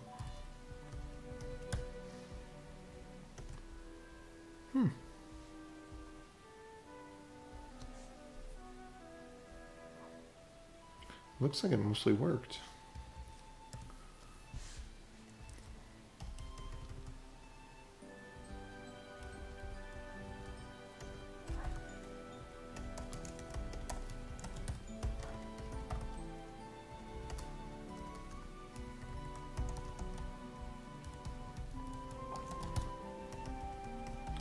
Oh.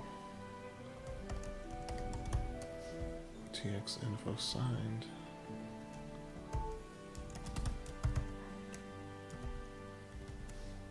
Huh. Well, would you look at that? It worked in the browser. On the first try. The coding singularity strikes again.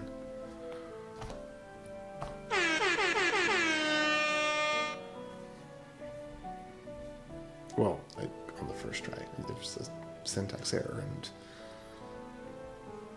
yeah. Okay, so not quite on the first try, but pretty close. If it was a snake, it would have bit me. Okay.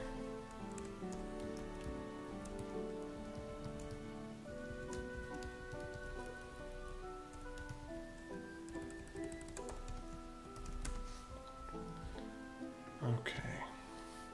Cool.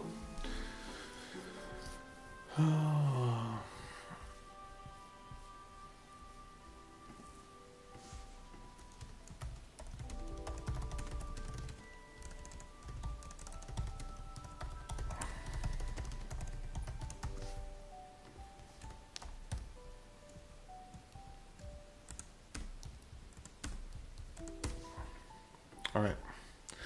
Well, I'm out for the night. I'm gonna forward people over to JojoBite, which is just JojoBite, I think. So maybe I won't bother doing the raid. We'll see.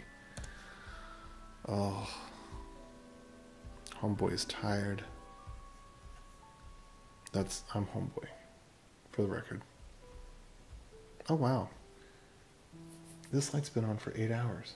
That was a good charge of the battery.